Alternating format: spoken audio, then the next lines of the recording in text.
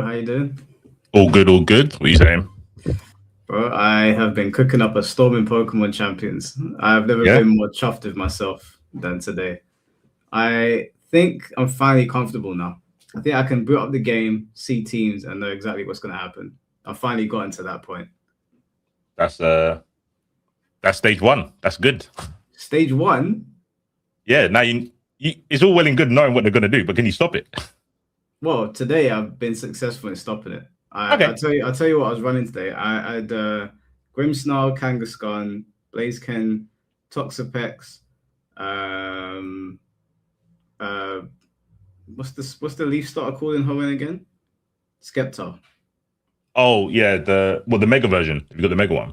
Yeah, but I've got the Mega Evolution on Sceptile and Scovillain. So depending on the matchups. So what I've been doing is either if I see any Stillmon, I don't bring out Toxapex because he just gets washed. I can't use Toxic the way I want to. So I bring out Scovillain, and then it's just a slow burn. Like just Rage Powder, burn them, protect with Blaziken, get the speed up, and then just start Blaze kicking everyone.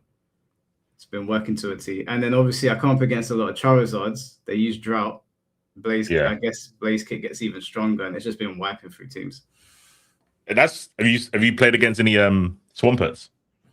Yeah, I played against a Mega Swampert. I poisoned him straight away. And then he switched out to slow the poison so it doesn't keep on like rolling. Yeah. It was a close match. I got him in the end. The poison got to him in the end because I kept on doing Iron Defense. Because I'm pretty sure Swampert's a physical Pokemon rather than a special one, so it didn't work out in the end. Okay.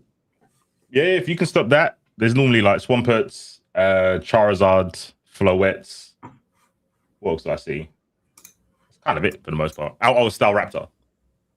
I know how to stop Staraptor. That fucking Pokemon, unbelievable. So stupid. Mike, I'm sending you over the Word doc. Let me know if you get it.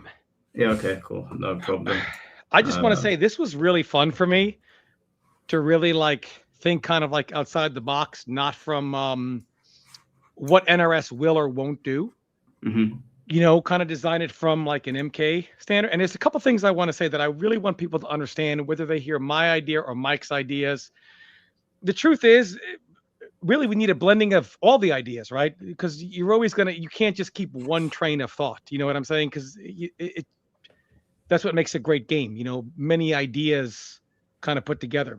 Yeah. But a few things. One, when doing this and like trying to like create stuff, I feel like it's easier to edit, or if you want to say redo in certain ways, ideas that have already been invented. It's very hard to create from scratch. Which again, first I want to give credit to all those designers who came up with some great ideas over the years for Mortal Kombat. It's very hard to do. I do not envy you. But two, it just goes to show like how hard good ideas actually are to come by. Mm-hmm. So for NRS to be in business of taking them and scrapping them for new ones, most time the new ideas aren't as good because the good idea in general is so rare and so hard. Yeah. The next thing is when Mike is reading off the stuff on my Word document, I'm going to give you a disclaimer. One, all the characters I put together will be very, very fun for you guys to play in this fantasy game. But it will not be fun for you guys to play against. And that is what makes a great fighting game. The problem with the FGC is they love the concept of, woo, I'm going to have so much fun with my character. Yes. But when your buddy over there is going to have the same amount of fun with his character, you may not like fight. You will not like fighting against his character, and he will not like fighting against yours. But that is not how a fighting game should be measured. How it should be measured as, do you have fun playing your character or characters? If the answer is yes, you got to take the other side of it too. That's what makes a great fighting game, and that is where the FGC struggles. I actually kind of disagree, I think. Oh my gosh. I think I disagree because I think it's okay to make a really strong character and give that player tools to make it as unfun as possible. Yes, tools as well. like both characters should have tools. Yeah. It's just, in other words, like if you hate fighting against zoning, no matter what your tools are, you're gonna hate it, right? Not Does if that there mean is does that mean the zoning player shouldn't have what he wants? no, you should give them what they want, but there should be major drawbacks for playing like an idiot. Absolutely, and that's what I did. I did put the major drawbacks, but for the average player, they don't care. And I just want people to understand. Again, you can't have what you want while saying somebody else can't have what they want. Well, C4 is here today to judge. Excellent. I think this will be really good. I think this will be really good. See who has the better like type of characters.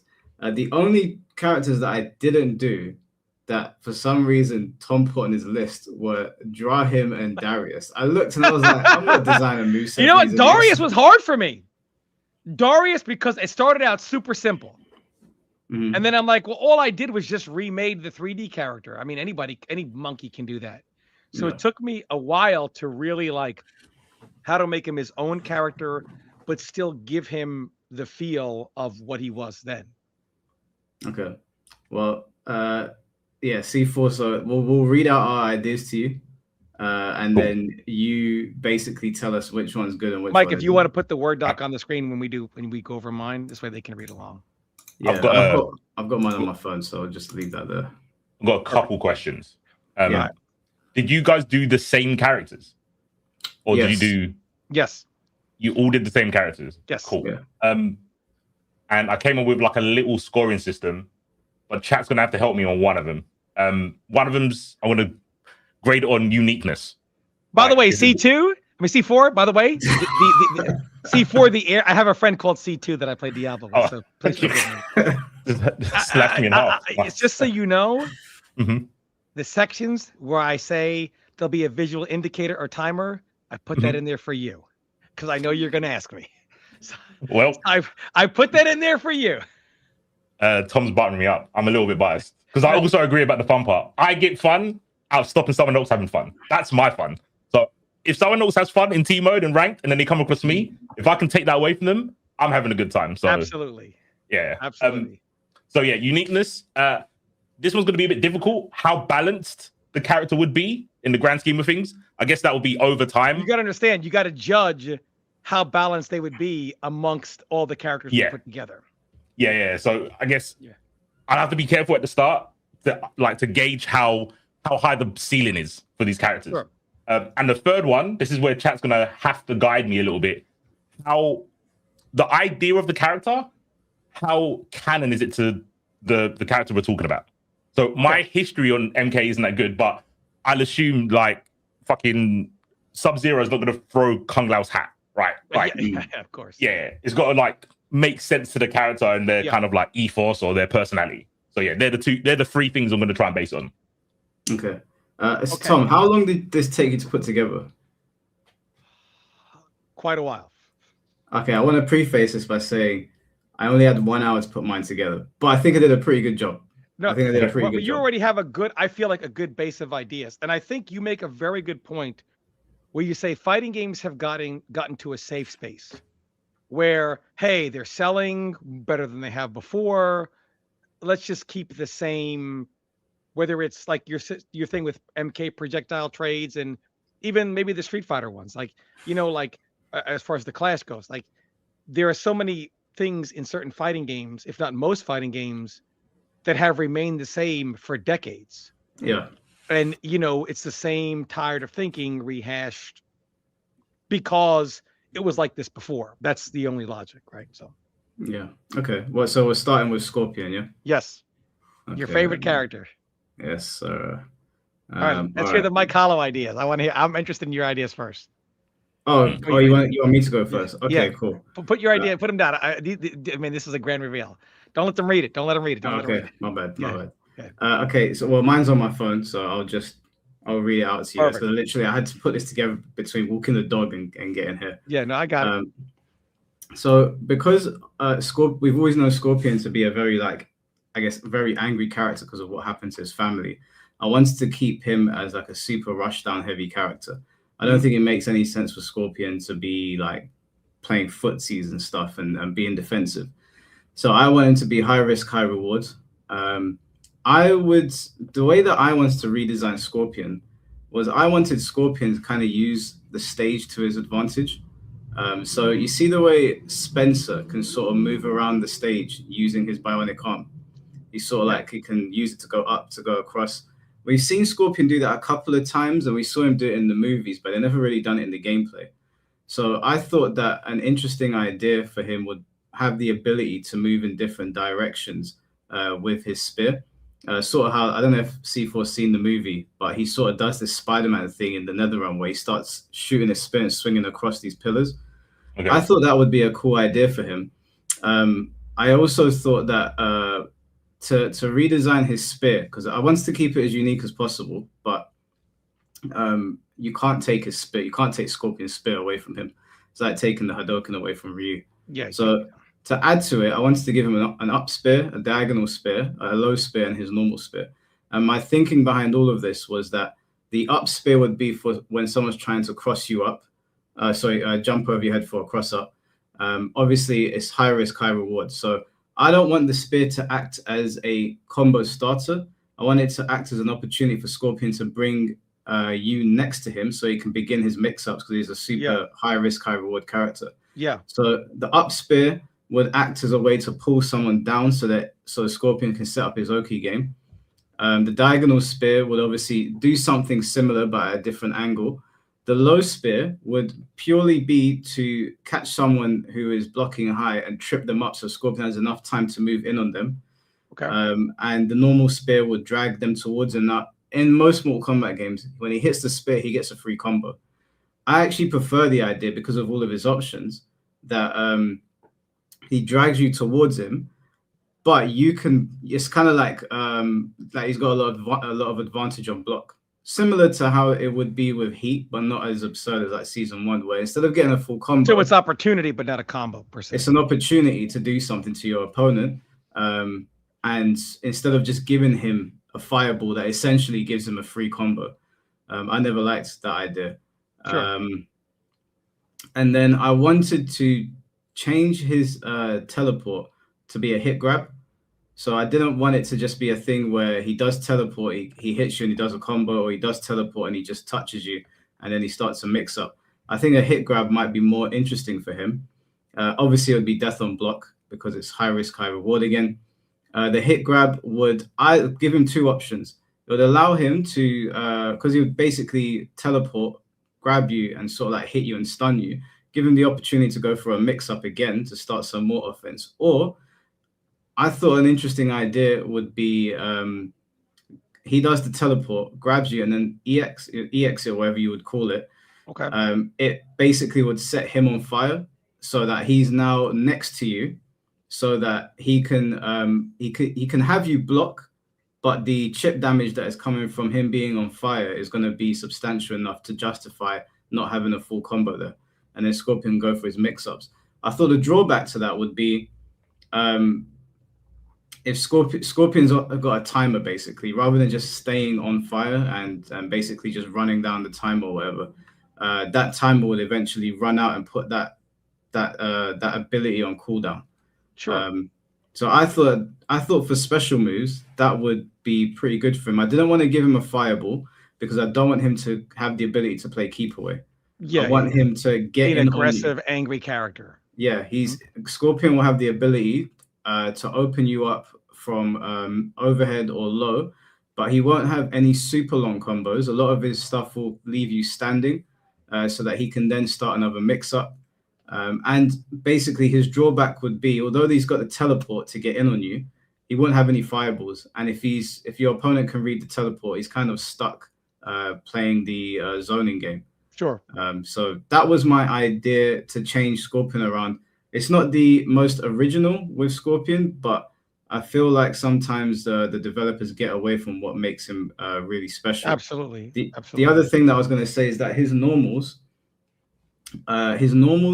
would basically, I wanted to give everybody something unique. And with Scorpion, because he's continuously getting more and more angry, I wanted to make it so that his normals, if you hit a certain amount of them, it allows him to build up his that like sort of inferno meter, so that when he goes to pop it to burn you, he has a bit more.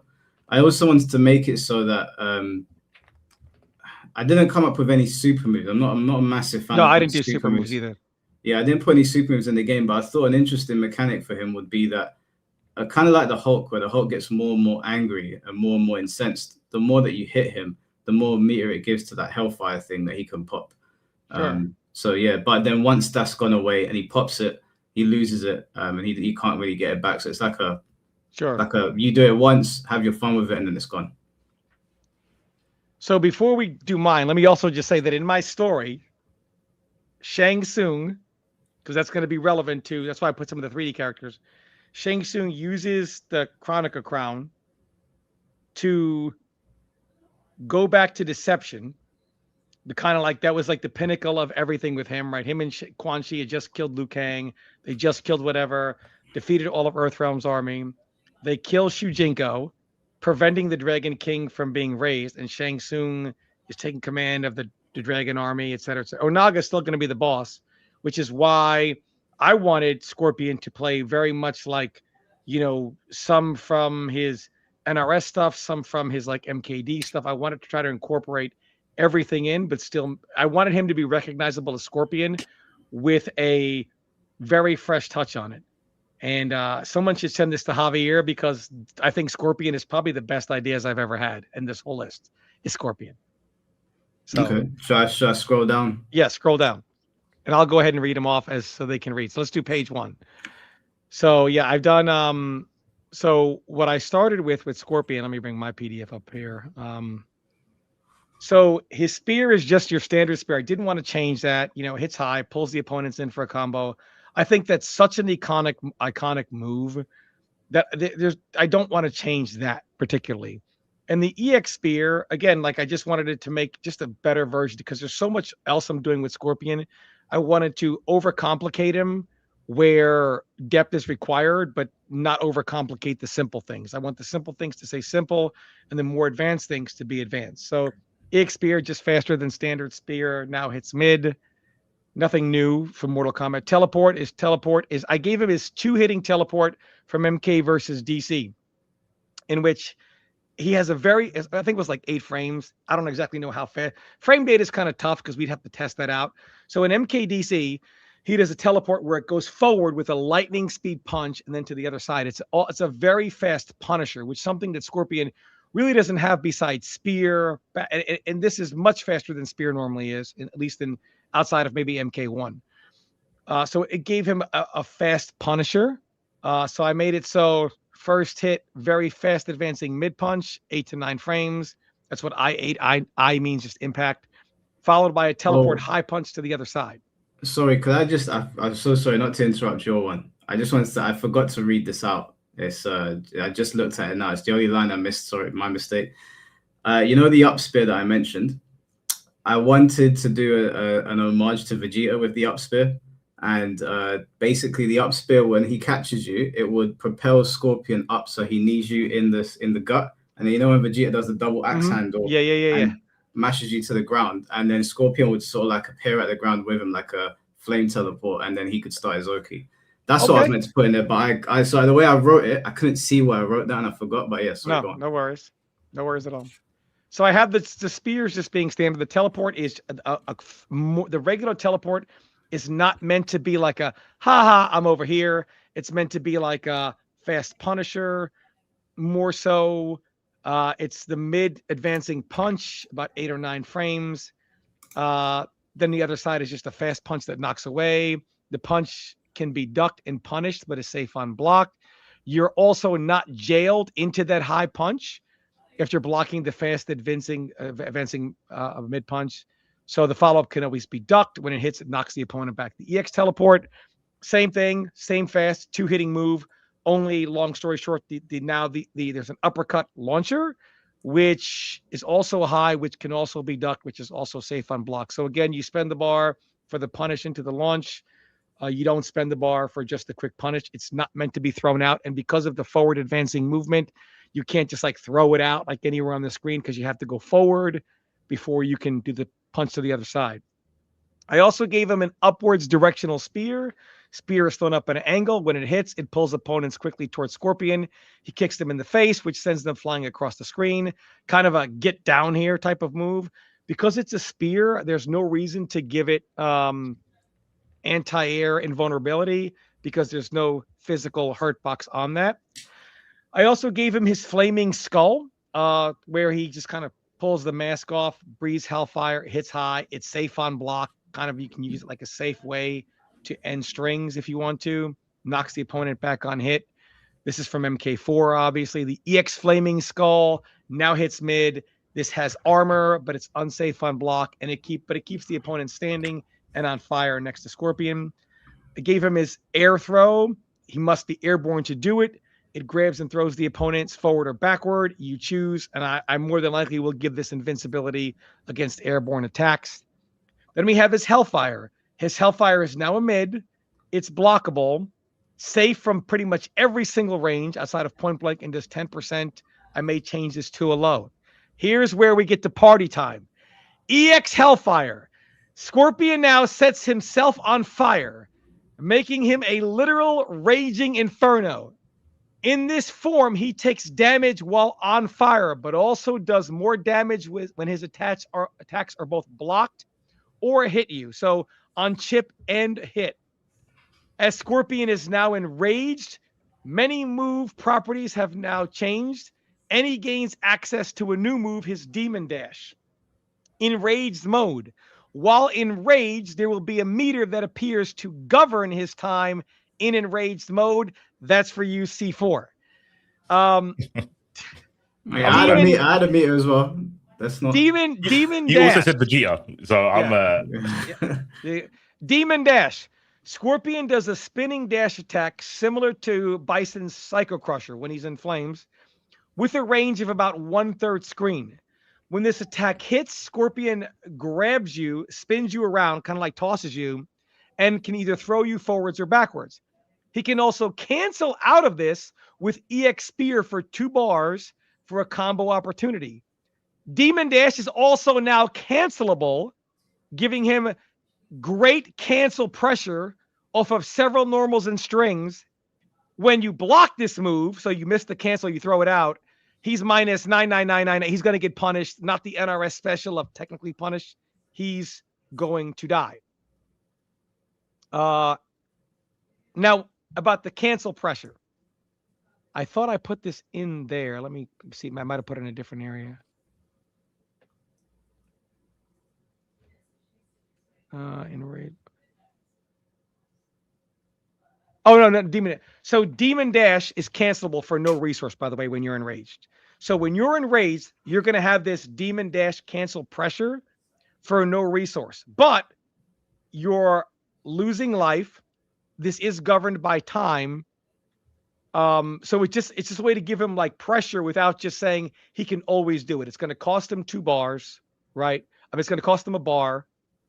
So and the reason why I have the cancel the Demon Dash into the EX Spear is it's going to take 2 bars, because I just feel like just giving launchers. I feel like meter should be very important. You can have dominant and oppressive tactics if they're not always accessible, meaning the opponent, the player has to make decisions.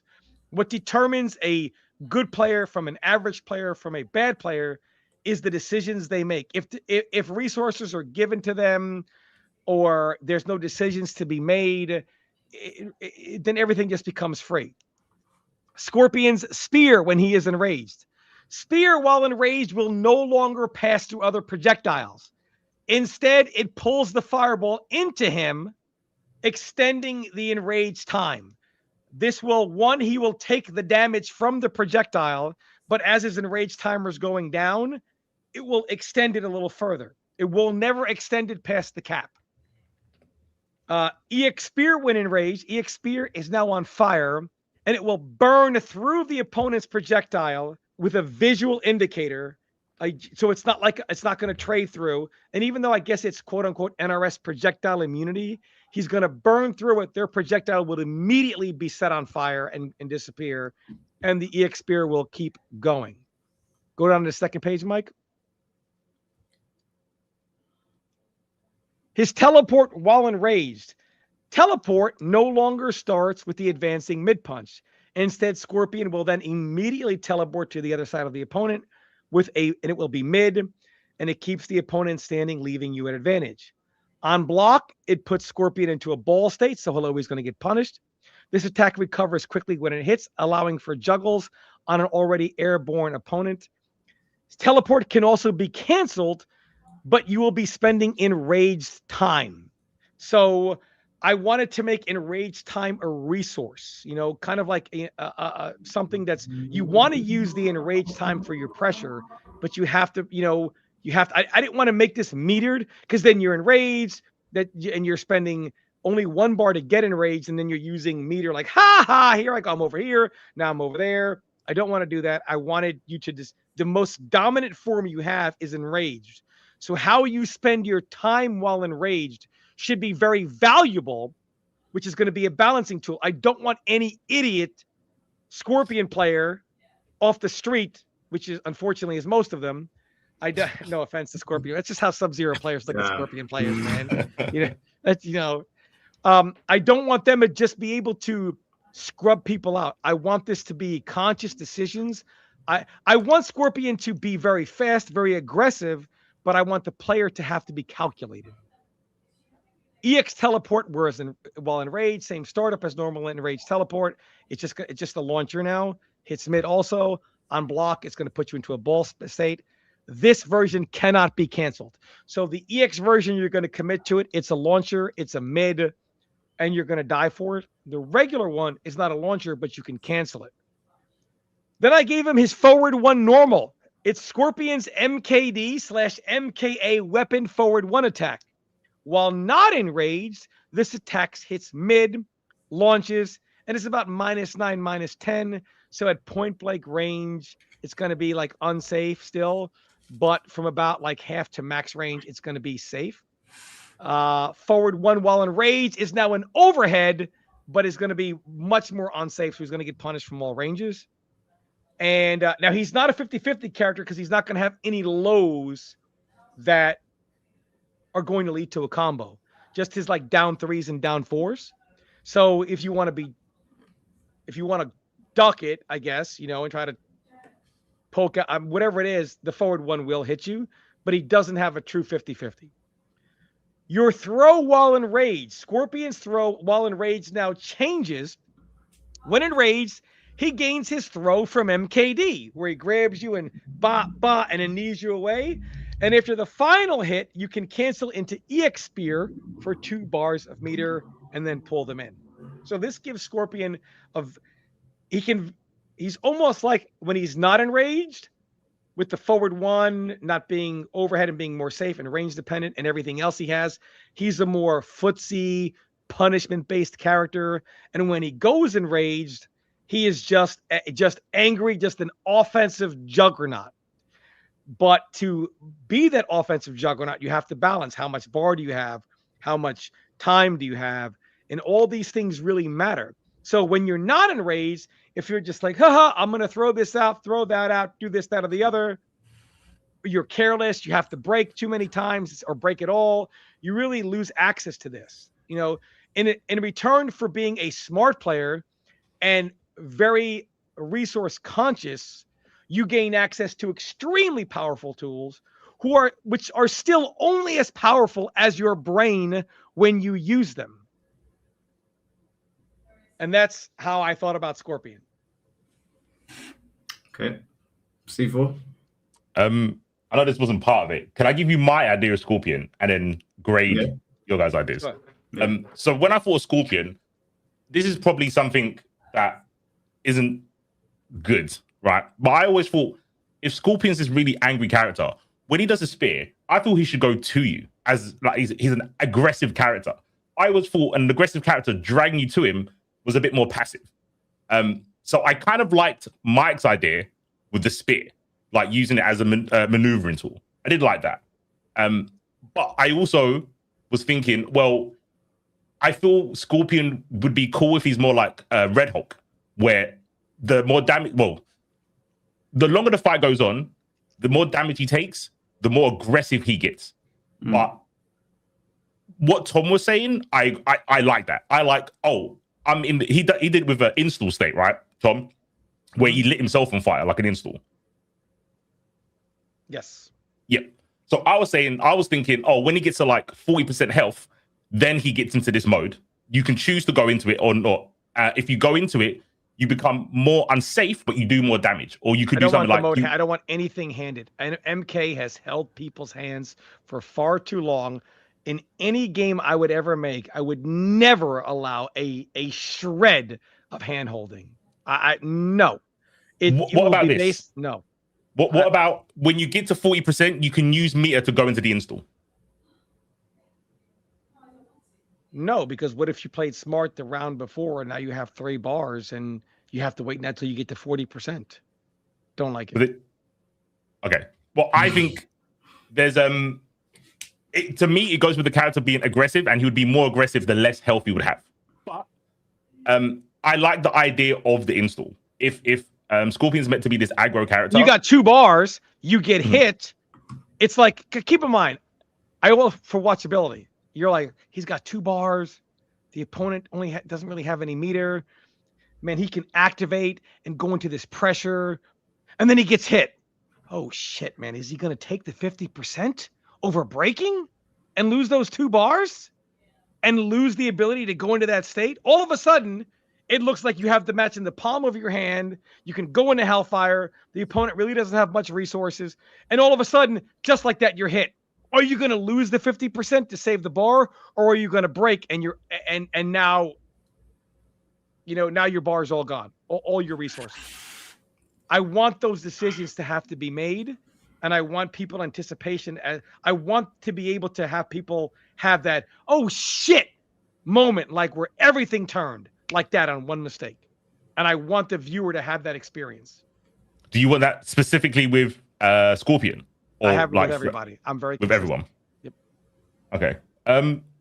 So obviously Tom did he went more in depth with his explanations and the stuff in terms of how the moves would work.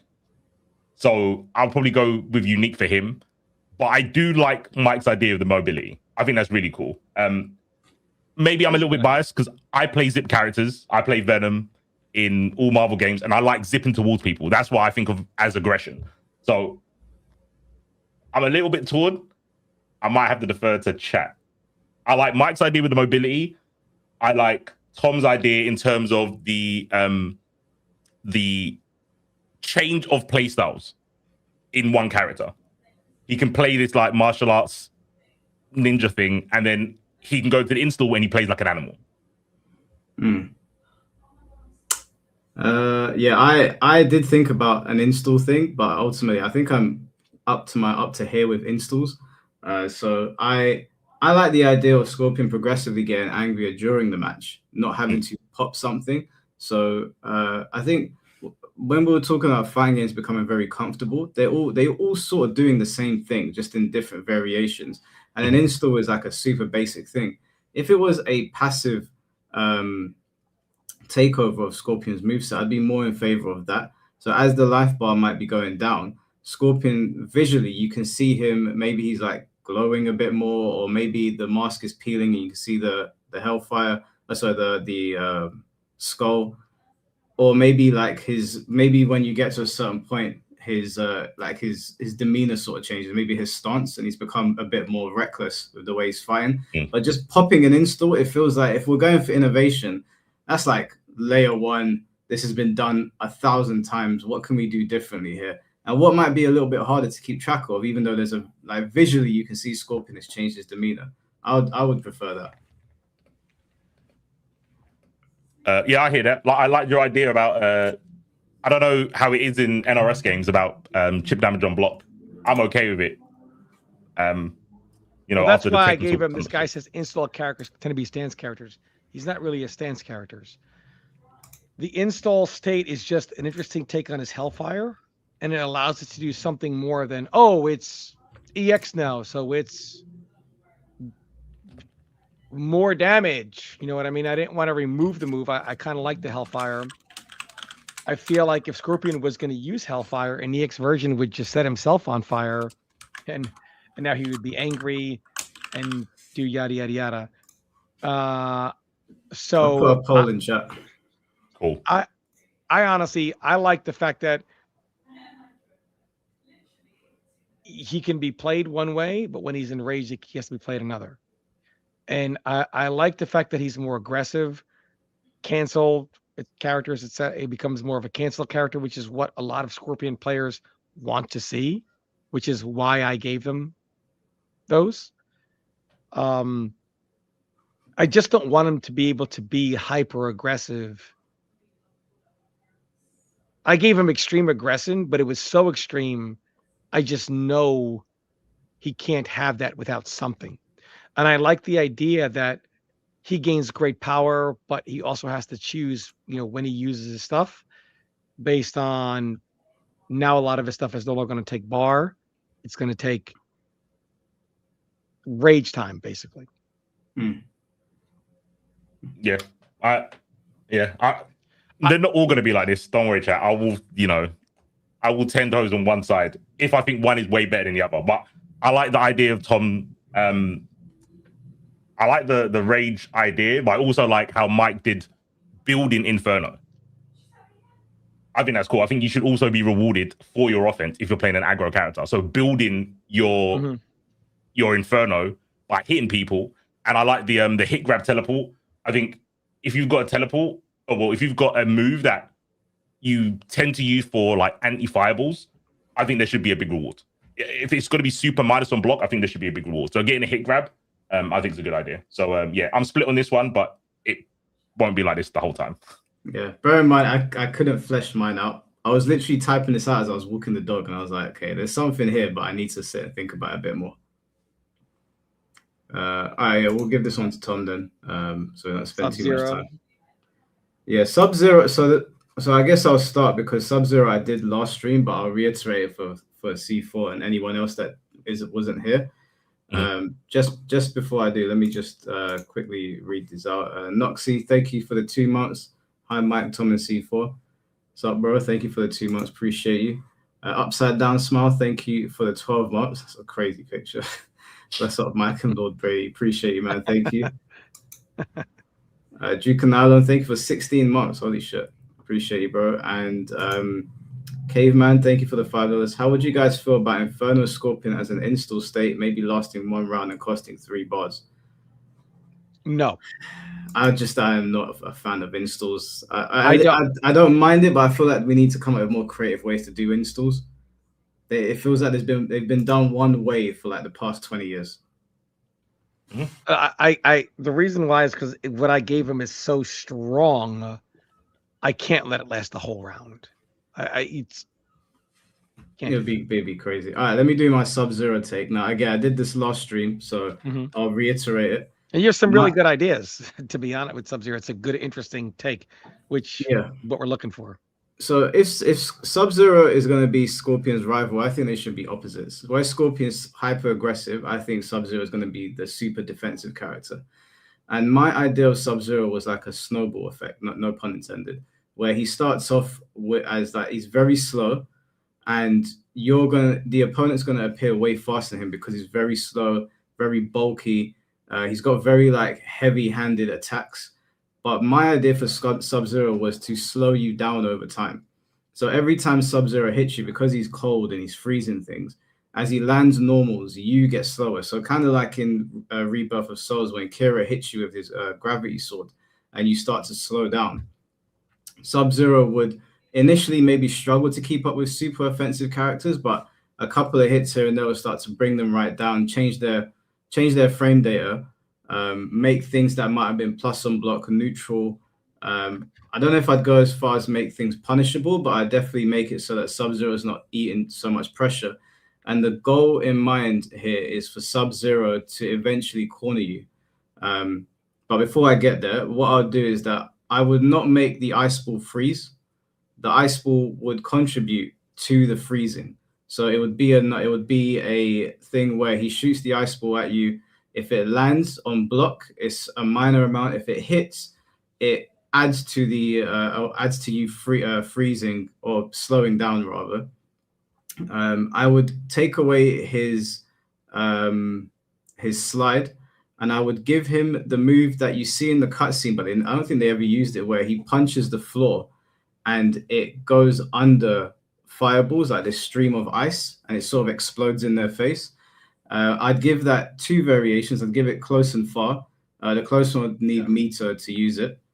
At the end of the sort of stream of ice, it would create this small spiky wall, which would either hit the opponent, or if you use the close variation, he could use it as sort of like a defensive mechanic. But that would be a costly piece of meter to use on that. But the option's there. I had this idea for Sub-Zero, where he would have something similar to Urian's Aegis Reflector, but instead of it being a thing where they're bouncing off it, the ice wall would contribute to the freezing state, or making them slower. So I had this idea where if Sub-Zero had gotten you to a state where you're not so slow that you've been cornered by him, but you're still slow enough, he could create like an ice wall sort of like behind you, where he stops you from getting away from him, where if he sort of landed a hit on you, you would bounce back into him so he could land another hit. Sort of like a small combo which could land in a reset and you've been slowed down a little bit more. Ultimately, what Sub-Zero was trying to do is get you in the corner. I'd take a clone away from him, and that ice wall that I was talking about, I would put it up so that you're trapped you're trapped in the corner. The ice wall saying Sub-Zero is there, and he gains a command grab where he can sort of punch through the ice and like slam your head against it. So that your body would come through the ice as he's pulled you, and you'd be stunned and you'd be open for a combo. But this is provided that Sub-Zero can land enough hits to build up his ice meter to basically slow you right down. In my mind, this would be a specialist character, because MK is usually hyper aggressive, and you'd need to play super smart to get to that point. But yeah, I'd want Sub-Zero to be a really slow defensive character that's sort of like he sort of slows you down to his level, and then sort of snowballs from there. Okay. So I liked your idea. I thought about it a lot. The problem I was coming to as a Sub-Zero guy for many years, meaning 99.999% of Mortal Kombat's life, the problem I came to is you're describing 2, no pun intended as well, polar opposite characters. Meaning you're describing a character who's slow, but who's also a bully to get you to the corner. He can only bully you to the corner if you have fucked once up you're slow over and over again. But you're so slow, there's going to be a point where even in open space, it would be a struggle. And it's tough for me to imagine how he would land these hits on like a Johnny Cage, or some way to like keep them off of him or get them off of him with these moves, like these proximity normals or whatever. I really struggled with that. So I came up with another idea. Go ahead and scroll down. And if there's a tab you can click too, if you want, if you click on the thing below. Yeah. So if you scroll down to where it is. So for Sub-Zero, for his ice ball, I made it the same speed as MK2, which is, I think it's actually 17 frames. I don't know why it says I-12. Disregard that. It's 17 frames. I'm not sure. I don't know why I said 12 there. 17 frames would be Tom, the ice. 1 second. Let me just address. I'll see you in a bit, babe. People in chat, this is not because anyone here is struggling to fight a certain character. It's to make like an original Mortal Kombat character. I've got no problem fighting Ice Clone. Okay, now if you guys need a reminder, I can turn on MKX and I can start putting people's head through ice blocks. But this is about making fresh characters, not about I want to take Ice Clone away because it's hard to deal with. No, that's not what it's about. So his ice ball, excuse the typo, it should be 17 frames, same speed as MK2. 17 frames, it's a high, but it will only freeze for a very short period of time. So from mid to far ranges, the most you would get is a slide, nothing more, and most times not even that if you're like across the screen. So from across the screen, you'll basically get almost nothing, basically nothing. It will not pass through other projectiles, so instead it will freeze them. Once the projectile is frozen, it'll be frozen in place and it will start to melt and then eventually fall to the floor and shatter. This happens in about a 2-second time span that it will be frozen. During these 2 seconds, either Sub-Zero can smack the now frozen projectile back toward the opponent with another projectile or a physical attack and shatter it. But I guess the opponent also can smack the projectile and just shatter it and knock it out of the way. And it will not freeze them and it will not even damage them. It's just frozen there. Only Sub-Zero can smack it back. The opponent can just smack it with anything, including their next projectile, and it will shatter. So Ice Ball is faster, but the regular Ice Ball will not freeze you in trades. Wait, hold on a second, Tom. Yeah. You stealing my ideas before we even get to the fireball part. Well, my point is, I did this for a lot of characters, for all the characters, where I found an original way for them to interact without it being one way or the other. So this way, both Sub-Zero and the other character can interact. Regular Ice Ball for no bar is not going to cause any trades. So you don't have to worry about I did a projectile. Sub-Zero is going to trade with me and freeze me. That's not going to happen. I didn't want power zoning characters to feel like they can't zone Sub-Zero.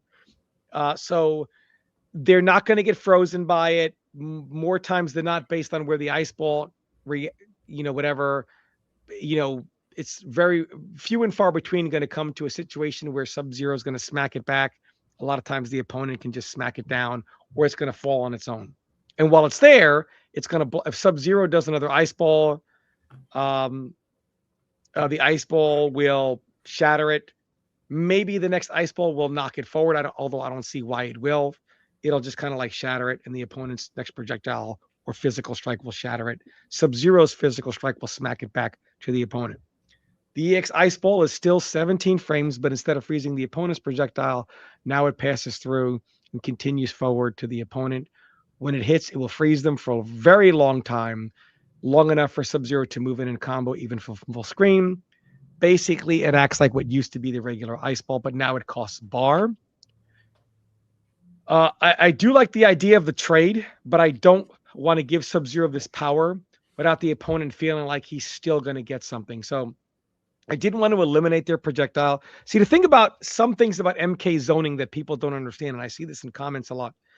MK zoning, the reason why the way that it is because it's based more so off counter zoning than it is zoning, meaning when you zone matters more than if you zone.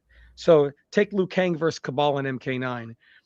It's a very tricky match for Cabal, but it wouldn't be if Liu Kang couldn't counter zone, if Cabal could just instant air gas blast and remove Liu Kang's instant air fireball and just low buzzsaw and remove the low fireball, then Cabal would beat him 100-0 and there would be no tricky match. Or imagine Shang Tsung versus Cabal. Shang Tsung steals Cabal's soul. Shang becomes a great counter zoner because even though the projectiles are going through each other and they're trading, Shang's projectile as Cabal will do more than Cabal's projectile as Cabal. So it makes him now a counter zoner.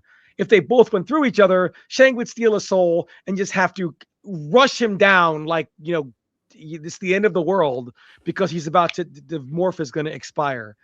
There's a certain counter zoning element when you zone mattering a lot more than if you're zoning in general is a really big deal in Mortal Kombat. And I didn't want to remove that element for Sub-Zero. I understand the EX Ice Ball is fast. That's only because it's EX. You wouldn't be able to do this for a regular bar of meter. Sub-Zero's Ice Clone. Yes, I put it in the game. The Ice Clone comes out fast. MKX-ish speed, I6, 6 to 8 frames. Takes the form of any move it is canceled out of. It can be done in the air, and it will freeze the opponent when they make contact with it. Sub-Zero's clone is not a solid structure. The opponent's projectiles will pass through it and will still hit Sub-Zero in the face. So if he's trying to clone to like cut the screen off and you're zoning him, he will take damage every single time. This will allow Sub-Zero to be zoned through it. If Sub-Zero throws you while the clone is active, the clone will disappear. So we can't throw you into it. When the opponent is frozen by the clone, they are slowed for 5 seconds.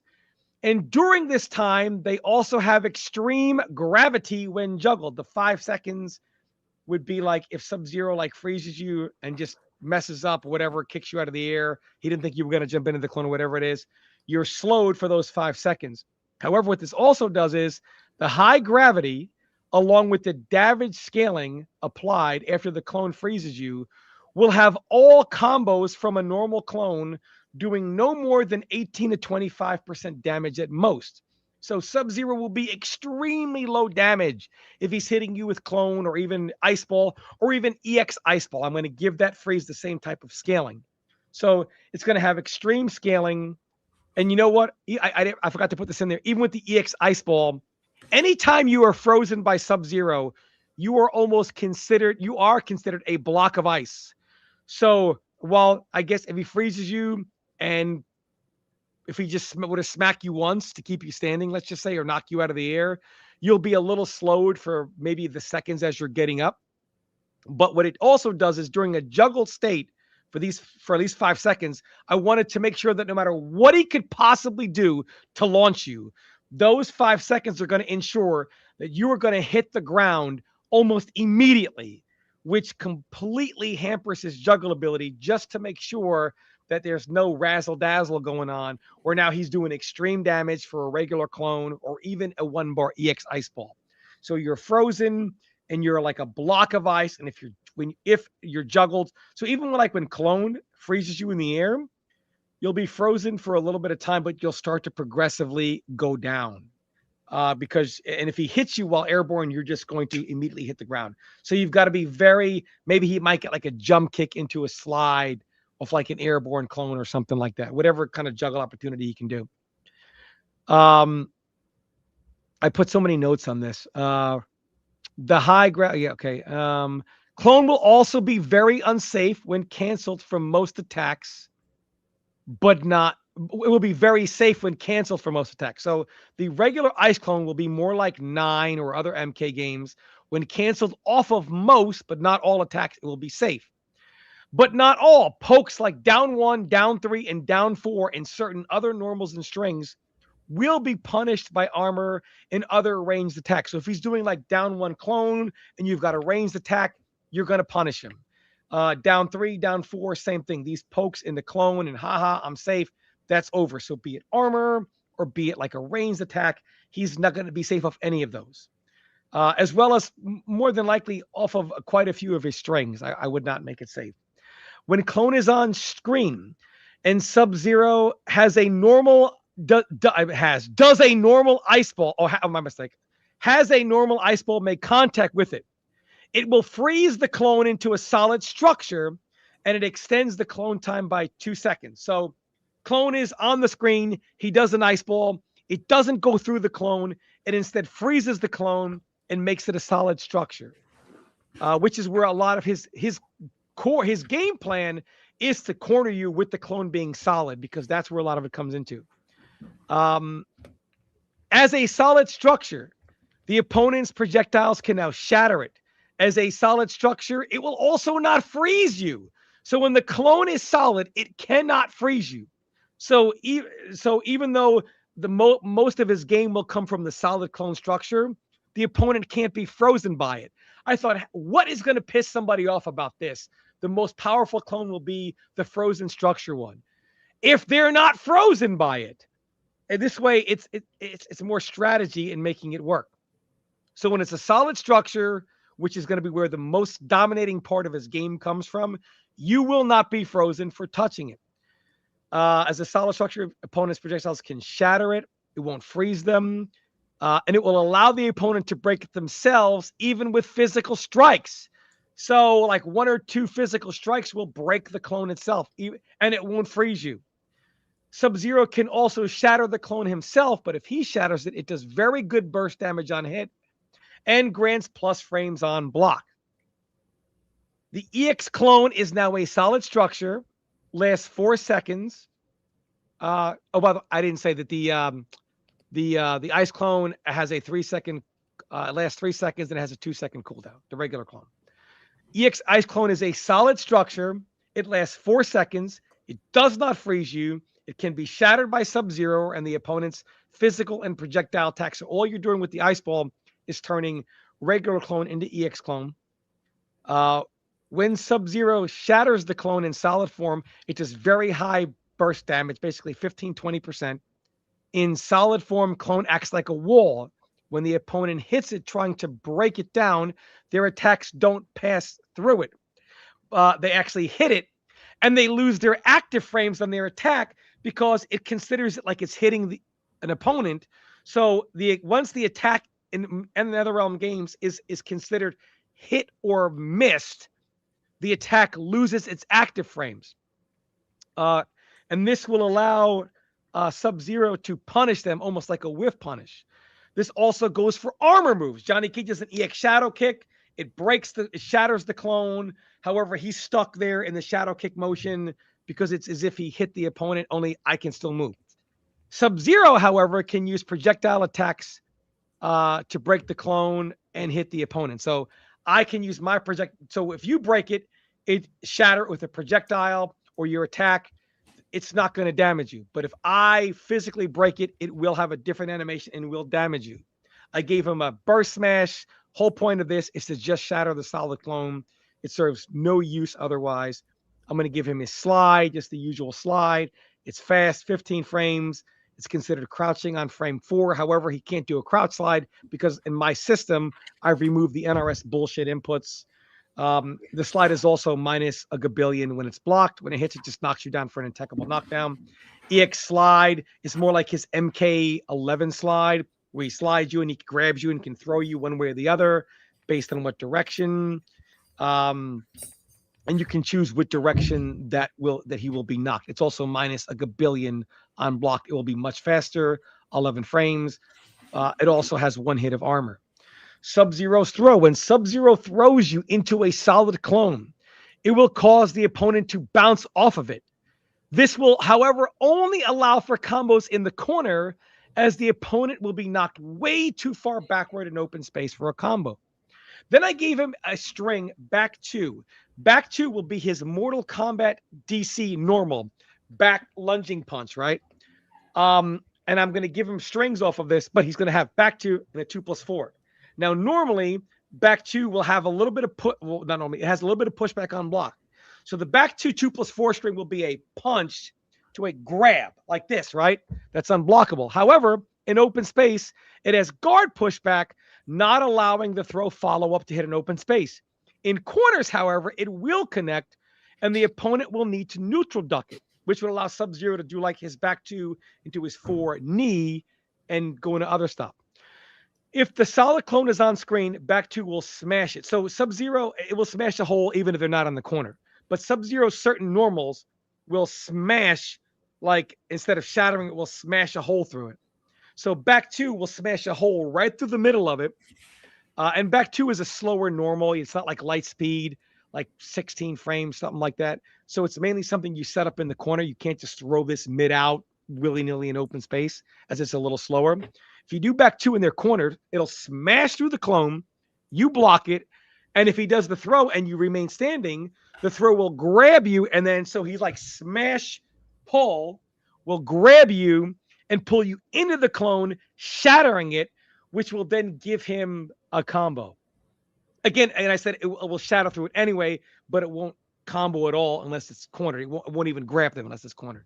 And I have this idea with Sub-Zero being able, the whole purpose of his game, his big damage will come from the EX clone stuff that will, allow him to shatter it and do stuff. But I wanted to be more strategic. I don't believe that this EX clone should freeze you and do all this other nonsense, whatever. He should have to choose. Do you want the setups and the shatter situations, or do you want a very, very low damaging, low juggle potential clone, or just physical freeze EX Ice Ball, which also costs a bar, by the way, to just freeze you and do the same whatever combos. I really wanted him to react in like that way, and that's kind of like my vision for Sub-Zero, like overall. I do like Mike's idea. I just had a really hard time conceptualizing it. And yes, I'm going to give credit to Mike. on the throw that grabs and the shatter throw. And when you said that, I thought of his back two from Mortal Kombat versus DC, and kind of like, Mike, this to like that. You know what I mean? Mhm. So I do want to give Mike credit for that. That was a very good idea. Yeah, the only thing that I forgot to add in there is, when I spoke about the ice wall, I Yes. had this idea where Sub-Zero could create the ice wall in either like have it appear, like he could put it behind himself and it could stay there and make it so that it's an obstacle on the course. So, Sub-Zero's whole thing is, my Sub-Zero's whole thing is walking you down and eventually getting you into a corner position. If he anticipates this is a very jumpy sort of player and he wants you to stop jumping, maybe he could create the wall and it's just frozen up there so you can't sort of get away from it.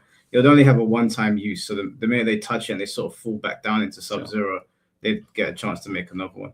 And I also had the idea that the more that the freezing happens, the faster you would fall to the ground, but the longer it would take for you to wake up. So Sub-Zero's Oki game would get stronger. Sure. No, I understand that. Um, In my vision, EX clone is where all the damage, all the setup comes in. So regular clone is not this like Omega abusable tool. You're going to get zoned through it. You're going to have to know how to get around zoning, which should be the weakness of Sub-Zero. But I also want to give him the setup, but most of his setups aren't even possible unless they're cornered. Right. This is a tough one because Sub-Zero is obviously Tom's character. And to fanboy a little bit, I learned zoning from one of the people I learned zoning from was Tom Brady. I thought I was zoning when I was doing keep away, learning how to walk someone down to the corner with clone, which looks boring to other people. I'm like, it's taking him 10 seconds to walk someone to the corner. That's fucking hype. That's so sick. To control someone so mentally that they're like crippled to take risks, I think it's super cool. So I learned zoning from Tom. But I think he was too fair. There was a lot of like, I don't want this character to be silly. And sometimes silly is fun. He made this character way too reasonable, in my opinion, which is understandable because it's close to Tom's I don't heart. think it's going to be reasonable when it gets on the screen. Hold on, let's let C4 get his point across. Maybe it's a bit. Maybe when I heard like this has to be minus, I was like, it sounds like Tom is trying to be too reasonable. But maybe I'm wrong. But with Mike's idea, as you know, let me stick to Tom's idea. I really like the idea of the clone taking hits, right? So there's a character in Guilty Gear called Bedman, and he put glyphs on the screen. And what it did is it absorbed active frames. So if you had a move that was 3 active frames and you had 3 glyphs, that move, he would do it, but it would never hit anything. If you only had 1 glyph and it was 2 active frames, it would still go through. I like that kind of thing. I wanted to ask Tom, would you be able to cancel if you hit the clone? Or would it be like a whiff? What do you mean if you cancel? Oh, special cancel? Yeah, could you special cancel if you hit the clone?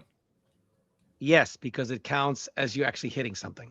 Okay, yeah, cool. Yeah, so you're physically hitting a hitbox, and that would allow you to, use them. Okay, cool. Yeah, I think that idea is super sick. Again, it's a way of giving your opponent a mind game. It's like, do you want to interact with this clone, or do you want to stand back and let me walk forward? I think that's super sick. What Mike described, I think, is super sick in terms. What Mike described reminds me of how I used to watch Tom play, where you could do. One thing about Mike's thing I didn't like, I think he should have slide. If he's going to be a slower character, I want him to have at least one way to close the gap. That's really risky. The only reason I didn't want to do that is because once my version of Sub-Zero slows you down enough, you're gonna be at his mercy. So if you do get the chance to like get away, and because I also didn't mention that the way to get the ice off of you is to also hit him back. Otherwise, it's just going to be super unfair. But what if what if Sub-Zero is going up again? See, the problem is Sub-Zero's weakness in what you're describing is still a weakness of Sub-Zero, has always been to run away from him. If he's this defensive character, Sub-Zero. You have to remember, Tom, is that you're thinking of MK in the conventional sense, but I am designing an original one. So zoning in my MK is not going to be anywhere near as powerful as. And also, I did wrestle with this idea. Ultimately, I didn't put it in there, but I'll pass it by you guys and see what you think. Because rushdown is still going to be difficult to deal with for Sub-Zero when he's starting the match, I thought that maybe having a counter for him, like a Tsubaki, would be good as a way to like stop someone like Scorpion just going absolutely ham on him, which could add to his like cold meter or his or you freezing up slowly. But I wasn't sure about it. I didn't think about it enough. I remember I had an hour to put all this together, so I didn't think of everything properly. By the way, the chat going ham about counter hits. Both myself and Mike would put counter hits in. It's just very tough to decide where we would put it in without actually having the characters done on the screen and testing it. So there is no argument to not have counter hit. Yeah, we agree on this. There's no argument. We agree. We would put it in. But the ideas we're describing, we can't just say, oh, this move counter hits because we're trying to put characters together. That's one of the last things we would add. Okay, how are they playing? What should counter hit? How should that effect be, etc.? That's not the first thing we install. We would absolutely, however, install it. Yeah, counter hits not being in a fighting game is just weird. I mean, we have counter hits in real life, right? You ever seen a UFC fight when someone gets hit by a counter hit? You're getting special combos on that guy. Like, MK not having counter hits is so weird. I don't know why it's something they overlook. But anyway, that's a discussion for another time. Yeah, so with Mike, and I hear what Tom's saying. I think I was going this whole like big brute walking you down to the corner doesn't sound fun until he introduced the wall. As soon as he said the wall, I was like, oh, this is some Agonos from KI sort of thing. And I can get behind that. Or Crusader from DNF, where it's like, I don't have to necessarily walk you down. I can set up the wall. Yeah. I think that's super cool. And it kind of, for me, it fits with the whole, on the atomic level, he's freezing stuff. He's slowing things down. Mm-hmm. Like atoms is moving less. Which is obviously super close to what Tom was saying about putting the ice clone, hitting it with a fireball to make it a structure.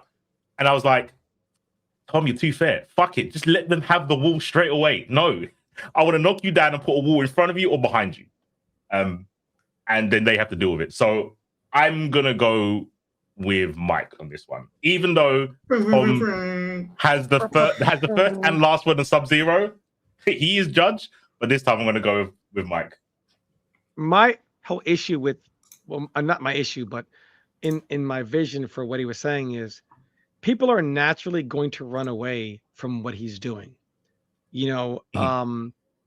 So what happens when you get them cornered and they're not slowed?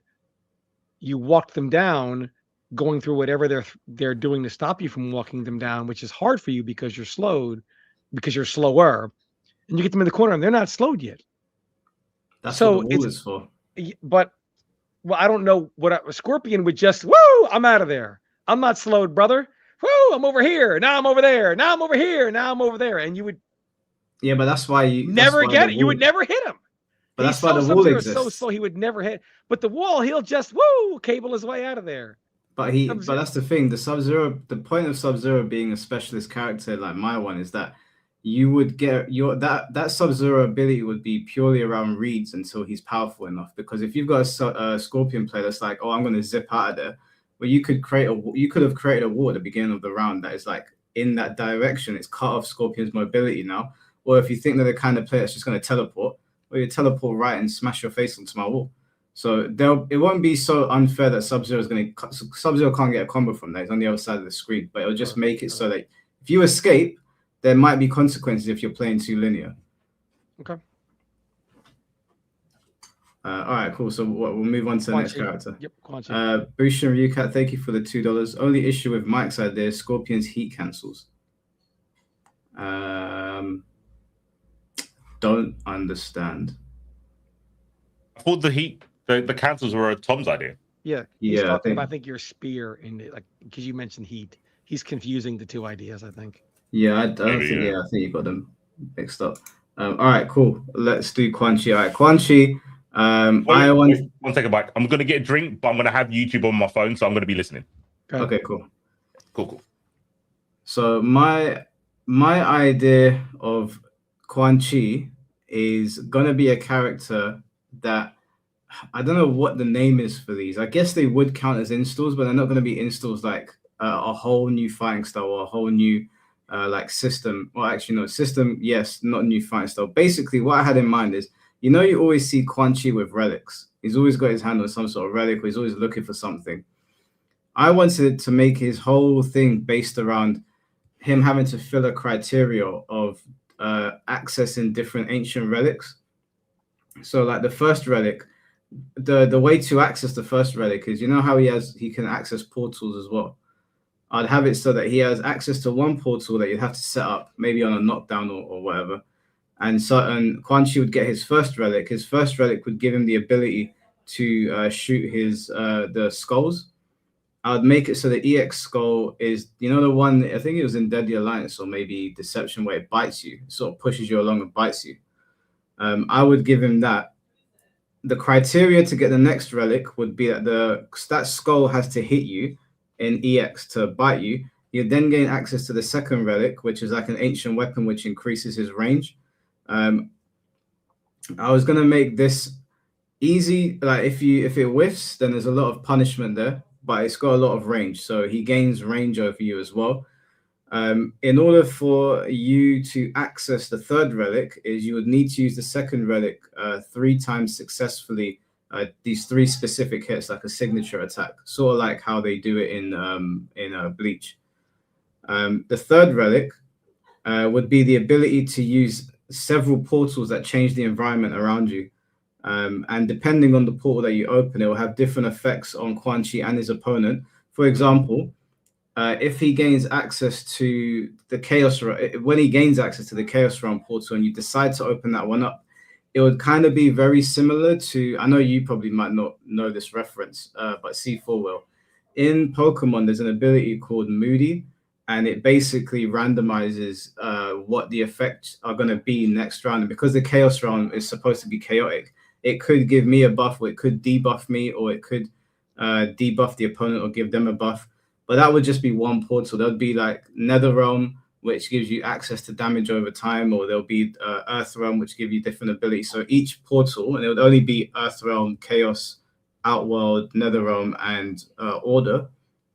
They'd all give you different abilities. Okay. In order for an ability indicative of that realm, basically. Yeah, the ability will come from that realm. Cool. And what I would do to actually, no, I'll get to that point in a little bit. In order for him to access his final relic, which is the 4th relic, you would need to have successfully opened every portal. And because the portal opening time's got a little bit of a delay on it, it would be easy to sort of punish Quan Chi if he doesn't do it correctly. If he manages to successfully open them, the 4th portal would be, the 4th relic would be the Army of the Dead. So I'd allow Quan Chi to start summoning like fallen soldiers or dead monks or whatever to help him during the fight, which would allow him to sort of pressure you more, and it would allow him to, it would open up more mix-up opportunities and unique combos that you wouldn't be able to do otherwise. Every time Quan Chi uses one ability and comes out of it, that particular ability needs a little bit of cooldown, so it would incentivize you to use all of the abilities and not just be stuck on one. I think using all of the abilities at the exact same time might be too overwhelming. But my idea of getting the 4th relic, which gives you the Army of the Dead, would be really difficult because you need to use all of the realms, all of the portal realms. Kind of in the same vein as Yuhabar in Bleach, where his final form is the Almighty, and it's really kind of, I don't know if it is now, but it was difficult to get there initially for some people. So that would be my Quan Chi. That was my idea around Quan Chi. He's like a character that has to access relics to build his so he builds up to what he's trying to do. Yeah, the only RNG to answer Immortal is the Chaos Realm. The Chaos Realm, and you would choose if you want to use the Chaos Realm. You wouldn't be a thing where I open a portal and it's Earth Realm. I didn't know that. No, when you get access to the 3rd relic, you have access to portals, so you can choose which realm you want to go into. If you're a Yoshimitsu player and you like doing psychotic things, then you can choose the Chaos Realm and see what happens. Maybe you get a buff and they get a debuff, or you can play it safe and choose Outworld and get a particular ability from there. But yeah, I hope that makes sense. Gotcha. So scroll down. So my vision of Quan Chi was, I really liked the idea of him being like a portal setup character. I think Mortal Kombat style of zoning gets stale after a while. And I feel like characters should be able to zone in different ways. In other words, a zoner in Mortal Kombat shouldn't just be fireball, fireball, fireball, fireball, fireball, fireball. There needs to be, and this also negates the need. Eventually, when you're doing projectiles, there's 3 ways you can do it. Mortal Kombat style, where they never clash. Capcom, aka every other fighting game style, where they always clash. Or they all have their own individual properties, which the problem then comes in who decides whose property trumps who. So to give everyone a fireball way of fireball zoning, I think is very lame. So for Quan Chi, first thing I did is I gave him a portal punch where, and keep in mind, again, this is Deadly Alliance, Quan Chi and Shang Tsung. So Quan Chi conjures an instant portal and just is like a large punch, and it giving him more size and range than his regular punch. So like he just instantly puts a portal like, like that. Punch goes through. Hits high, it's safe on block. The EX portal punch is now a mid. It's much faster at 11 frames. It has armor, but it is decently unsafe on block. Just kind of like a get off me move. He has his sky drop still, where he'll just drop from the floor and land on your head, stomping on you. It can be done in the air. On block, he's dead. I don't know that I would have this change directions to land in front, in top of, or behind. That could be an option. Didn't give it an EX version because I don't think every move needs to have an EX move. I also gave him his Rising Star, which is his up kick launcher from like MKDA, where he'll just go to the ground and do like a kick up. It's his leg uppercut from that game. And I will give it immunity to airborne attacks. It's obviously unsafe in block. It's meant just for an anti-air purpose. I gave him his trance, made it hit mid. The range is slightly closer than half screen, so not close, not quite half screen. Startup of 24 frames, which is his MKX startup. Your opponent gets hypnotized. You know the deal. Walks toward him. It's minus a billion on block. The EX trance is going to have slightly faster startup. It's still going to hit mid. It's now going to go full screen instead, and you're going to be hypnotized for longer. Also minus a billion on block. I gave him his Wall of Skulls, which is, if you watch like MK Deception intro, he puts this wall of skulls up, or like he projectiles, like he blocks them, whatever. So I gave him a Wall of Skulls. It's about the size of a character, maybe a little less, up to a character's chest. Only lasts 3 seconds, and it prohibits forward movement, blocks projectiles, but breaks on impact, but like a single hit. Can be broken by any single physical strike as well. It's got 3 ranges of it: close, medium, far. Then I gave him the EX Wall of Skulls. You now summon a much larger wall, big enough so that you can't even jump over it. Again, like physical strikes and whatever projectiles will break it after 3 attacks. Still has 3 ranges: close, mid, far. Then I gave him a portal. Quan Chi will summon a portal about his height, size of him. This portal is stationary, so it doesn't move with him. When the portal is up, any physical strike Quan Chi does will go through the portal and become like a physical strike, like on like the other side, or like, you know, on the opponent. It will come out in front, behind, or on top of the opponent, based on it. Just, you know, just as normal, like normals, like, you know, punch, kick, or even if you do like a sweep, I'll allow a sweep to go through. And well, maybe, I don't know. I'm still exploring this option, but you can do it by doing like by holding up, you know, or like forward or back. We'll decide whatever. Quan Chi's EX portal, the portal will now actually follow Quan Chi, and it will absorb the opponent's projectile attacks.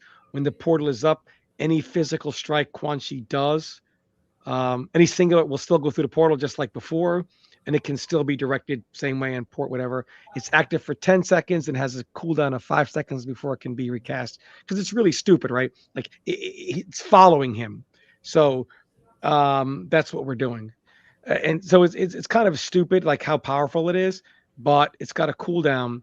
This allows Quan Chi to still zone while trapping, but he's not doing it with the lame fireball, right? Where it's like fireball, got portal up, like he's doing a punch or a kick, and it's coming like in front of, behind, or like down like this.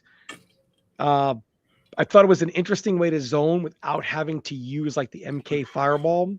But again, the portal, as strong as it doesn't follow him. So once he's forced to move, and it doesn't eat your projectiles, the regular portal. So if you're like zoning him off of that spot, or he's trying to get the bone wall up or whatever it is, he's getting hit. You're forcing him off of that spot. He's losing access to be able to zone because he has to be right next to it. The EX portal, which I didn't mention, but I may actually have this cost 2 bars. I'm not sure. More than likely just 1. It will follow him around, but there is a cooldown of 5 seconds, so we can't just do it and then recast it again. So we can't do it. Get you set up in a trap with like the bone wall up, the EX bone wall, which will also cost a bar. So you can't jump. You're stuck. All this stuff is going on. And then he just does it again. So, and then I also gave him his 3 and his 3/4 broadswords attack from Mortal Kombat Deadly Alliance. C4, give me 1 second. I got to make a call. Yep.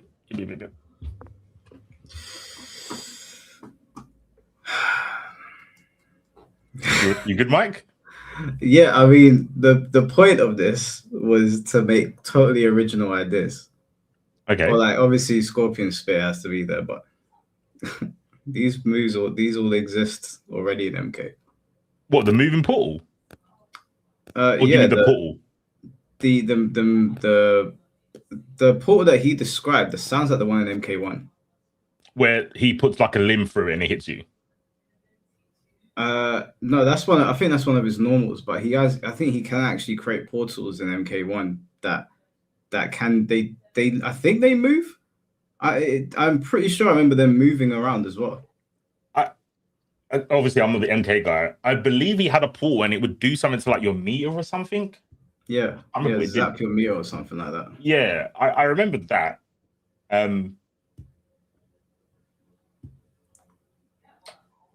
mean, to me, it's all new. Well, for the most part, I only really played from what was the one that Cole was in? Was that 10? No, Cole was in 10 and 11. It must have been 10. Wait, is he in 11? Yeah, he's in 11. He gets murked by Shao Kahn. I played Cole and then I played Collector. Collector's one of my favorite characters. So Collector was such a cool idea. I just feel like there was something, not the character's moveset, but the character himself. There was something missing from him. They were close though. They were onto something there. I believe so. I know MK universe is so big. For me to pick Collector, people are like, "What are you doing?" But I don't know. I thought he was funny, bro. You know what? He reminds me of Sableye. He's a Sableye with MK. He just put me off him now. Do you know what he reminded me of? You know the guy in Resident Evil? What are you buying? I don't know why, but every time I saw him, I was like, it feels like if they just put a little bit more of that Resident Evil DNA in there, it would have worked. Yeah, there was something with his like dialogue that he didn't have enough personality. I think his concept and his art was cool, but yeah, he just didn't have the personality behind it. I wanted him to be sleazy. He wasn't sleazy enough. I wanted him to be like an arsehole. Yeah, he was like a jobber. He was like less charismatic Gollum, but could actually beat you up. Yeah. I agree. Yeah, he was one of my favorite characters. I like Striker. Again, I feel bad for liking a cop, but I thought Striker was cool because he was just a regular guy fighting all these gods and stuff. I thought it was kind of cool. I think a cop in MK, the concept could work if you get a good one. The Striker's just he's so like milk toast. If he had like Jack Reacher or whatever his name is, the one on Amazon, the big dude, I can get behind that. Yeah, it was Striker, Collector, and Havoc. I really liked Havoc. When I remember seeing the trailer at Evo, I was like, "Oh shit, I'm gonna play this game," and then I was like, "What? I've got to complete the story mode to get him." Fighting games need to stop doing that. They complete the story mode to get the special costume or the special stage or not characters, man. And it's so annoying because I like playing boss characters. And I remember when Soul Calibur 5 came out, I was like, yeah, I'll go to this day one tournament. And they were like, oh, we might not have Algo here. And I was like, what? But you're a tournament. And they were like, well, we haven't had enough time to unlock him. I was like, all right, cool. I guess I'll just wait 3 weeks. That's so bad. Yeah, please don't do that. They did it with Dragon Ball. And I think after the first week, they let you buy the character, like Vegeta Blue and Goku Blue. they let you buy the character for like 99p or something like that, which is still kind of rude, but there was like a tournament function if you just wanted to get the character straight away. But yeah, don't hide characters behind story mode, bro. That's please. It's unless the character is literally just being played for offline because it's broken or something, then whatever. Yeah. But it's such a, I don't mind it back in the day when I was a kid, but I feel like fighting games were also very young then. And now we've gotten to the point where it's like you can cosmetics, stages, music, stuff in the gallery, titles, whatever you can do, all of that. Don't do characters. And I see people, like, especially in the anime arena fighter scene, they're always like, why do I have to like have all the characters on day one? I want to go and unlock some characters. Like, bro, what are you smoking? When I jumped on My Hero, people were saying that. They were like, oh yeah, it's cool that you have to unlock this. I can't remember the character, but this really strong character. You have to play story mode. I was like, that's not cool. I don't want to play story mode. I want a PvP, bro. Like, if I wanted to watch story mode, I'll watch Globku go through it, bro. That's like, I don't want to go through it on my own. Like, I mean, some people obviously want to do that, but not me. I don't pay for a PvP game to play PvE. Yeah, I'm really hoping Virtuify doesn't do that because I know they're putting big emphasis on the story mode. I'm gonna play it anyway, but maybe I just want to turn on the stream and just do a match with Wolf, and I have to get to the wrestling section of the story to get him. I'm like, ugh, just want to play this in my own time, man. Yeah, cosmetics and stuff, like you said, that's cool. I'm all for that, but yeah, not characters, bro. Like, yeah, we shouldn't be doing that. But yeah, I think this is Tom did so much detail. He did a lot of detail. I really wanted to go into detail, but I, because I was uploading all the Pokemon stuff today. Yeah. And then I was like, okay, I have to play a bit of Virtuify because I'm still really far behind everyone. I haven't had a chance to practice. Then I had to work, had to hit gym, obviously spend time with the missus, have dinner, walk the dog, and I was like, fuck man, I can't sit down to. But like I know what my ideas are, but I can't sit down and flesh them out. But you were listening when I was going through like his relic stuff that I wanted to do for him. One thing, how did you say he got the relics? Was it from hitting a specific move? Yeah, he had requirements per relic. So yeah, the first relic was like the first relic gives him access to the skulls. EX skull would have to land in order for you to gain access to the second relic, which gives you an ancient weapon. And the last relic would have been using the Army of the Dead because Quan Chi like summons dead people or whatever. And that would give him new combo routes, new pressure opportunities, new ways to juggle, new setups, new Oki, like basically turn him into a different character. But in order to get it, you would have need to gone through loads of different requirements. The first requirement is easy, and then after that, it starts to get more difficult. And the last requirement is going to need you to use every single portal and in some way like have interaction with them, like whether you're hitting the character or whatever. Yeah, I really like the realm idea. Like you tap into a realm to get a I guess like a buff. Yeah. Like all right. The chaos realm was like random. I like that. Yeah. Yeah, I was thinking of Scoville when I was putting that one together, and I was like, Moody's a really funny ability. Yeah, I heard it. I typed in chat saying, I know what he's talking about. That's kind of sick. Yeah, Moody's sick. Go ahead, C4. Cool. So I'll start with Mike's one. We just briefly talked about it. I told him what I liked. I liked the concept of the realms, tapping into the realms to get a buff. But my bias is I hate characters that have to do side quests. I can't stand them because I think they're super hard to balance. All the ones I've seen, like Phoenix Wright, he's super OP when he gets them, but while you're getting them, you're not actually interacting with your opponent. You're just doing a side quest. And with how Mike said it, it reminded me of Cross Tekken, where it's like, oh, you have to hit this very specific criteria and then you get it. I didn't mind gems. A lot of people disliked them. The problem I had with it is that, well, if they know how you get your relic, they can just not let you do that thing, right? So, for example, if it was like, oh, you have to hit like 3 lows. I know that's not what Mike said, but imagine you have to hit 3 lows to get the next relic. I'm just going to crowd block the whole time. So, yeah, I'll be free to overheads, but I'm stopping you from progressing in your side quest. You have the issue with, does it last 1 round or does it last for the rest of the game? And then you have to kind of like balance how strong it is to get these relics. And if it's not strong enough, the whole character's pointless.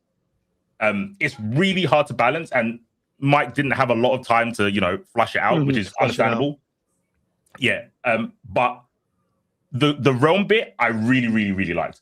I just think when you have so many steps to unlock your character, you're either going to be so good that you can do it without unlocking them, or when you get there, something like Dark Phoenix, you're just unbeatable. But I think if Mike had more time to flush it out, it could be a good idea. I just didn't have it right now. Yeah, in my mind, you know, have you seen Yuhaba in Rebirth of Souls? Yeah, It's all got black. like 11 stages. No, that's what's it, Ichibe. Yuhaba, basically, he has 11 stages, and in each stage he gets a new ability. So he'll get like an arrow that he can shoot at you. He'll get like a force field around him. By the time he gets to the 11th ability, he unlocks this thing called the Almighty, gives him the ability to resurrect, gives him the ability to basically use like Ultra Instinct. Like you can't touch him if he's got meter. If he runs out of meter, you can't use it. But he becomes mega powerful, but he starts off really weak. Like he's like one of the worst characters in the game at the beginning, and by the end of it, he's like a nightmare to fight. Yeah, it's again, because you didn't have a lot of time to like flush it out. All the characters that do something like that, like Frank West, he's trash at the beginning. Then you get to level 5, he's super strong, and obviously because we're fighting game players, we're gonna find ways to cheat the system. People get like one combo into level 5 Frank West, and then it's like, well, this is silly, isn't it? But yeah, I worked on it all Saturday and Sunday. For Tom's idea, I'm too biased, bro. If Tom says zoning, I'm like, sign me up, bro. You win. When he was talking about the portals and having different ways to like keep people out or control the space, I know we spoke about the wall thing before, but it was the portal bit that got me. The portal following him and being able to put limbs into the portal, I don't think I've seen that in any other game. And that seems super cool. There's people that have had the animations of doing stuff into pool, but you don't have the autonomy to put what you want into the pool. I know Tom said he wasn't sure about sweeps and stuff. Fuck it, put a sweep in there. I wanted to be able to jump and put a normal in the portal and it be an overhead from full screen. I would do that. Yeah, a neutral jump attack. Yeah, I could do that. Yeah, I could see that. The silliness of that makes me want to go with Tom's idea. I like the pool idea. That's super sick. And I just wanted an original. People throwing fireballs at him with the pool as well. Super sick. I just wanted an. I feel like people can zone with more than just fireballs, and I think NRS zoning has kind of gotten stale. With you're a zoner, so it's going to be fireball, fire, whatever it is. Like, and I wanted a take on that. I'm like, why doesn't he just zone with his limbs? Why does it have to be a fireball? The main reason why the fireballs passing through in Mortal Kombat becomes a problem is because everybody zones like fireball, fire. You know what I mean? So it's like, they're all going through each other, etc. So I wanted an ability, a way to zone without having to worry about, another fireball clash. What's going to happen in this exchange? Because I want them all to be original. You can have this if characters that zone can zone in their own original way without just, he's going to zone. So what's his fireball like? You know? Mm-hmm. Yeah, that's a super good idea. But yeah, Mike's one, it just needs so much more like fleshing out. It's so hard to balance characters like that. But it doesn't mean the idea wasn't. Well, that's why we would need to like put these in a game and physically test them to kind of like see. There's really no way to do it in concept. All right, for Shang Tsung, this is why I really started to run out of time. So this is not going to be super long. But I like the idea of Shang Tsung becoming a not disabled character, but a character that kind of disables you, because his whole thing is around stealing your soul. Obviously, you can't just one-hit KO you steal your soul at the beginning of the game. So the mechanic could be him disabling parts of your moveset rather than taking your. Because all he does right now is when he takes your soul, he like transforms into you. I don't might have a problem with like the transform or anything, but I think because we were trying to go for something original. When he does, so my idea was that he's a very passive character. He steals the souls of his opponents, but it's built around disabling moves. So let's say, for example, so he's taking part of you, so that part of you is disabled in your moveset. Yeah, he disables that part of your moveset. And obviously that would be on like a cooldown. It wouldn't be the entire game, because if you continuously do it, you could end up disabling the entire moveset. So in my mind, obviously it wasn't super fleshed out, but if he does soul steal, then there's a certain amount of time where you don't have access to spit, or there's a certain amount of time you don't have access to teleport. And that would reset after like every 10 to 12 seconds, where you can then use your attacks again. But I would also make it that he'd also have a mid-screen sort of command grab. Quan Chi's thing where he sort of goes like that and he controls you and sort of brings you towards him. I had an idea with Shang Tsung where we see Shang Tsung like old and young, depending on what game it is. And I thought he could have the option to do the mid-screen command grab and take a bit of your health, which would give him the appearance of looking younger. Or he could do the mid-screen command grab and take a bit of or take a bit of his health, and use that as an opportunity to beef up his power. So he would appear older, but he would be stronger. It would give him an opportunity to sort of mix up his opponent as well, because he hasn't the health one would knock them away. Like, I've stolen a bit of your health, I'll throw you away. Whereas the other one, beefing up his strength, would make him look a bit older, but give him access to doesn't even have to be more power, but it could be better frames on certain things, because as he's gotten older, he's a more like seasoned fighter. So the older appearance will give the illusion of like a wiser fighter. That is as far as I got with Shang Tsung. Unfortunately, I didn't have enough time. But my idea was that he's a character. He's kind of simple. He just disables takes a part of you, disables it. Okay. Yeah, he sort of picks you apart. What was the buff that you said you'd give him for being younger? For being younger, that would be like just the standard. I've taken a bit of your health. Oh, okay. I had the idea to take meter instead, so it could take some of their meter and give it to you, and then the reverse would be he uses a bit of his own health to beef up his power, and it gives him the illusion of like the older, wiser fighter. I like the idea of the disabling. I thought about that idea when I was thinking about Shang, because I like the idea that you mentioned, takes a part of you, and so you're not at full power. Yeah. But I didn't want someone to feel depowered. I feel like I can make characters powerful as long as I don't make the other person's character feel less powerful. That's what I don't want. I don't want the opponent. I want the opponent to feel like his character is powerful and your character is powerful, not that now you're powerful and I'm not anymore. So I just didn't want that. So scroll down. So what I did with Shang is a few other things. So keep in mind, this is based off the MKDA timeline. MK Deception went back in time, and now it put his soul in his MK Deception body. He knows everything that's going to happen. So he's got a lot of stuff from that Deception timeline. So I gave him his fireball, which hits high. You can shoot 1 or 2 fireballs. The EX fireball hits high, now shoots 3 fireballs. And of course, for these clashing effects, like whatever happens to the first, like if Sub-Zero freezes the first one and he's doing 2 or 3, the second one just shatters it and the other 2 keep going, or the other 1 keep going. I gave him his ground fireball, where he's going to summon 1 fireball from the ground, 3 ranges, close, mid, and far.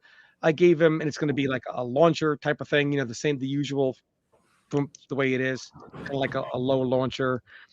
EX ground fireball summons all 3. You can choose all 3 summoned at once, or a far, mid, then close, or a close, then mid, then far. So I wanted to give you those options based on whatever your combos are doing. I wanted you to have that type of ability. You have a soul steal. Shang steals your soul. He temporarily morphs into you. It hits mid. It's safe on block at most ranges. His EX soul steal steals your soul. He remains morphed for a longer time. It hits mid. It has armor. It's unsafe from most ranges. Even when Shang is morphed, he still has access to his EX soul steal, which will now, when he's morphed, extend the time he stays morphed as you. And now will also grant him access to all of his specials, as well as all of your specials.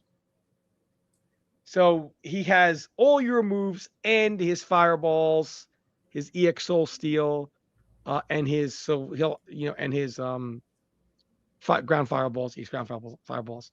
And I gave him a soul meter. This meter slightly fills after a successful soul NATO steal, which we'll come to in a second. Once filled, Shang can activate it and now do all EX moves aside from EX Soul Steal, which will still cost meter, without spending meter, And his straight fireballs will no longer be highs; they will be mids. And when you could, I also thought like when you activate it, he goes from young Shang to old Shang. That's just something we could play around with. His Soulnado steal is he quickly opens a portal, stealing a soul from the Soulnado that he used in MK Deception, right? For each soul stolen from the Soulnado, part of Shang's soul meter gets filled. The EX Soulnado steal will cost 2 bars, and he will open a portal, steal multiple souls, and then immediately fill his soul meter. And when I was thinking about this concept of Shang, I thought about like, okay, maybe he'll also add to the soul meter when he steals your soul, which is a possibility, which is on the table. It all depends on how strong or not strong enough that ends up being. And I would say, okay, well, when he steals your soul, he's also going to add to that soul time. I also thought about I might also give him access to all your EX moves when he's you, when his soul meter is full, without any bar. So he can do all EX moves minus the ones that have armor without any bar. So all your EX moves and all his EX moves are now meterless once you activate your soul meter. And the only thing that is not meterless is the armor attack, so you're not just coated in armor. And that was kind of like my idea for him. I would love to have Shang steal like souls like the old days, but there's just not enough, for a game to load up every character simultaneously with all their specials and whatever. It's just not feasible. So I still like the idea of him stealing a soul to be able to get ability, but I don't want him like hunting a soul steal by itself, over and over again. He just has to steal your soul and he gets this buff, and then he steals your soul and he does more. I wanted multiple ways to do it. I don't want to slow the game down. So that's why I came up with the Soulnado steal. I still have him a zoner. I don't think that Shang should be like a power up close. If I envisioned a string for him, I envisioned like his UMK3 string where it's like knee, bam, bam, bam, knockback, back high kick, whatever. But I didn't put that in there. This is kind of how I envisioned him, because I still want souls to be a big part of his game. I wanted him to be able to use souls a little differently and get different perks based on the souls stolen, so on and so forth, but not slow the game down where he has to steal your soul with a soul steal. And, I don't want to, I can't do this because I haven't stolen his soul yet. I got to hit him to steal his soul. Sure, there's perks for stealing their soul, which usually will require a hit or a careless whatever by the opponent. But I also wanted him to be able to steal a soul to beef himself up without like, I just got to keep hunting this soul steal move. That was kind of like my vision for him. Right. So,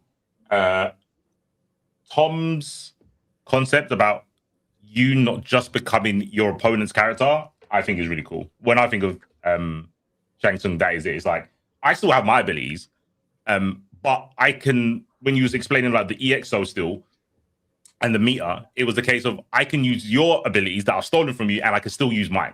So you can still use his own EX fireballs, the high-low game. I like the soul. I like how you can have your meter and your EX soul meter and use them not parallel to each other, but within each other. Because normally when you have a character that has their like unique resource, it has nothing to do with their EX meter or wherever game is from. I like the way that you've intertwined them together. I think that's super cool. With Mike's idea, it reminded me of like Guile. Even though Mike said like he didn't have much time, but Guile's iconic and he only does 2 things: flash kick, sonic boom. I'm a very toxic individual, so taking away someone's options is just super fun to me. I know it's not fair. I know it's not fun. It's probably really bad game design. But in my head, I think of like Rogue. And whenever Rogue stole someone's powers in any Marvel game that she was in, I was like, well, in the comics, that person normally is in a coma for like a week, but all you did was steal their move for like 3 seconds. Him stealing your soul and you not being able to do the move makes so much more sense when you take someone's soul. I really like the idea, and I did like the option of when he was saying about the command grab to go strong, to be old or young. It doesn't really matter what they do. I just like the option of when you land something, you can choose your reward, because it's kind of boring when everything is, oh, you got damage or you got Oki. I like the autonomy of the player to be like, oh no, I want to steal some health back instead of going for a setup, or I want to kill you in the next interaction, so I'm going to go old and be stronger. So on this one, I'm going to give it ever so slightly to Mike. But, 1 hour prep time. I'm basically Batman. The next one, I Johnny Cage. I really had. I'm interested to see Mike's take on this, because Johnny is one that. So I'm gonna be completely honest with you, because I was running out of time and I saw Johnny Cage's name. I was like, 1, I don't care. 2, I actually can't think of anything interesting for this guy, because he is just like, everyone likes Johnny, but he's not particularly interested in his gameplay. So I couldn't come up with anything other than just give him loads of references to 80s martial arts films, and that would be really funny. Gotcha. I was thinking about another character. If I could offer another character to go against Tom's Johnny, and then we could see where C4 sort of sits on them. Yeah, so you're going to do 2 different characters. Yeah, I wasn't going to choose a super obvious one, because then it might be unfair. If I choose someone with stupid abilities, you can do whatever you want with them. So I was thinking, I don't particularly care for Scarlet very much, and I was thinking, what could I do to make me care about the character, or make her super cool to me? I always thought that the way she was designed in MK was really lazy, and I never understood why they never went down like the blood bending route, kind of like what we did with my character in Unconventionals. I haven't written anything down, but this was just my idea for off the top of my head. I thought it'd be really cool to like have some sort of like exclusive, I don't know what you would call it, like engine that works with Scarlet, where, you know, in MK you sort of uppercut somebody and they bleed and it creates a stream as they fly over. If she had some sort of blood bending ability where she had a meter, and the more you fill the meter, the more that you can use, you can create combos from standard moves. So the way it would work is that the more blood that is drawn on the battlefield, the more her meter builds up. So if you do a regular uppercut, she could use all that blood to basically pull you back down to then do another uppercut or whatever.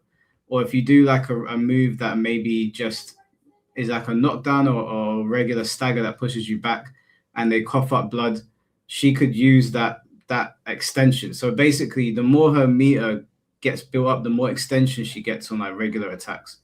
That's what I was thinking off the top of my head, where it's like she's using your blood and the fact that she's beating you up and there's blood all over the stage against you. I was thinking that her fireballs would get more powerful as more blood had been spilled on the stage.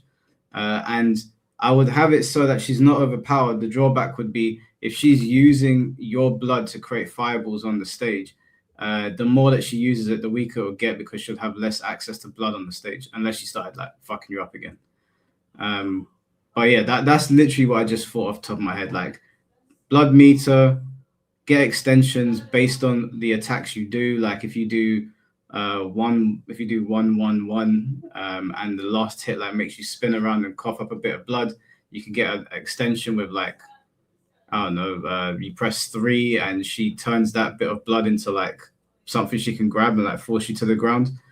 And then that would take away a little bit of her meter, and then she'll have to look to use more blood on the stage. And I'd also make her so that she is someone that has to consider where she is on the stage. So let's say, for example, I fucked you up on the left-hand side of the stage, but you've pushed me all the way to the right-hand side. I can't gain access to that blood on the left-hand side because it's off screen. So the Scarlet player would have to think about where they're jumping about and where they're putting themselves on the stage. So you'd at least have to use a little bit of strategy to play her. That's just off the top of my head. I haven't written this down, so I don't know where else to take it. Sure. I don't blame Mike for feeling the way he did with Johnny Cage. Johnny Cage, there's nothing wrong with what Johnny does. There just really is only one way to do it. They've given him fancy martial arts kicks, flashy kicks, all this stuff. But I just feel like how Johnny does his offense has gotten stale and it's no longer exciting. Okay, knee, down one, blah, blah, blah. It's not exciting anymore. When we first saw this style with Johnny, it was very exciting. And then as it's just reiterated and reiterated, MKX, oh, he's a cancel character. Okay. Every other game. And it's, what is it off of? A knee, right? Knee, cancel, knee, poke, knee, string, low negative frames, etc. I wanted Johnny to still have that, but I wanted like an exciting moment. And I feel like the hype meter just missed the mark. They had the right idea, but just missed it. So what I did for Johnny, there's just certain things that are always going to be there. You're going to have your shadow kick, high, very fast, half screen range, EX shadow kick, mid, very fast, 8 frames, has armor, 3-4 screen, maybe slightly more, not quite full. They're both minus a million when blocked. I gave him his shadow uppercut. I'm going to make it fast, 10 to 13 frames. Obviously, minus a gabillion on block. And I'm going to make it have immunity to airborne attacks. I gave him his nut punch. I don't feel like there's a need for an EX one. You don't need invincibility. You already have armor. I don't feel like, even though it's unsafe, the nut punch should have a purpose. And I have it mainly for ending combos in nut punch to, be able to continue your pressure. His fireball is going to have a low arc. So you don't have to worry about projectiles really clashing through it because it's going to have that low arc. It's always going to go over them. So you don't have to worry about the projectile clashing. EX Fireball will be 2 mid ones. +2 to +3 on block, mainly used to try to get in, continue pressure. Then I'm going to give him Showtime. When Johnny reaches 3 bars of super meters, he can cash them all out and enter Showtime. Showtime acts like Vism Vism custom combo mode from Alpha 2/Alpha 3. Custom combo mode I know is a little more crazy, where Johnny now gains ridiculous combos if he hits you when in Showtime, as well as even more ridiculous pressure and chip if you're blocking. There's also no keeping him out in Showtime, as when he's in Showtime, his dash will go through projectiles. Johnny can activate Showtime mid-combo as well as off of cancel pressure and go into it off of blocked attacks. However, it costs all 3 bars. He uses 1 EX special, it's gone. He breaks, it's gone. So it's extremely powerful. And I thought Johnny needs some form of customizable offense. Even like his combos. Like it's okay, ba ba ba ba ba ba ba, and it's the same for everyone's. Johnny looks the same. There's no way to customize it. So how do I take something that is not poorly done, but the best way to do it is and keep some legacy has gotten kind of bland? How do I spice it up to give some customizability? And that's why I did that. Because, I think Johnny should have knees. I think Johnny should have like these martial arts kicks. He should have his nut punch. He should have shadow kick. And also the custom combo mode has your shadow behind you. So it follows the lore of Johnny Cage. So I really liked that. And you've seen these custom combos. Like, who knows what the best combo or pressure outs will be for Johnny? Because they're all going to be kind of crazy. And if you've ever seen these custom combos, you're using like normals, crazy normals. Somebody might put them in the air and do fireball, shadow kick, fireball, knee. Like, who knows what kind of these combos are going to be, right? This is what I really like about it. I gave him his knee, 9 frames, probably -1, -2. If he knees again, you poke him out of it. Even if he knees and does down 1, you'll still poke him out of it. The point of stagger pressure is not to make it oppressive. You can't do anything. Is to make it that you have to commit right away because what he's doing is low negative frames. So you've got to make the read in the stagger pressure, which the only reason why I hate how Mortal Kombat does pressure from minus. MK's pressure from minus is poke in a save special. Ha ha! You poked, blah blah. I hate that. Down one special. Ha ha! I so fucking stupid. In my game, you wouldn't even be able to do down one in a special. You know, like it's just stupid. Stagger pressure is supposed to come from fast moves that have low negative frames, which the opponent can poke out, but it requires them to commit because your next follow-up is pretty fast. And because the frame is negative, you have to make a decision quickly. So knee won't work unless you are late on the stagger, and then it will work, not because it's plus, not because you're respecting a special cancel, but because of low negative frames. I also feel like, I like the idea of nut punch bringing him back down to the ground. I think that's a good Johnny Cage legacy. His X-ray is going to be a parry. Not that you can hold and cancel out of. I mean, if you're going to do that, you might as well enter into Showtime mode. Like, maybe I might do it just for you to hang yourself to show how stupid you are.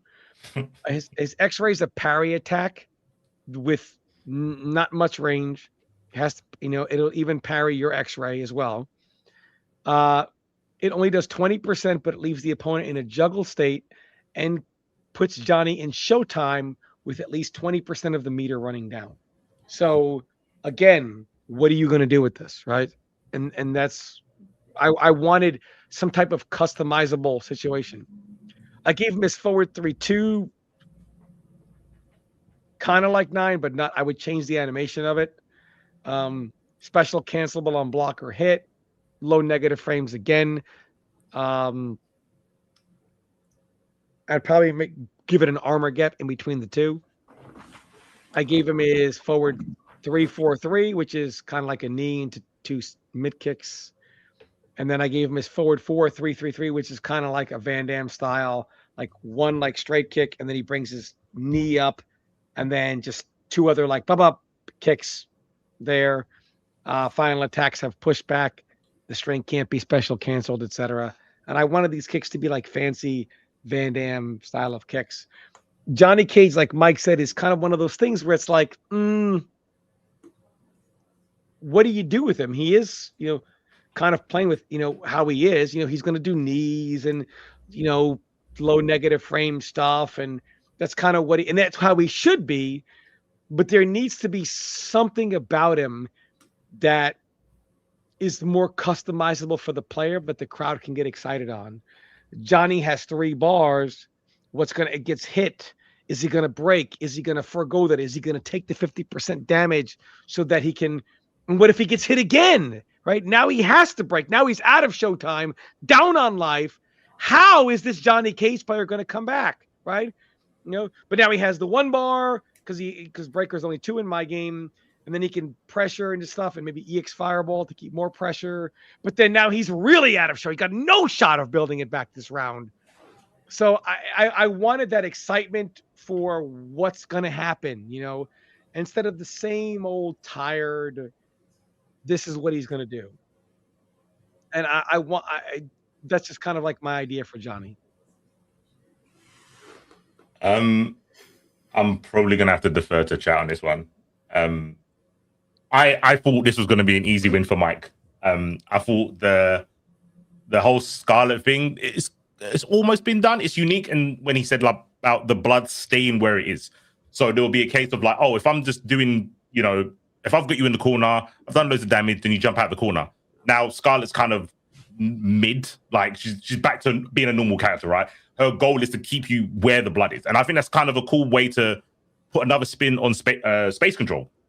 But the fact that Tom made someone relatively like boring in terms of like we've seen what he does, you got me thinking of combos because you added like the Grenadian sort of style. Because I was thinking, oh my gosh, you could do nut punch, backdash, and then the shadow do nut punch. Then you could do like fireball, and then shadow kick, and then the fireball might keep them standing after you hit the shadow kick because of the shadow off the. Like I was thinking of combos with Johnny because I've seen all these moves again for years.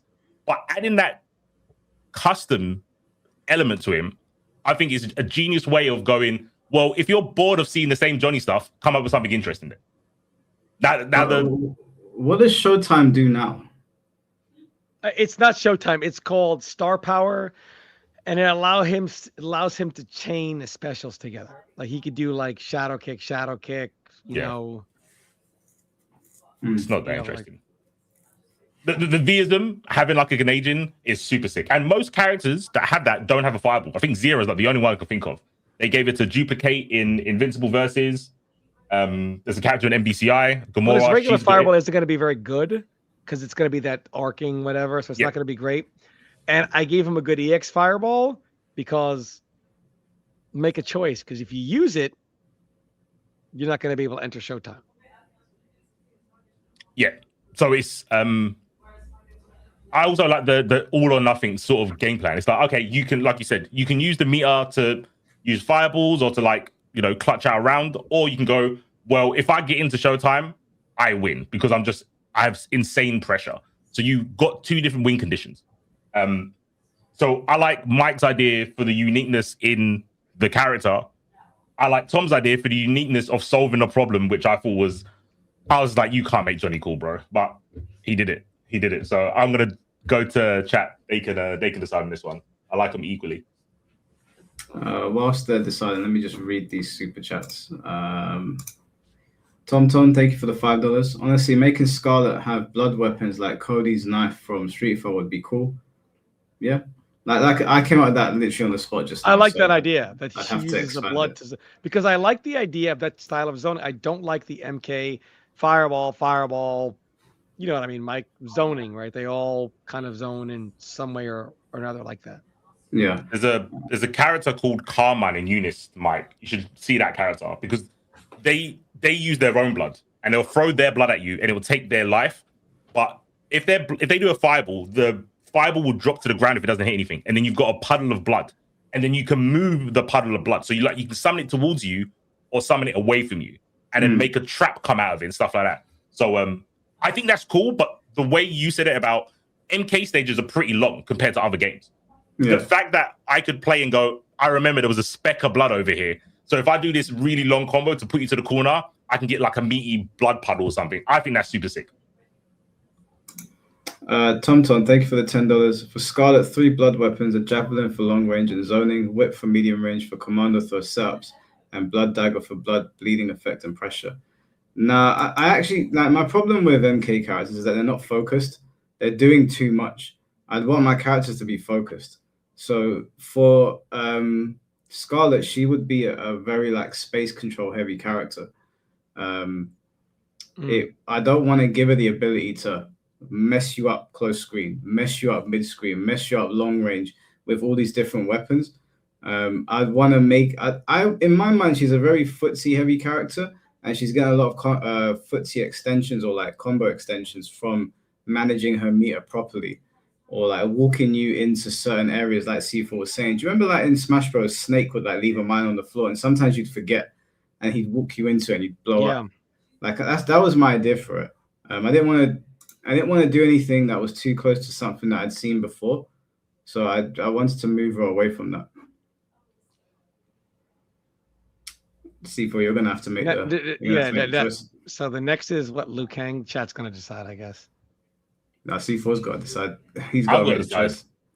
Only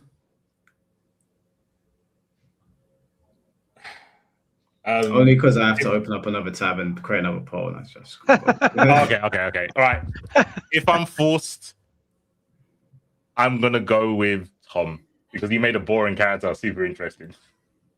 Like, I think you made an interesting character with a concept, but yeah, Tom brought like a decade-old character and went, "Oh, here you go. Now you guys can make him interesting." And I think an agent does that. It's like a perfect solution in my head. So fair enough. All right, what's the next character? Just stay at where it says Liu Kang. Don't scroll down yet. Don't scroll. Keep it there because I did this on purpose to be deceptive for people on this Liu Kang. Do you have any ideas for Liu Kang, or you want me to just go? Yeah, I have a big problem with Liu Kang's design. I'm actually very I'm tired of glad how, you said that because I agree 100%. I yeah, have a massive problem with Liu Kang's design.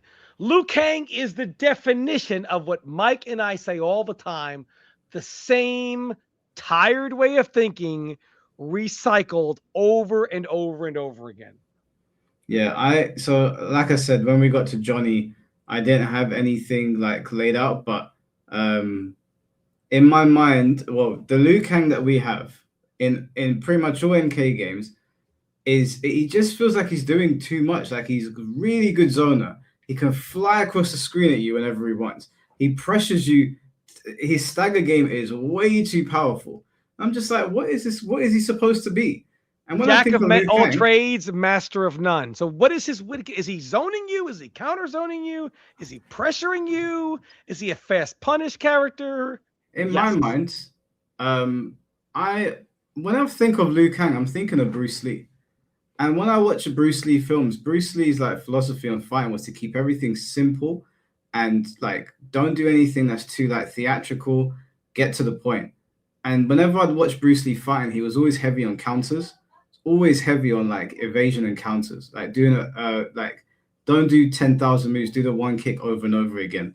So when I thought of Liu Kang, I know people love the fireballs. It's gonna sound really, really controversial, but I would have to gut most of his fireball. I would have to make it so that the fireball, at the very least, has super low priority, so it loses to other fireballs in a fireball war, so that he's forced to get up close and play that counter game. I would also make them only go mid-screen. I wouldn't make them full screen. I don't want Liu Kang. The problem that MK players have, my problem with MK players, they don't know what archetypes are. They're like, give my character this, give my character that, give him this. I want him to fly as well. I'm like, bro, your character needs to do this thing, not 10 things. When you say that to them, they're like, no, we can't do that. I'm like, that's why the entire FGC laughs at MK.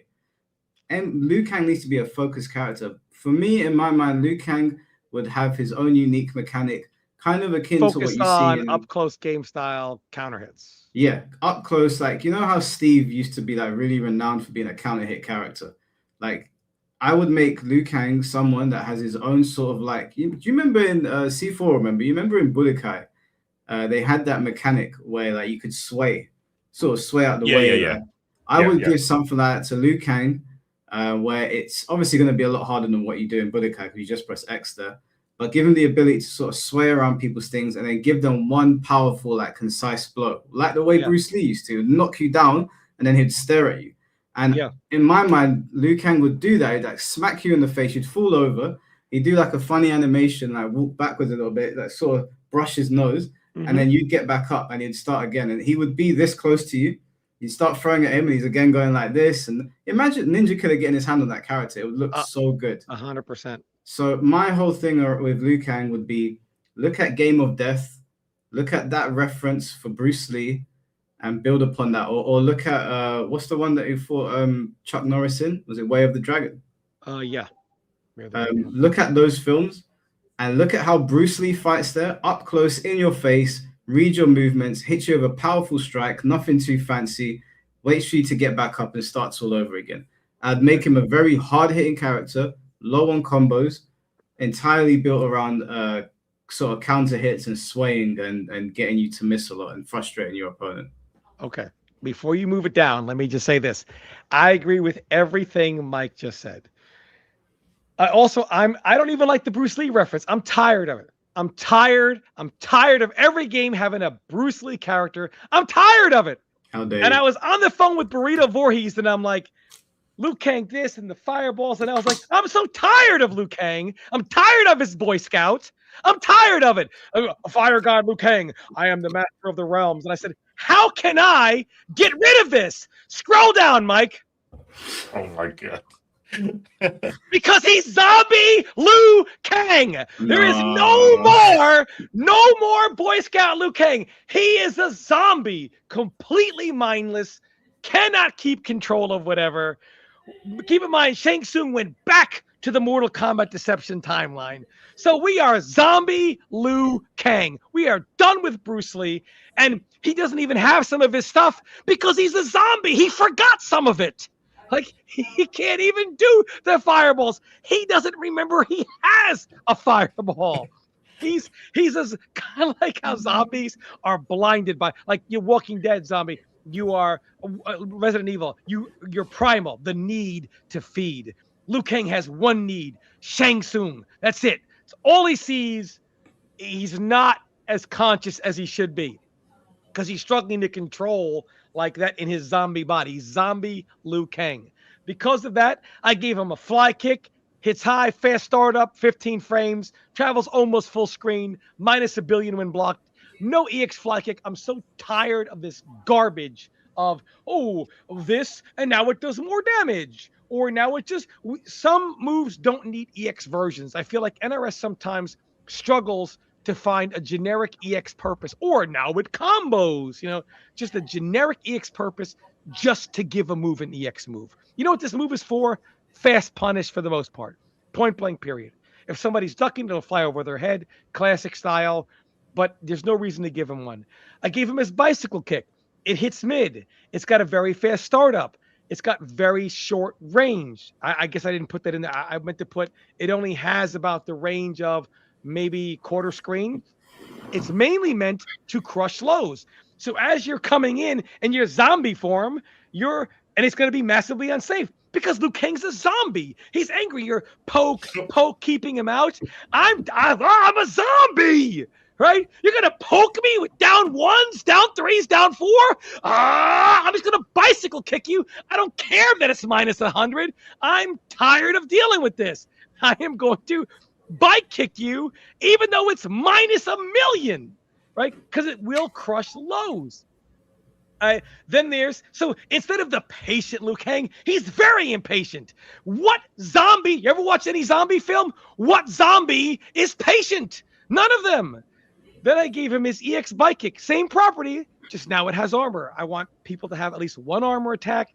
I don't want to go obnoxious with armor, but he should get off the ground. But again, it's got very low range. His cartwheel. I gave him his cartwheel from MK DC.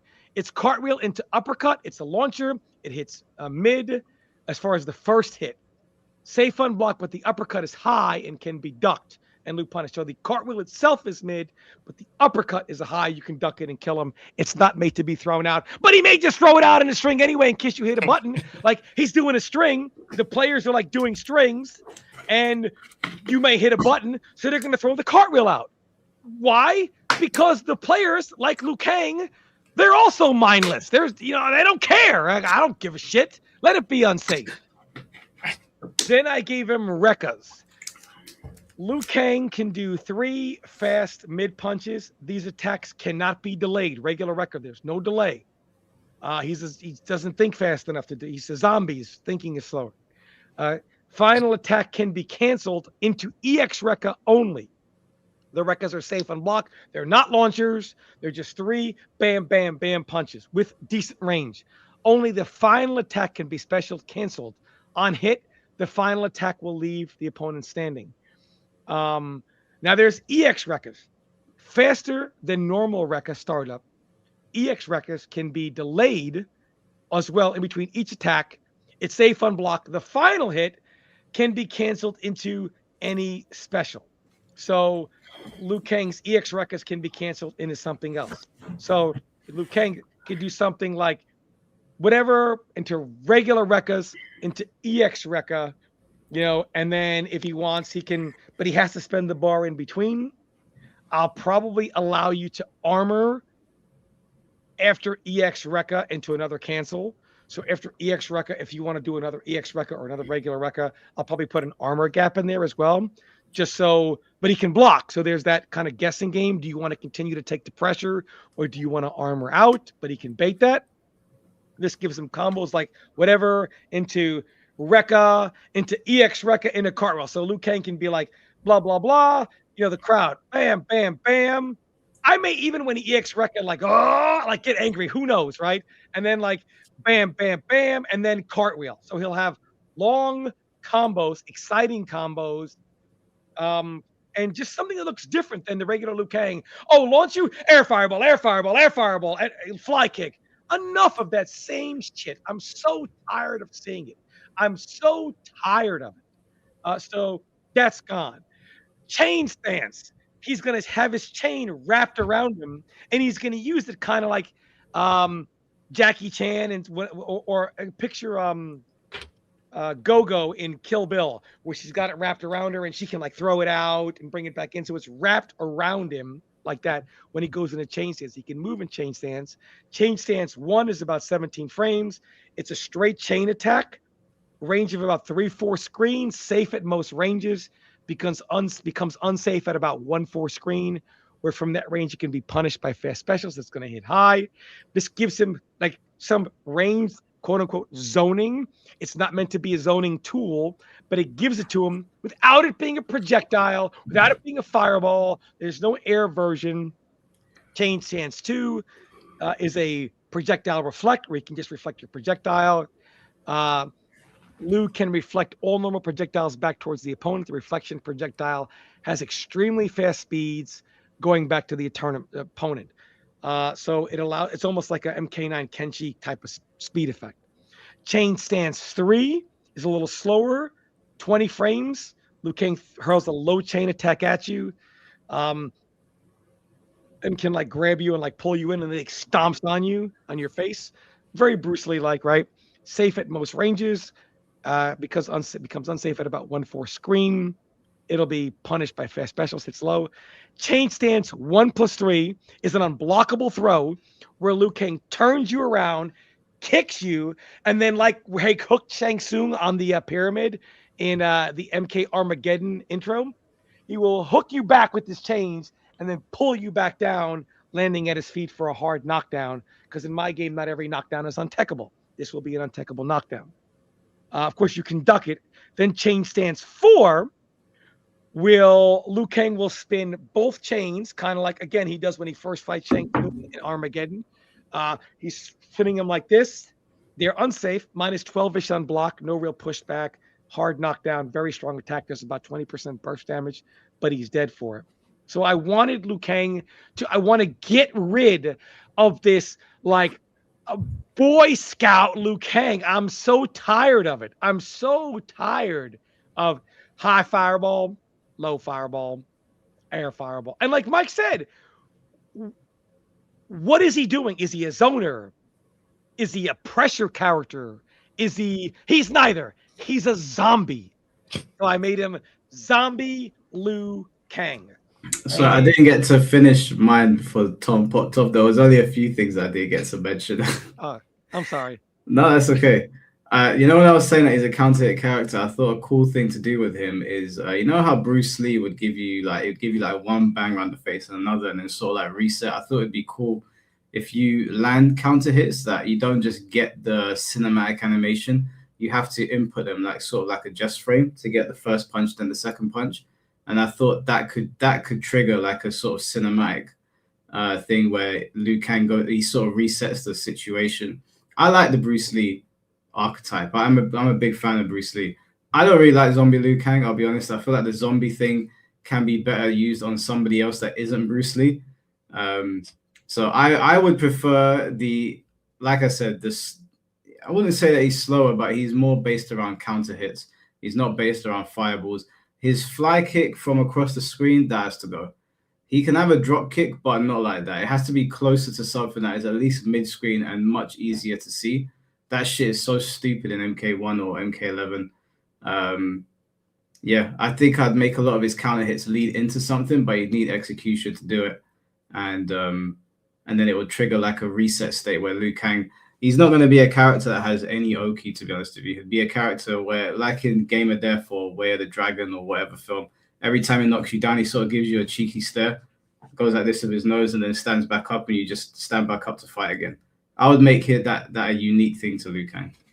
That was it. For me, it was just, I was like talking to Burrito, and I'm like, just so tired of the Bruce Lee character thing. Like, I'm just so tired of it. And I'm like, the zombie Liu Kang was such an original thing. And then they abandon it and they go right back to Liu Kang, Bruce Lee, Boy Scout, Liu Kang. And I'm like, enough, like I don't want Liu Kang to be a reserved, patient counter hit character. I'm going to make him a zombie. And it fits right in with my timeline story. And I think Zombie King is a very big fan favorite. So. Yeah, that was a bit crazy. I thought when Mike said take away his fireballs, I was like, this is ridiculous. You can't do that. But then Tom talked about zombie Luke. And now I'm like, okay, which one is more crazy? The mindless, like the player bit, that was pretty good. It reminds me of like Havoc players where they're like, I just don't care about frame data. I just care about, are you going to press a button and am I going to hit you for it? I think that's kind of funny, but I do think every fighting game needs a Bruce Lee. I do, even though it's boring. I agree. And the more Mike talked about the Bruce Lee archetype, it's like, you know what? Actually, just get rid of the fireballs completely. Make him have like a hierarchy, like dragon breath, and the dragons come out, but he doesn't go anywhere. So he still has the element of the dragon. Mm-hmm. So because Havoc is kind of the zombie thing that I visioned when Tom was talking, for the Bruce Lee archetype in every game, I'll go with Mike on this one. But, I mean, that was a good pitch. Like the zombie Liu Kang, someone should clip that. That was a good pitch. If I had to pay for an idea, I'd pay for Tom's idea. I'd definitely pay for Tom's idea. That is hilarious. Just do bicycle kicks. Just bicycle kicks point blank. Yeah, why not? You know why I'm using it? Because I wanted everything to have a purpose. Why is the bike kick there? Most people don't even, to do at the end of a combo or load across. No, enough of that. No, I want it to be a purpose. You know why it's there? I'm tired of it. You're down 3s and you're down 4s. I'm a zombie. You're not going to keep me out. I don't have the patience for that. But don't you know this is minus 999,999 on block? I don't care. That was too good. I did like all the stuff with the chains, but there was a zombie. The zombie mindset was that captured me. That was funny. I think that whole thing could really be sick for Havoc because he is a chaotic character. That's his whole thing. But Havoc's not a zombie. That's right. Yeah, he's not a zombie, but he is chaotic. He's like you can apply that same mindset to Havoc, even though he's not a zombie. The difference was, like Tom said, zombie Liu Kang is mindless. Havoc I just is wanted chaotic. to switch it up for a single game. In my timeline, we're going to reset everything because what Shang Tsung is doing makes it so, kind of like how Akira Toriyama was not the biggest fan of Dragon Ball GT. So in Battle of the Gods, he made it so GT is not possible, right? It's not. Same thing with this. I want to get off that timeline. So Shang Tsung goes right back here to before Ed Boon said, let me start. Nope, I'm going to get rid of the Ed Boon idea, scrap them all, and we're going to restart a new timeline because Shang is going to make it impossible for this other timeline to have happened. And just for one game, give the people what they want. Zombie Liu Kang, give them what they want. Maybe Zombie Liu Kang could be like Ryu and Evil Ryu, where they can both be in the game, but they both serve different purposes. That's a great idea. Because removing Bruce Lee from like a but doesn't that make it a tie then? A C4? Put them both in the game. No. He has to pick one. I mean, he's. If they're both in the game. Well, that's my idea, and I reject it. No, that is actually kind of cool. Like you have the Liu Kang that's gone full martial arts, and you've got mindless Liu Kang. I think that's cool. That is cool, but I'm not giving a point to Tom. I won that round. Okay. He's holding on to those points. I respect it. Was it 3-3? Yeah, I think so. All right, Reptile. 3-3. Cool. All right, I'm gonna go get another drink, but I'll listen on my phone. I'll quickly just read out these two super chats. Todd, thank you for the $5. Also, another idea for an enhanced move that have Scarlet drink her own blood capsules for a temporary weapon gain. However, the weapon she gets is random. Mm, I don't know. I don't want to take away from what. I don't want her to have. I don't think I want Scarlet to have weapons.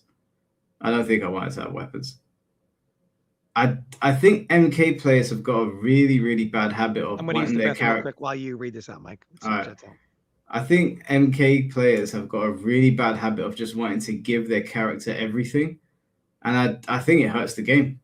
And I think all that ends up happening is when they do balances and nerfs, everyone's just going to flock to the character that has everything. I think characters need to have a purpose, and I think they should stick to that. I don't really want to give Scarlet weapons. I don't think that's, in my mind, the character that I was building doesn't really need a weapon.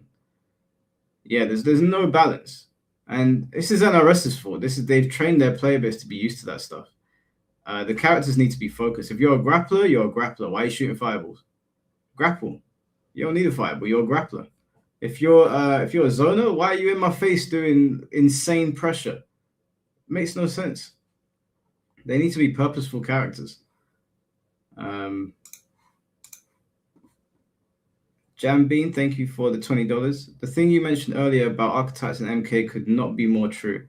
The only archetype NK devs know is Zoner. Outside of that, it's just a grab. It's a grab bag of moves. Yeah, that's exactly what I'm saying, bro. They need to focus when they make characters. They really need to focus. They are so all over the place. They're all doing too much, and all you get is the strongest character gets everyone playing them. It's like if everybody's doing everything, then I'm just going to play the strongest person that's doing everything, rather than I'm really, really good at playing Zoner or I'm really good at playing Grappler, and then you'll flock to that character. Mm-hmm. It just makes the game more interesting as well. For Reptile, yeah, I didn't get this far because I was busy, but I do have a character off the top of my head that I could use to combat this one, if you don't mind. Go ahead, man. I was going to use Noob Cybot because he's one of my favorite characters. Absolutely. I'll he's wait. A lot of people's favorite. He's a huge fan favorite character. Yeah, I'll wait till C4 gets back and we could go over it. How many more characters do we have after this? Not too many. Is it just Darius and Drahim, I think? Let me see. Draman, Darius, Dairu. Yeah, those are such wacky picks.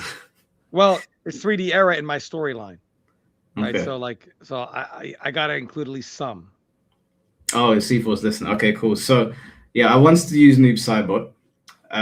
The reason I wanted to use Noob Cybot is I actually think the MK1 version of him in the gameplay is pretty cool, but I don't know if MK has this, if I can't remember.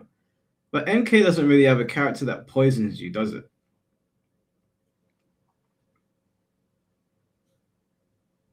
No? I mean, poisons you. Yeah, like,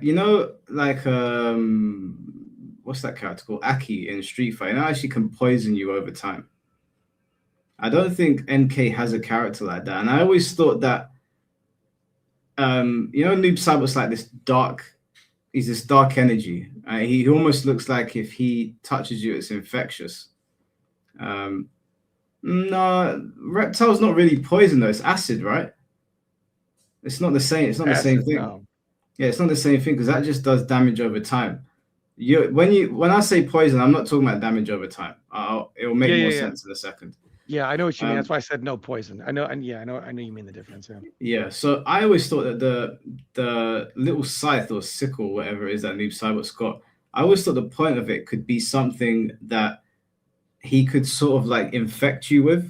So I like the way Noob Cybot has the other version of himself and he can attack you with loads of different normals and one can punch this way and one can punch that way. I think that can all stay. I like the portals with Noob Cybot. I think rather than Noob Cybot traveling through the portals, or the main Noob Cybot, I think a better use of the portals would have the other version of him coming through.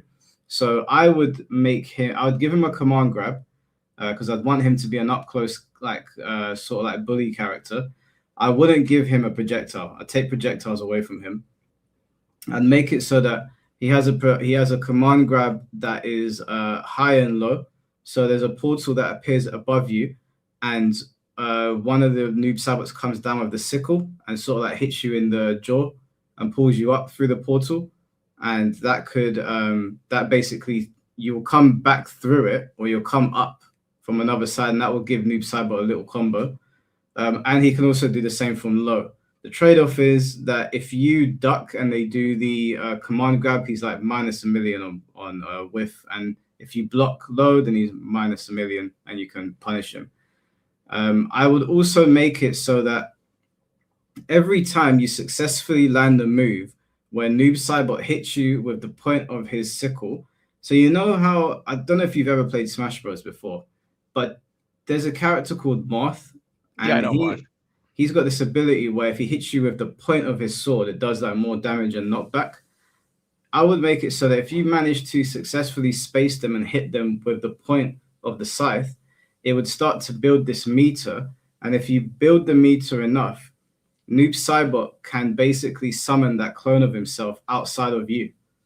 So the clone of Noob Saibot will come outside of your body, that it will appear on your stomach and like punch you in the face. Or like you can block it, but it gives regular Noob Saibot plus frames. So if that comes out of your chest and he starts punching at you and you're blocking it, you can't move, and the other one can start moving towards you. So it would allow him to basically continue that pressure. And then obviously that meter would run out and he would need to go about doing it again. Mm-hmm. But yeah, I like the idea of the portals being used as command grabs. I like the idea of him being a like more pressure character because of that, because he's got two versions of himself attacking. His teleport, I would make it so that his teleport doesn't actually teleport him. It teleports the clone. And the clone can grab you, and it allows the other Noob Saibot to move towards you. The trade-off would be if the clone teleports and you block it, you can't use the clone for a little bit. There's a bit of a cooldown. So he loses access to teleport. So you can't just be reckless and throw it out. But yeah, I would remove fireballs from him completely. Because then it kind of goes against what he's trying to do. He's trying to get in your face, command grab you, put you in like a mix-up situation. Combos won't be too heavy because he has command grabs.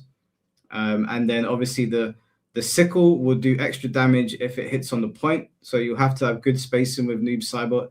And if you do it a certain amount of time, your meter builds up, and that gives you access to summon the clone from different parts. So maybe you summon it from the legs, and you have to block low, and that gives the moving Noob Saibot a chance to do mids or maybe an overhead on you or put some sort of pressure on you.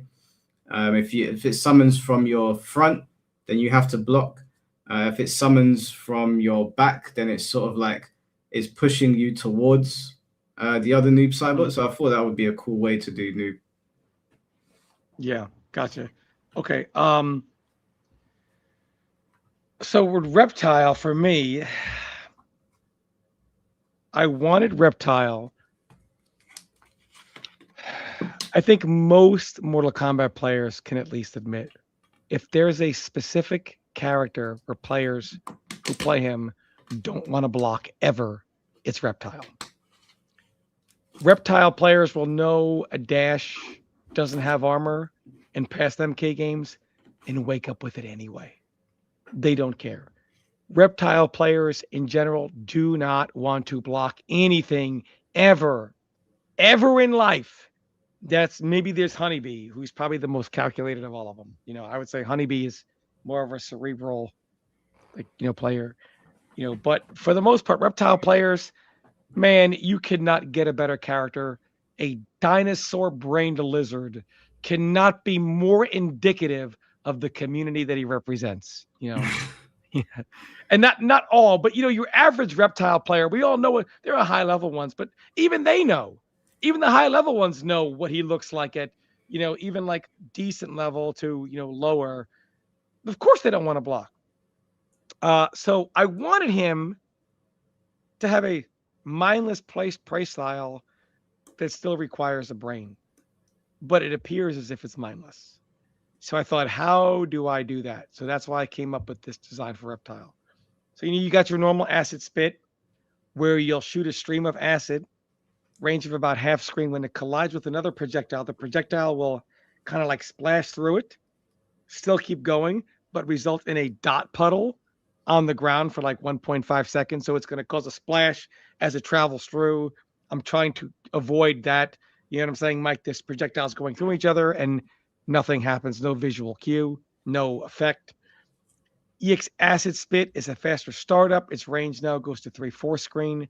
When it collides with another projectile, the projectile travels through the splash effect. Again, same thing, just farther range, but it causes a dot puddle on the ground for 3 seconds. I liked the acid and the dots. I wanted to play with that. But if like Sub-Zero would have freeze the acid spit, the regular one, he won't freeze the EX one. It'll be like such a long trail that it'll be frozen. It can't stay in the air and it'll crash on the ground. So I wanted to make sure that all my ideas are interchangeable with my other ideas. Force Ball, he has 2 versions, the usual fast and slow. When colliding with another projectile, the projectile travels through the force ball, going through the other side, and is now smaller due to the acid of the force ball eating away at the projectile as it traveled through. The force balls will go full screen. And maybe I can make it do a little less damage, like 2% less, 1% less, whatever. Also, EX Force Ball has 2 speeds, fast and slow. The slow ball is much slower than normal and can be made to go even slower by holding the back direction to as slow as you want it. But then can also be made to be sped up to the original speed. So you can literally throw a slow one and make it go slow, fast, slow. So the opponent who's trying to jump it has no idea what speed it's actually going to be. The fast EX Force Ball is faster than normal and can be made faster by holding forward. I can't think of a situation where you would want it to go any slower than super fast, but I want options because who knows what situation could arise. Both versions of the EX Force Ball travel the full stage, meaning even if you jump it, the slow one, it's still behind you. So it doesn't ever disappear until it travels the full. So if you're on this corner here, it will go all the way to the other corner. So if you're fighting, it could knock back. You could still juggle them onto that if it's all the way over there behind them. So I wanted to play around with that. I think it's dumb that it disappears after a certain distance.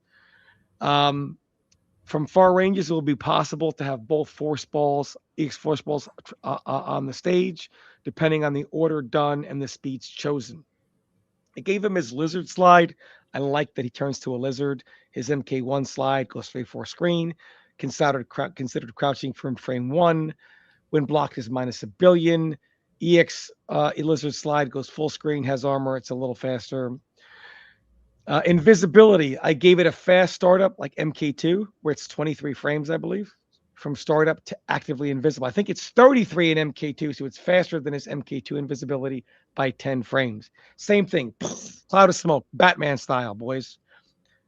He stays invisible until he is hit. EX invisibility costs 2 bars, is now a faster startup at 18 frames from startup to active. Reptile is now invisible for 12 seconds with a 5-second cooldown, so he can't go EX invisibility to EX invisibility. And he will now stay invisible even when he is hit during that time. He will become visible after 12 seconds, regardless on if he has been hit or not. There will be some sort of visual indicator so both players can track his EX invisibility. His elbow dash, very fast, 7 frames, travels about 1/3 screen, recovers almost instantly if it doesn't make contact. On block is -1 billion. He'll just bounce off you. There'll be a bounce effect. And it does not travel well with a very easy to hear sound effect. It won't travel to the other side of the opponent. So none of this, on block, even on the EX. On hit, Reptile's dash, he passes you, just does an elbow that knocks you to the other side of the screen. EX elbow dash has a 13 frame startup, a little slower. There's a reason for that. Only possible when invisible. This attack now has projectile invincibility. So it's only possible while you're invisible, period. You do not have access to this move if you're visible. Has projectile invincibility on the first 3 or 4 frames of startup. So not during the dash, on the startup of it. So you have the time being able to go to the projectile. You can't just throw it out because you see a projectile on screen. During EX invisibility form only, so only during EX invisibility, this attack now becomes cancelable for ridiculous pressure and does not require any bar to do the cancel. So you can't cancel at all unless it's EX invisible. And the EX invisibility costs 2 bars, but you get access to this cancel now for no resources.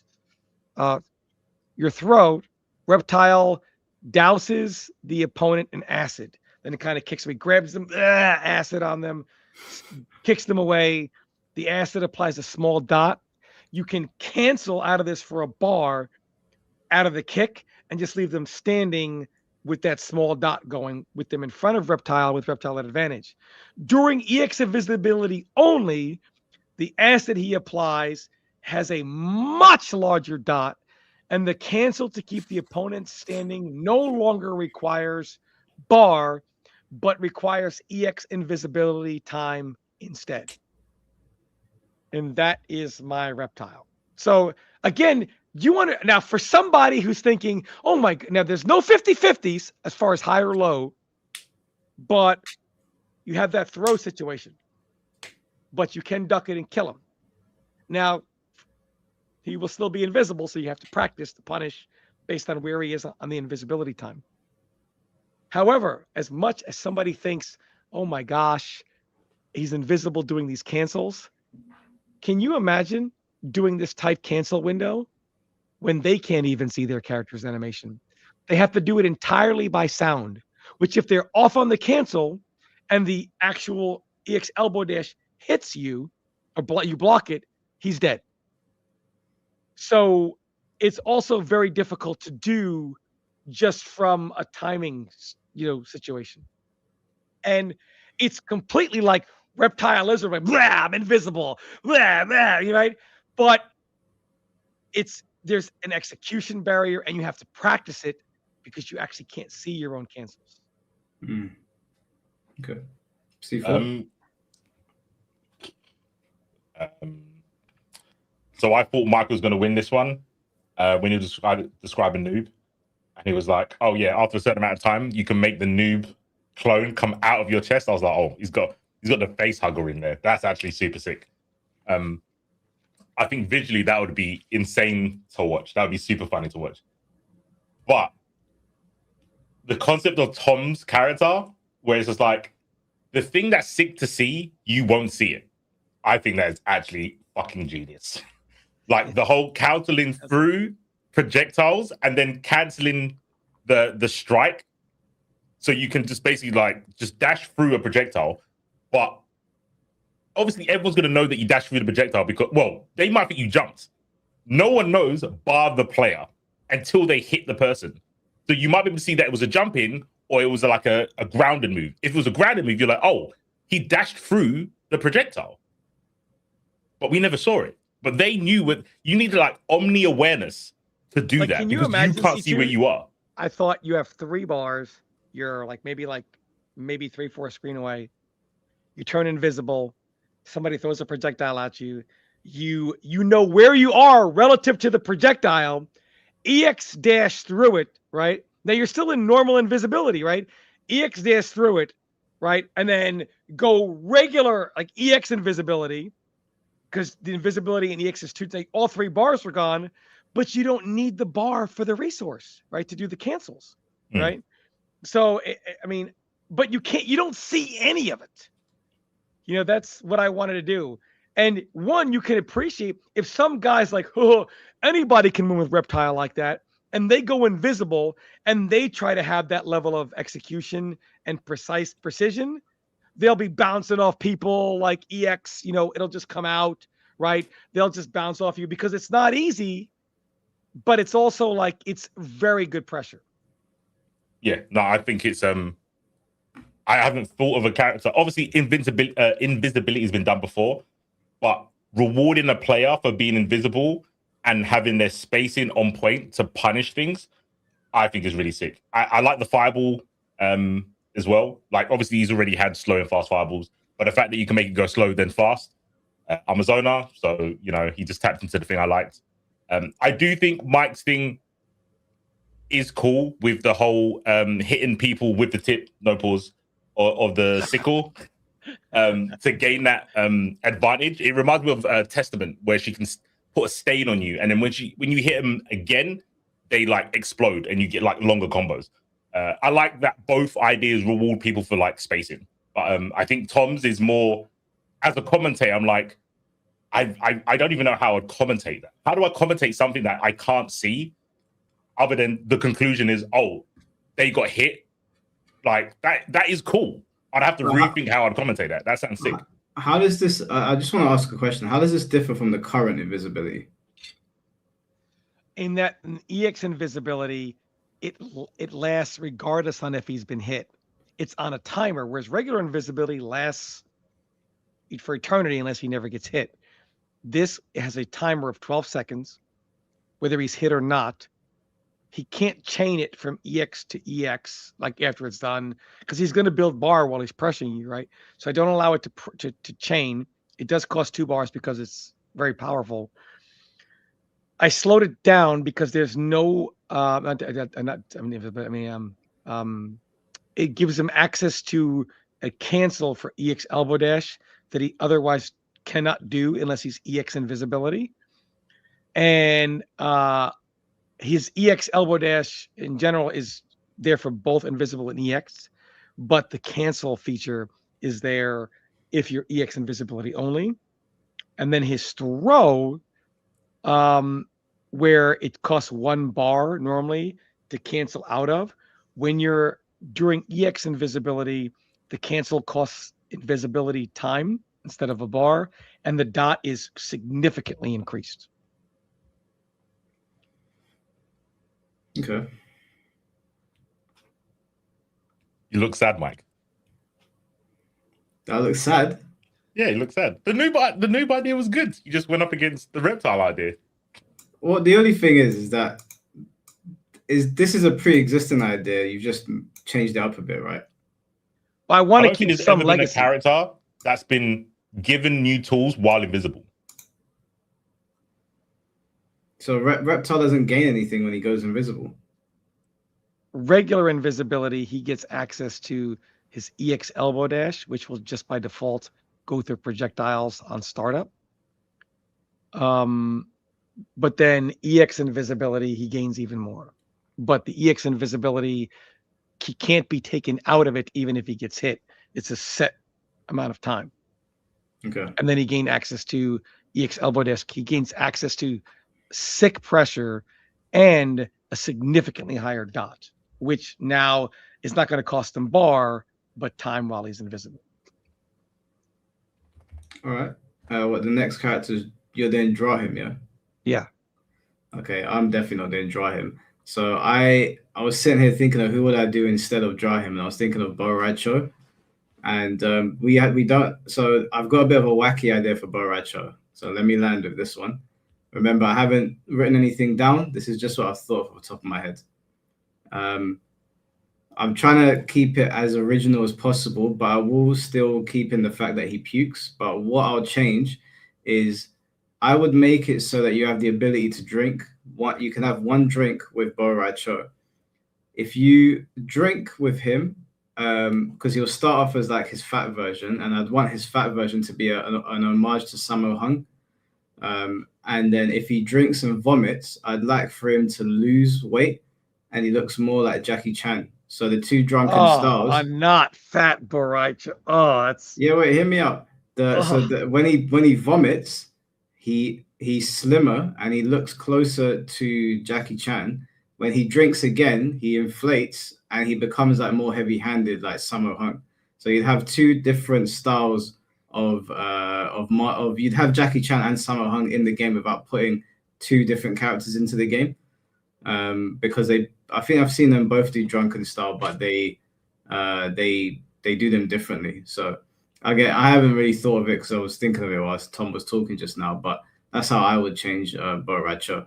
I'd have 3 drunken stances with the Jackie variant, then I'd have 3 drunken stances with the Bo Radcho, the Sammo Hung variant, and they would just interchange as he drinks and vomits.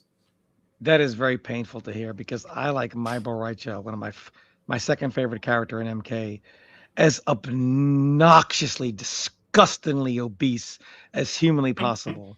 I want to give him like the Deadly Alliance, like where his shirt is off and like it's just disgusting. Like I absolutely love it. That's what I like about Boraicha. Drummond. So my thing is, in my game, I want something for everybody. And while I am not a fan of 50-50s, I know that those players, as much as players who like nonstop mix-ups, hate zoning and defensive characters, it's wrong of them to say that shouldn't be in the game. It's equally wrong, as no matter how much you love zoning, for to think that somebody who likes a 50-50 style, they shouldn't have that. There should be something for everyone, all skill sets, all styles represented. So I thought, how am I going to decide which characters are 50-50 characters and which characters aren't going to be? And I thought, well, I put Shang Tsung back in the MKD timeline. So if a character was introduced in the 3D game, they're a 50-50 character. To keep it, lore-wise with those games. So I have Draman here. I gave Draman his rising uppercut, which is just his straight jumping uppercut. Gave it immunity to airborne attacks. It's minus 1 billion because its sole purpose is to anti-air. Not that there aren't other ways to anti-air, but I hate uppercut moves where they jump straight up. They do nothing other than that, and they get beat by airborne attacks. Like, what else is he going to do with this? I gave him his propeller cock, his 3, rapid strikes, rapidly swings his arms 3 times. I don't know if C4, knows about Draman. I'm looking him up as we speak. Yeah. Yeah. So he's it's fast, advancing attack. It's heavily minus. It's got a hard knockdown on hit, minus 1 million on block. EX propeller clock, same move. Only now it has armor. It's basically like a get off me type of thing. His ground smash. Now, obviously, it was unblockable. I didn't want to make it this super slow, unblockable attack. So I made it low, but I made it fast. 14 to 16 frames fast enough to go under projectiles. And there's a reason why I did this. I'll get to that next. He's got 3 ranges, close, medium, far. It's a low. He has to know where you're going to be. So he just doesn't throw it out in one size fits all. I hate how MK does that with certain attacks. And it only gives a low pop-up, just enough for a propeller clock follow-up. So it's going to be a low pop-up, propeller clock hits, hard knockdown. He's right over you for Oki. Far and mid-range versions will be safe when blocked due to there'll be some block stun and pushback. The close range version will be punished by fast specials only. If the attack is jumped, he's going to have about 40, maybe even a little bit more recovery frames, enough to make sure you're definitely going to punish him, but not so much that he doesn't get even that small propeller clock juggle.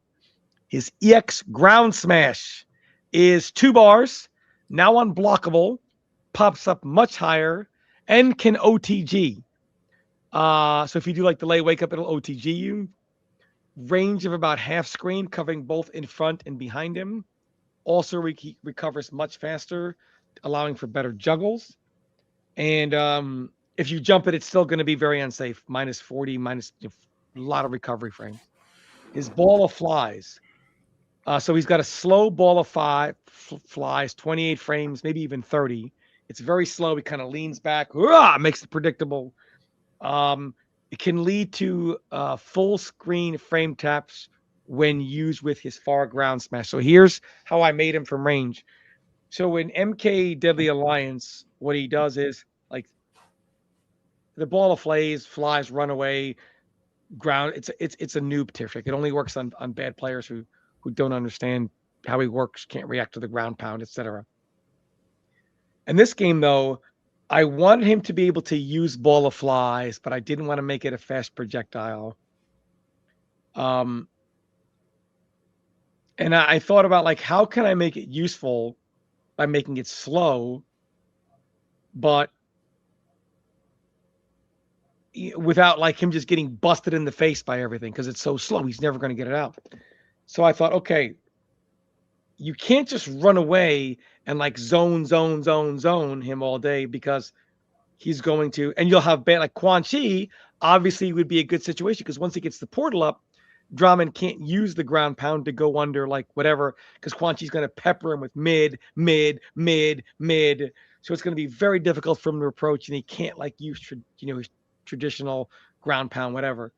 So you're going to have these weird situations in my fantasy game here. The ball flies.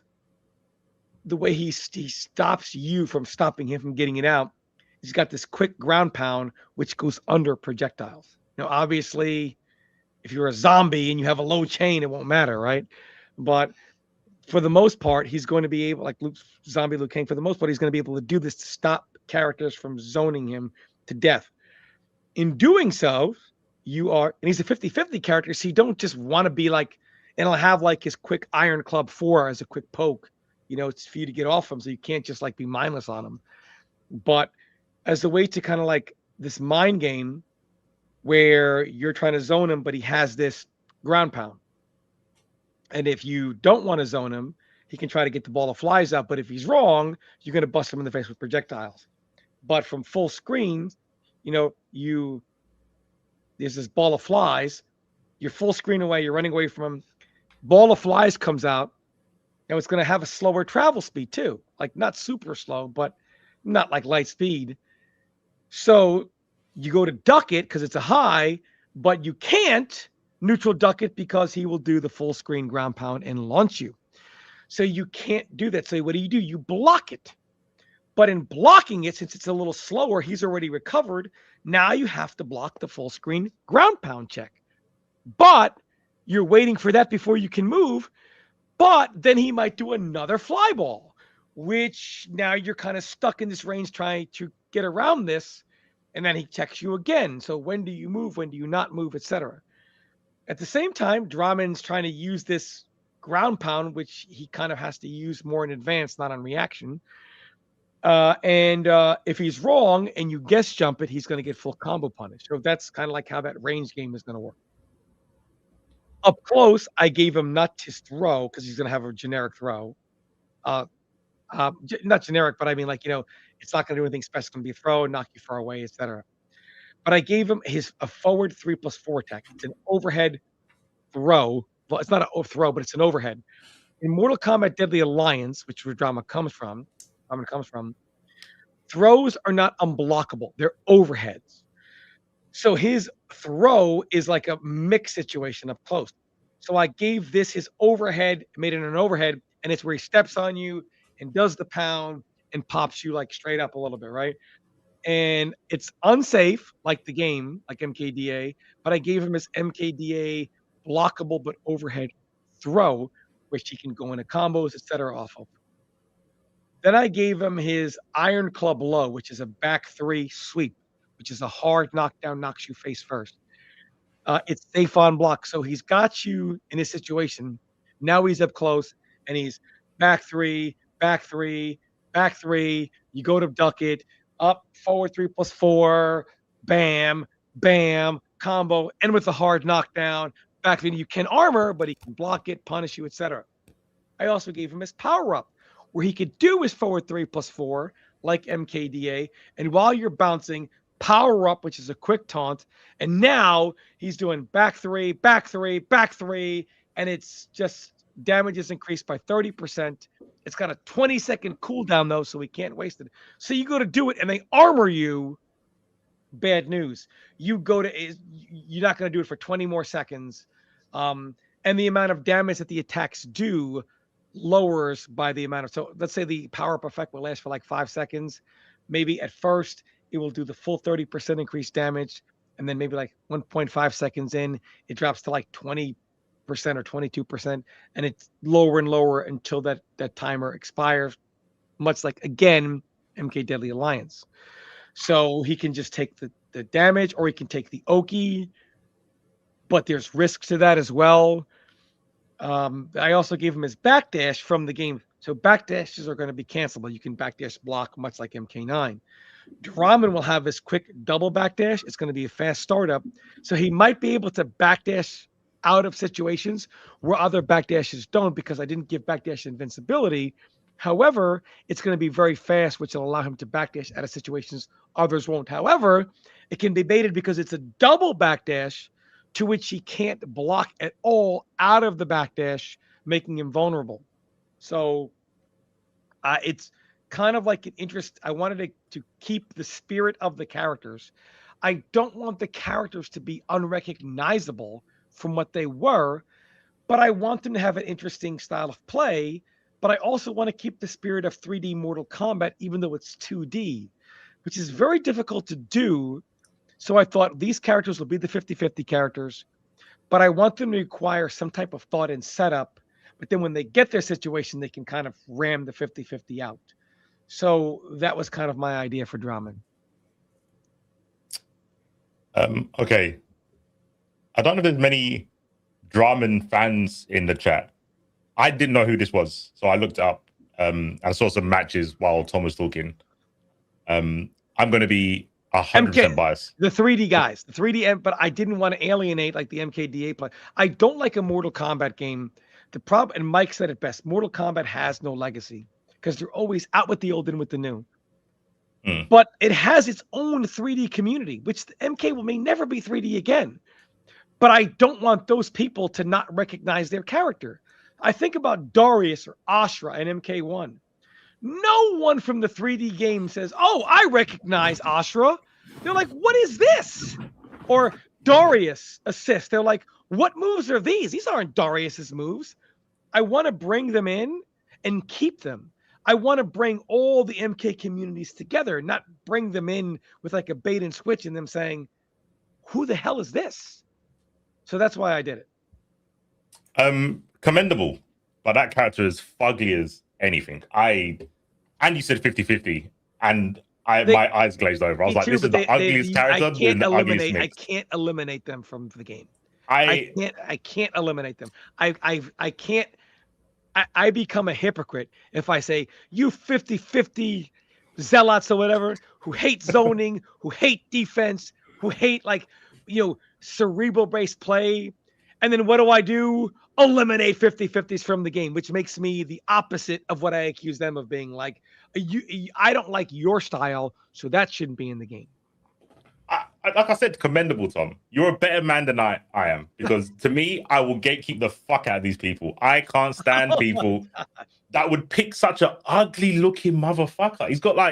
He's like Deadpool on crack. Like, he's just disgusting. And I thought Mike's idea was disgusting when he was like, oh, I'm going to puke up on people. I was like, ugh. Then I saw him. And I don't want to throw away... You're not fat, that's blasphemy. That is blasphemy. But Boracho pukes on people. Heresy. Heresy. This should not be allowed. Both disgusting characters. Puking on people, that's not very good. Looking like that guy, Dramin, not very good. But again, my bias is showing. I am so sorry. I don't want 50-50s. I will happily gatekeep, even though Tom is all welcoming. Give me the puking drunk. I'm on the puking drunk. Fuck it. Not because it wasn't a good idea. Tom had a very reasonable stuff. I like the stuff with the ball of flies. But just he said overhead and my eyes just rolled back. I'm sorry. Well, then I'm going to lose these next few because they're all 3D characters. So your eyes are about to do some rolling, brother. But I did like Scorpion. I don't mind mindless rush. So I don't mind pressure. It's just mindless rushdown. So I can be convinced. It's not mindless because he can't just do it. He's got to set it up with the flies, right? Yeah, with the flies, the ground pounds, etc. He's got to set it up. And I did like the whole mind game of like block the flies or take this ground pound. I did like that. I just looked at him doing it and I was like, I don't want to see that on my screen. Sorry. Gotcha. All right, so I'm not doing Darius. This is a stupid character. It should be dead by now. But I'm gonna do Darius. Wow! This is the epitome of waste man. Like he should not be in anything ever. Sorry. I'm just gonna be as respectful as possible. Okay, first C4. I mean, how can we got to call shenanigans on Mike? Mike, who is championing the 3D MK games, shoots down all the 3D characters I bring up. You chose the worst ones. You chose Drahim, Darius, and who's the other one? Draman is and Mike's favorite of them all, Dairu. Dairu. All right. Do you know what? I'm gonna come up with an original. And I did this for M2 Dave. I put Dyra in just for M2 Dave. I am going to now come up with an original, not taken and tweaked, original idea for Ermac. I'm gonna Okay. try. I haven't. Again, I'm just doing this off top of my head. But whilst Tom was talking, I thought to myself, how could we make Ermac completely original? Now, bear in mind, I've seen chat saying, "Oh, Mike took away Ice Clone from Sub-Zero." Blah blah blah. Yes, the point of this was to build your own MK character from the ground up, not take pre-existing things. Like I'm a legacy Thomas guy. cheated. I want to build an MK legacy. I don't want to scrap it. There is no legacy. The game's all over the place. So we got to start with a The new one. legacy is in all of them. So if we can just kind of like harness it into one game, but give it its own original take on that legacy, that's kind of the direction I was going. So for Ermac, I think turning Ermac into a puppet character would be really cool. I think that he uses loads of souls. He's always going on about we are many, you are one. He would be my puppet character, and he would also be my main zoning character. He would be the zoner in this. I would make his fireballs unique in that the fireballs that he throws at people are in the shape of people that we've heard of in like legend, like Great Kung Lao, or whatever, or like what's his name, Jared, King Jared. Like his fireballs would serve different purposes, but they would look like characters that we know we're never going to get to play, or they're dead, or they've been dead in the lore for a long time. So like he'd have an up fireball, a low fireball, a mid fireball, an air fireball, and they'd all look like different characters. And when the fireballs land, they'll do a little animation from the character. Like Great Kung Lao could have a variation of Kung Lao's like fast punches, sub variation of how he would do it. I'd also make it so that like Ermac doesn't want you to get next to him. He don't want you anywhere near him. So that's where like the puppet thing comes into it, where Ermac can use a substantial amount of his meter to summon a character that you would have to control at the same time as Ermac. It would serve to keep them on the other side of the screen, maybe put them in like situations where they have to block the other way while Ermac is over here, and Ermac might have the opportunity to throw fireballs to do a chip game. But my Ermac's whole thing is keeping you away. It probably give the flip stance button some usage in controlling the other character. So I'm guessing in my mind it'd be a high execution character. The fireballs will obviously be doing a ton of heavy lifting because they'd be coming at all angles, and they wouldn't be regular fireballs that just hit you and do nothing. If it was like Great Kung Lao that hit you, he would do like mini punches really quickly.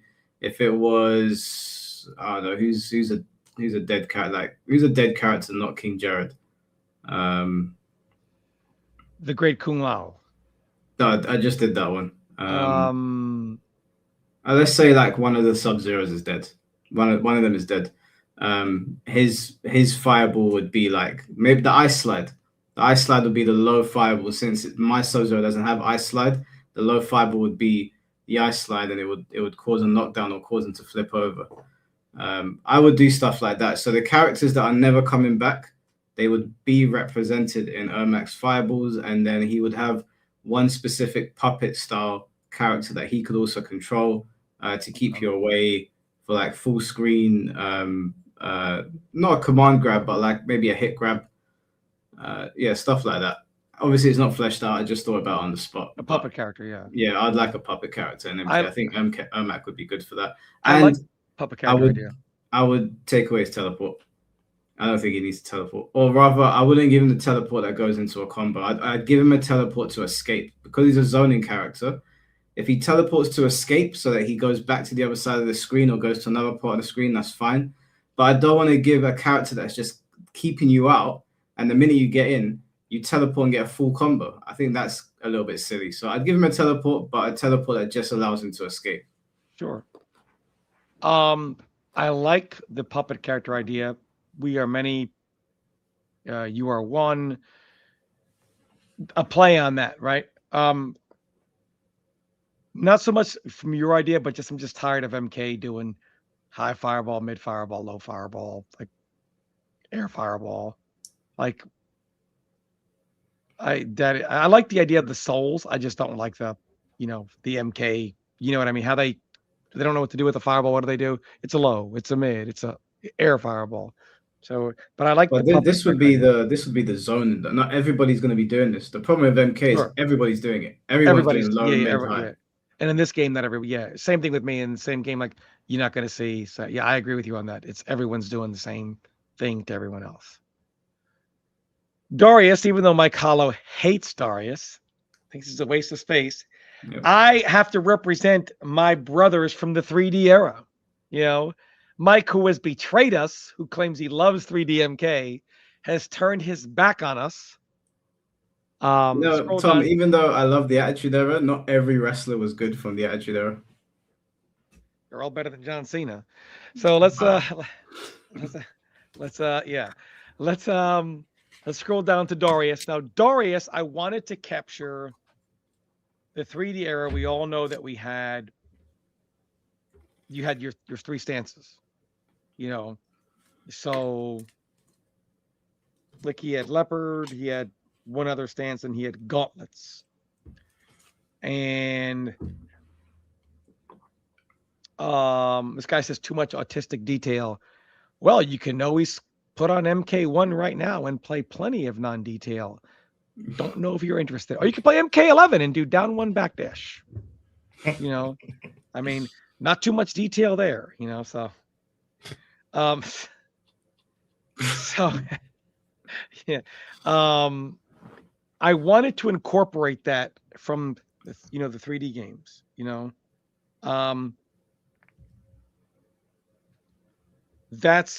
but it's tough to do. Like I didn't want to have three stances that you're shifting through. I like the idea that when you got caught on your weapon stance, if you got hit, you were losing more damage, because the idea was the weapon stance would be really good. Most weapon stances were not very good to justify that. Only a few were. But when you got hit, you could just switch right out of it. So you're not like bound to losing all that damage, So like the first hit would lose the damage, but then you'll just switch out and you take regular damage.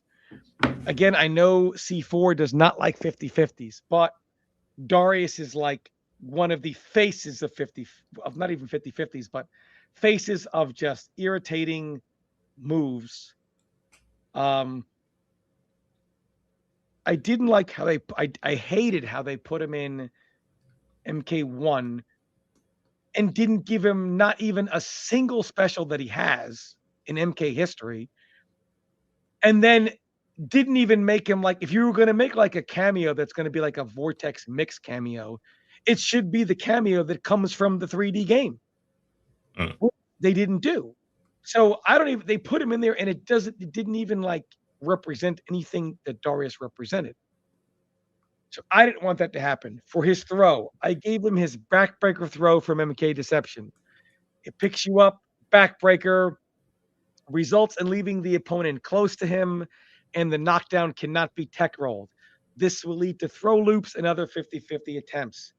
I did like the backflip idea from MK1, where they're like the character flips the assist backwards. I like that idea. So I just have him do his own backflip, and then when the backflip hits, it will splat you, and then he will punt kick you, and it will like make you slide like across the screen a little bit. It's got two ranges, close and quarter screen, not any farther than that, because I don't want a 50-50 character to have this like flip way to get in. I think 50-50 characters should have to earn their way in, not get a free way in, which is the NRS special. Darius has the backflip, splats you, splats the opponent, finishing with a punt kick that knocks the opponent back. The attack can also be tech rolled, so this attack is not going to lead to like any 50-50s. When blocked, this attack will push the opponent back slightly with slight guard stun, which makes the attack safe when blocked. There will be a gap between the backflip and the punt kick where the opponent can armor. However, Darius can cancel after the backflip, basically canceling out of the punt kick into his gauntlet stance, by holding the back direction after the backflip kick. So for one, even if the backflip itself hits, it doesn't leave you standing with him sitting in gauntlet stance. It splats you on the ground, right? Where you can tech roll away. Both knockdowns, if it will allow you to tech roll. So the backflip hits on its own, you can tech roll away. The punt kicks, you tech roll away. So it's not like it hits you and you're stuck there. But if you block it, you can armor in between the two. However, he can go in a gauntlet stance, which will also enable him to block the armor attack. EX backflip into punt kick only has one range, close, faster startup, cannot be canceled out of into gauntlet stance. It does not have an armor gap in between the backflip and the punt kick. It does have armor, though.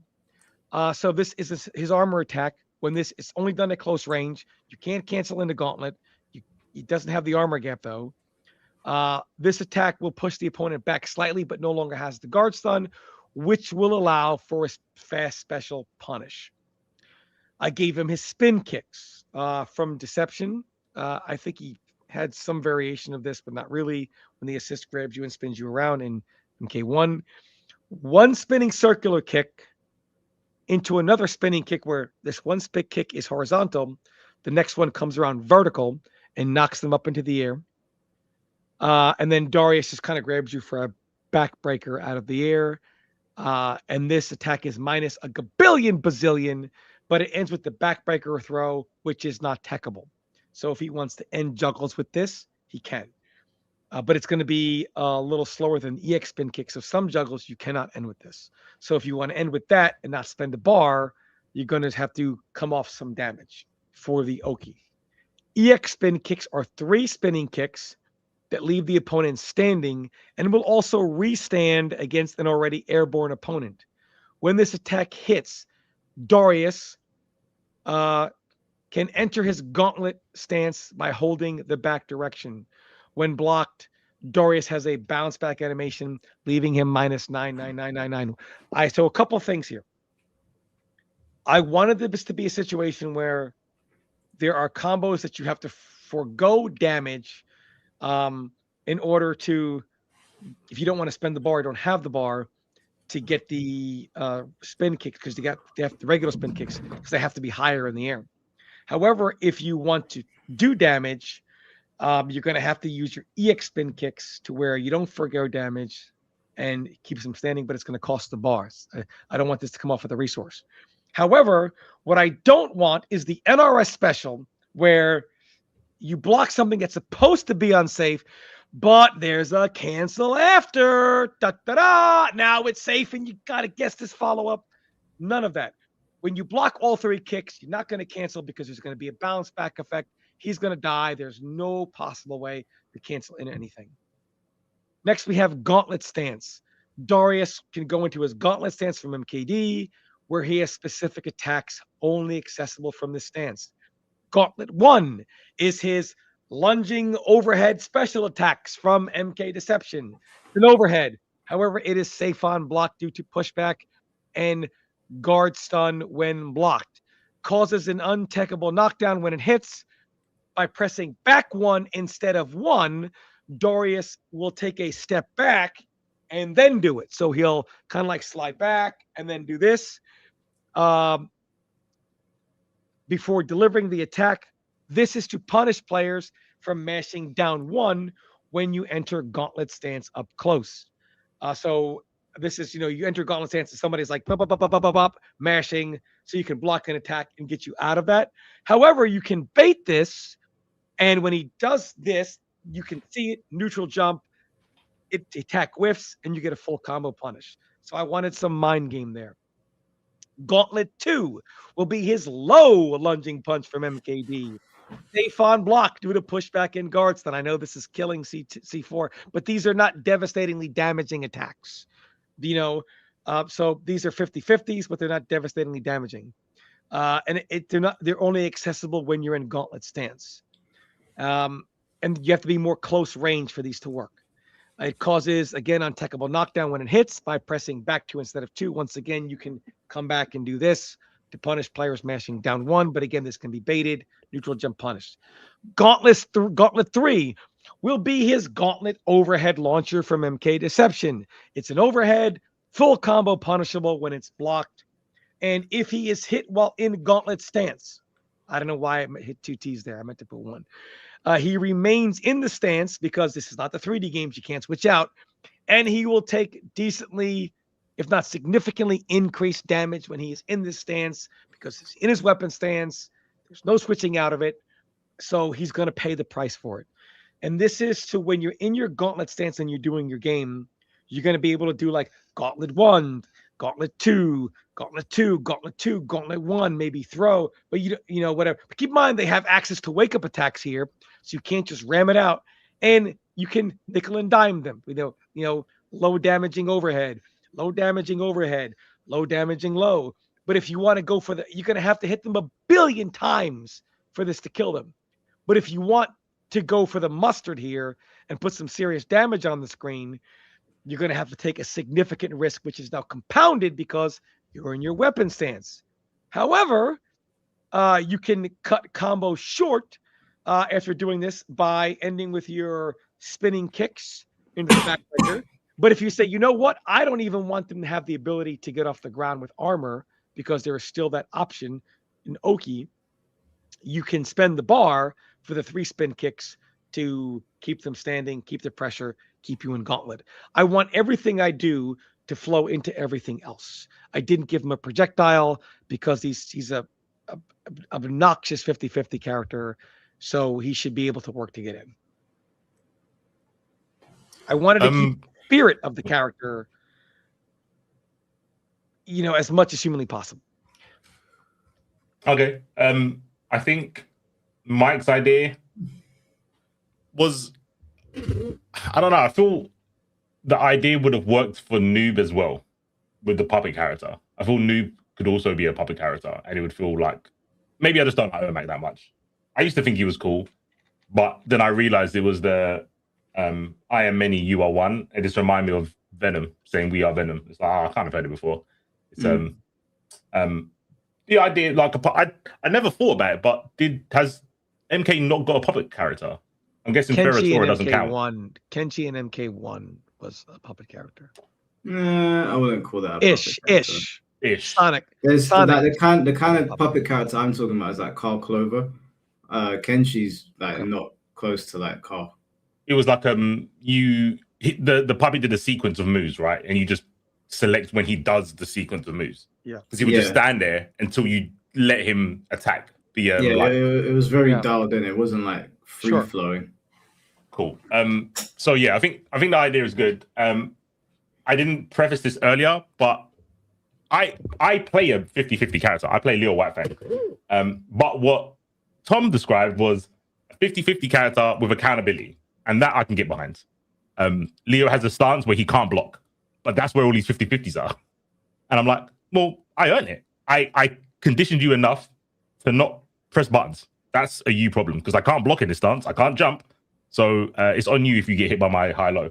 And when someone was talking about the damage being low and he has to like nickel and dime you, I'm fine with that. I just don't like 50-50s into 2 touches. Yeah. So I want to go with Darius. I don't know how you can hate Darius. I think he looks pretty cool. That was slander, Mike. All right. No comment on that one. And here is Mike's least favorite character of all. Maybe only Su Hao is hated more by Mike than Dairo. Su Hao is just nothing by me. He should never have existed. Wow. This is for M2 Dave. This is for you, Dave. So there's a couple of characters that I haven't thought of what to do with them, but I'll throw out some names and we'll see which ones you guys would prefer me to do. Striker, Onaga, or Blaze. Striker. Tom? Striker it is. Okay, so Striker's a good one because current Striker is a waste man. Yeah, he needs a he needs a he's too milquetoast to exist in a universe like the one in MK. Yeah. When I think of a cop in the MK universe, I think of is his name Agito in Kengan Ashura? Yes, the Batman looking guy. Yeah. When I think of a cop, I think you need to be like him. You need to be ruthless in your fighting style. You need to be absolutely take no prisoners because everyone's trying to blow your head off. You could make him like a cross between that character and the Punisher in terms of his personality. And then you would take all of his abilities, or lack thereof, and you would just make them 10 times more violent. So when he handcuffs you, instead of just handcuffing you and then like, I don't know, but what does Striker do? Like puts the light in your face and then hits you with the torch? That's some bitch shit, man. Come on, man. When Striker handcuffs you, he's got to do something that makes people go, oh, like a bad police officer would do. Like he handcuffs you and does something that Agito does, like knees you in the face, or like some police brutality shit.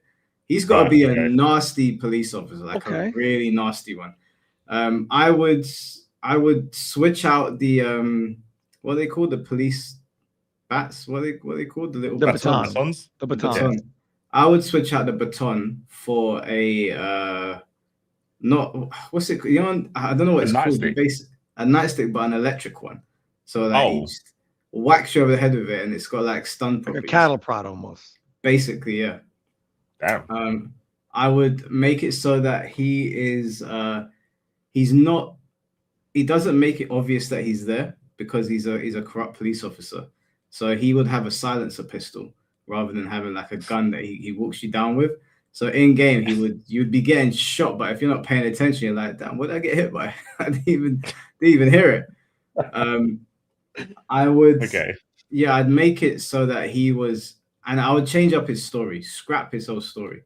He's got to have like a story where you're like, okay, this guy is super brutal. This is an injustice, no pun intended. But they did something horrible to him. Like they killed his daughter, or like Shang Tsung stole someone's soul that was close to him, like his wife, and he's just on a rampage now. I would take Striker and turn him into Agito or like Punisher sort of character. I would take his stupid torch. He doesn't need that anymore. And I would change that. Pistol whip by a torch is funny though, isn't it? It's funny, but we need purpose here. We need real purpose. Okay. I like Mike's ideas, by the way. Because Striker is just kind of there. He's just there, and he doesn't need to be. So I would take the torch, and I would replace that with what's that weapon called? Shit, I can't remember its name. I'll just do something simple. I would take the torch and I'd get a police riot shield, and instead, like he whack you over the head with it and like hit you in the neck with it, jugular, you fall over. Says some shit like, "Yeah, you took my wife's soul." Bang, bang, bang, bang, bang. Just make him a super dark character, super edgy, and that I obviously I can't think of all the moves off the top of my head just now, but that's how I'd redesign Striker, because the name is kind of cool, like Striker the police officer. It's kind of cool. And then if there's super attacks in the game, then he can run you over a police car, and out of the police car comes a bunch of corrupt police officers, and they just start wailing on you. And obviously, Twitter's going to be like, you can't do that because Jax is in the game. We're going to be like, it's a fucking game, guys. Relax. Yeah. I think it'll get some eyes. If I were to do Striker, just to pin off Mike's idea, I would go the opposite realm. If you're going to make a Dan character, make him Dan. And I would make him a Joe character.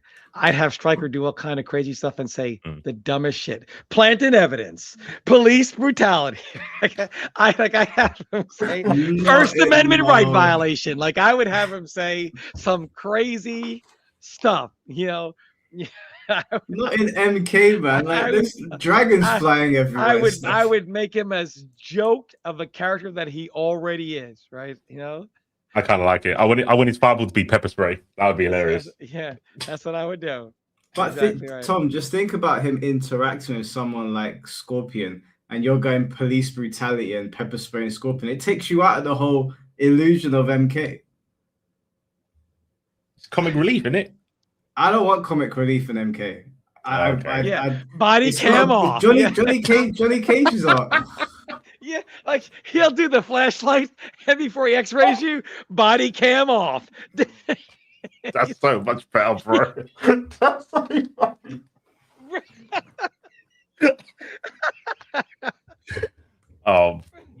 You need a sense of humor, bro. That's too good.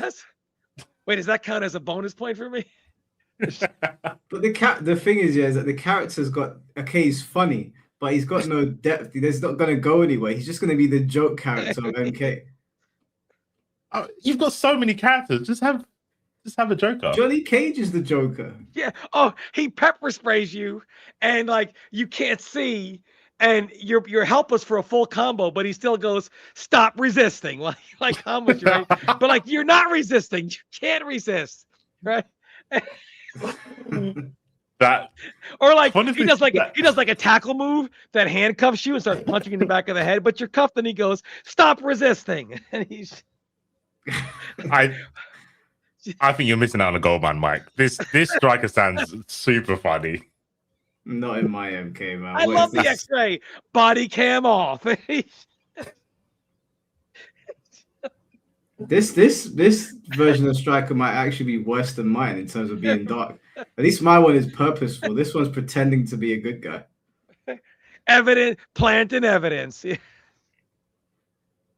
Civil rights violated. This sounds like a Marvel character. Some shit that you get in Marvel vs. Capcom. Right. I don't know. That's just funny. Yeah. The lines write themselves. The lines write themselves. That you can't put have it. So give him an I can't breathe shirt. Come on, man. That's a bit too far, man. I mean, come on, man. Yeah, that's MK will get cancelled on the spot. Yeah, they can't do that. Can't do that. Yeah, so, your character's more of a problem because it's making light of police brutality. At least my one is being deliberate. I mean, if you're gonna make a Dan character, go all the way. Don't make a Dan character. Every game has one, right? Stop and identify. All this. Say all this stuff. The wing quest would be insane. Mike's favorite, but not favorite character, almost is not, probably his second least favorite character, Dairu. So again, in my timeline, this is Mortal Kombat Deception. What more of an infamous character in 3D lore than Dairu? Mike, you can at least admit that this character is infamous for all the wrong reasons. 3D. For all the wrong reasons. There's no good reason to be infamous. So, for one, his energy star. Dairu shoots his energy star projectile out of his leg. He does his little foot thing. The energy star comes out. When impacting another normal projectile, not EX projectile, it cuts through the projectile, splitting the projectile now in two parts. Each one of those does half the damage of the whole. So if they both hit, you do the full damage, because they're still traveling. It does the full damage of your projectile. If only one hits, because whatever you're jumping, whatever you're doing at the wrong time, it only does half the damage. But both the energy star and the opponent's projectiles continue forward.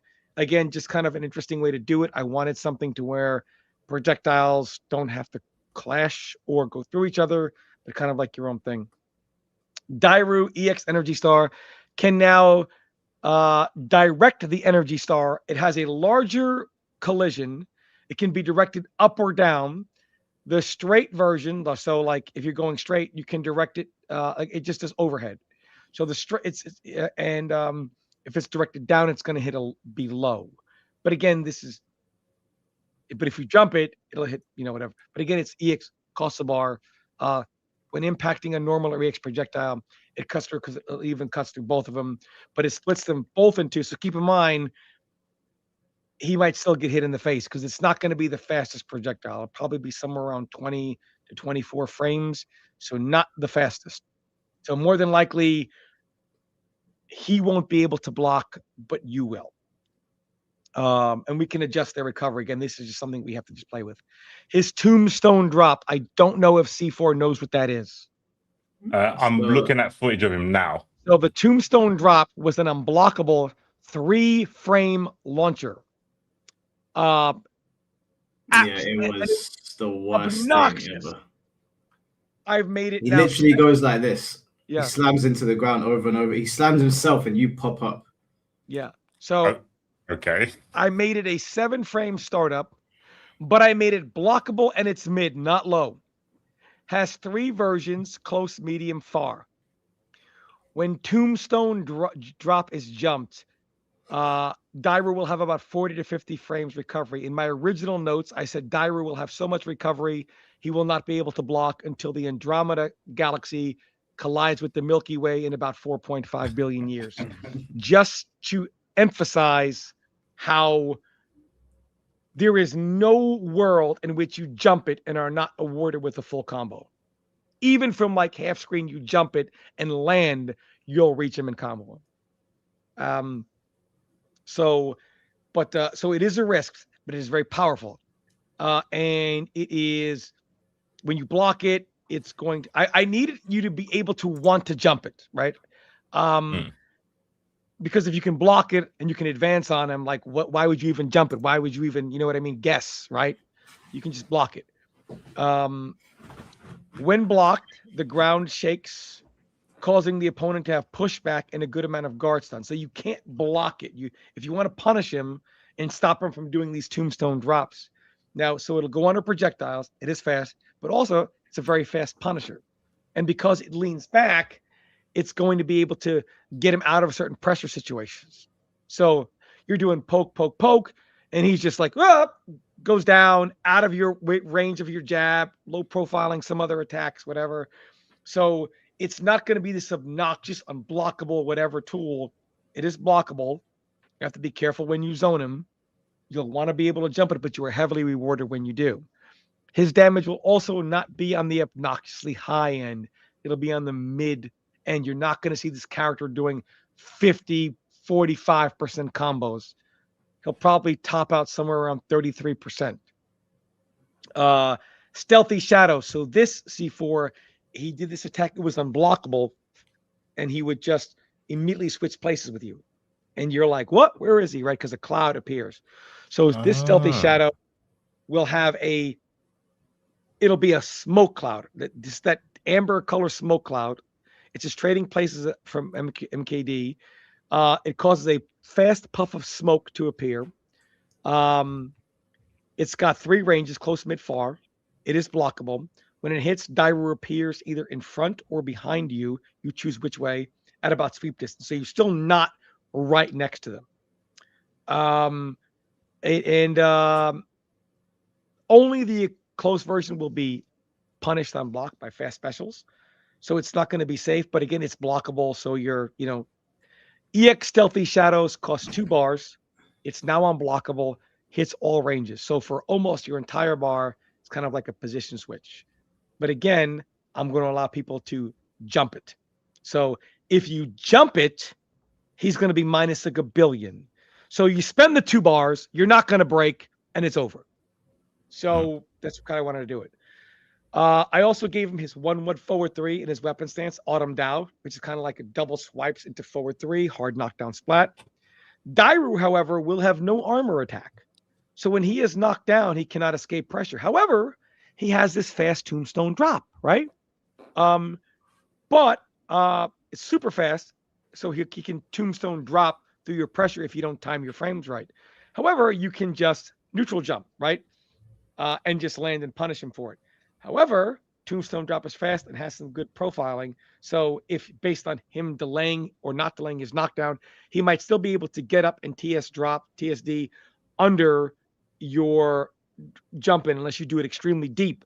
But if you do it extremely deep, it takes frames. You can't just jump. You know what I'm saying? C4 jump and then put the move attack on the way down because you have to do it very deep, which will then allow him to delay, wake up, or get up right away, and then just knock you out of the air. Okay. So that's kind of like how I want him to do. Again, I want to keep the spirit of these characters. So M2 Dave, this is for you. Yeah, I was doing it again where I was looking up the character. I saw the tombstone drop where he just falls backwards.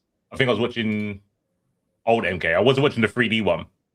What am I watching? It doesn't say, but yeah, it's not the 3D one, and he's just got on a horse and just run through someone. Mental. Okay, that's not the game. You got to look at it. Yeah, it's you got to look at MK Deception Tombstone. It's Deception. MK, yeah. Okay. So the striker thing. I don't know. I feel MK's got a lot of edgy characters anyway. Like, there's a lot of serious people in MK. The whole, like 90% of the characters are serious, are they not? I don't know, like 90%. There's a lot of idiots. There's a fair amount of idiots. They might be idiots, but they're like, who would you say is like the comic relief other than Johnny? Who else is like? I guess cracking Kano. jokes? Like Kano, I guarantee the movie Kano is going to end up in the game. He's too popular. I would not do that. I would never put that. I would never do that. I would make Kano off of the Billy Butcher character. I would kind of do that, and I would have him played by Carl Urban. I think Billy Butcher is exactly what Kano is. I would love to see Kano break through a wall and go, "Evening, cunts, Daddy's home." You know. The problem is, Tom, is that the new Kano is too popular. Like, he stole both movies. They're definitely going to put He ain't as popular as Billy Butcher.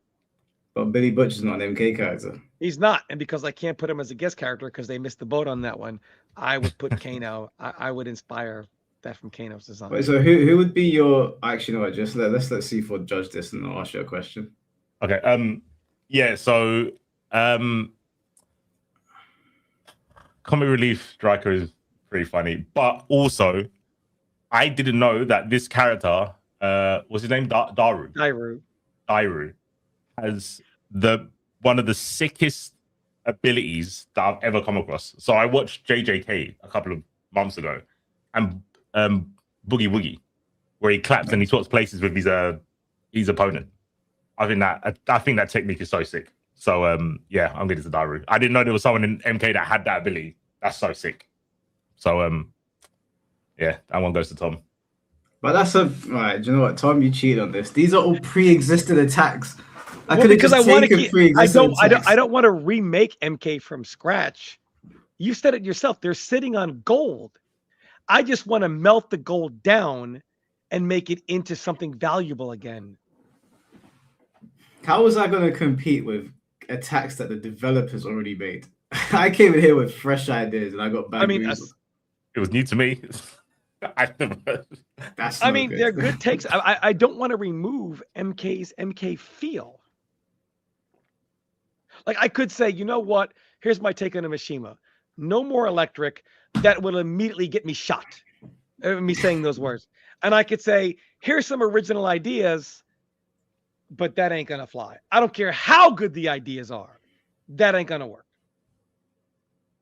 Well, I mean, Tom changed the fireball, right? The fireball with the character. That got tweets. Yeah. Also, is Burrito still in the chat? Burrito wanted to come in if you have like a few minutes, Mike, to kind of weigh in on like his thoughts of traditional MK versus kind of like new style, whatever.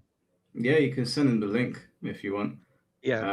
I was gonna ask Tom, who would you actually have as a guest character? If you could pick only one guest character for an MK game.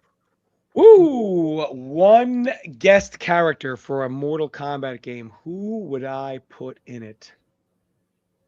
Because we know there's going to be one. There's always going to be a guest character in a fighting game now. They make too much money, apparently. So I have one in mind. You go first. Let me think about it. Go ahead, go. Let me I think people have probably heard it in chat before. My number one pick for a guest character in MK would be Imhotep from the Brendan Fraser Mummy films. That's a good one. I would remove Garrus for that reason, because they're both like sand-based characters. And I'd make Imhotep would be my sand guy. Even though Imhotep can kind of manipulate water as well. He would be my guest. I think he's just so cool, man. He's such a cool design. There's so many things you could do with him, and he's got the whole army of Anubis, and he's got like his own servants, and his special move could have the Scorpion King in it. I would love it. I also don't like Garrus, so it kind of fills that spot for me. Garrus is, as they say, bitch made. This guy's a god of time and whatever, and he's always getting fucked up. I can't stand Garrus. Burrito loves Garrus. I sent you the whole text. Just click the link, Burrito. Why not add Candyman? I'm gonna go use the bathroom really quick while Why would we add Candyman? Like, Imhotep could still fight. Like he's still a warrior. I want someone to be able to fight. Candyman, just like a vengeful spirit. I actually don't know who I'd add, but I don't. I'm trying to keep it franchise. Like, I'm thinking of someone corny like He-Man. Nah, not he. Because they had Conan. I'm like, Everyone was like, why is Conan? Skeletor. Skeletor, you could probably get away with, to be honest. I don't think people would be mad at that. I would have added Jeepers Creepers in at one point. I thought he was pretty cool. He's got that throwing dart that's like a kunai, and he fights with his wings, like absorbs people with his wings. I thought that he was a pretty cool character. Was he do still eyeballs, right? Yeah, he just eats you, eats parts of you. The parts of you that he wants, he'll eat. So like I think the guy from the first film, he ate his eyeballs. Problem is the guy that directed Jeepers Creepers allegedly got found out to be a pedo. So they just like that. The third film went to somebody else. The third film is atrocious, bro. I watched it. Really? Yeah, because 1 and 2 are great. They're really good films. And then I saw Jeepers Creepers 3 and I was like, oh, this never got advertised. Never heard about this. I watched it and I was like, oh, okay. This was this was like some B-Tech back garden bullshit, bro. Like 0 budget. Okay. He's getting on now. Bro, think of all the fun you could have with this Striker design. He'll just douses alcohol with you and he goes, do I smell alcohol? Yeah. I mean, like, bro, you can have so much fun. Have you been drinking tonight? Bro. There's a 4th Jeepers Creepers. I didn't even know. I ain't watching so much fun. They dropped the ball, bro. Striker could actually be so hilarious. Man. So who'd you have as a guest character? Candyman? No, Imhotep from that's from the Brendan Fraser mummy films. Imhotep I said a Skeletor.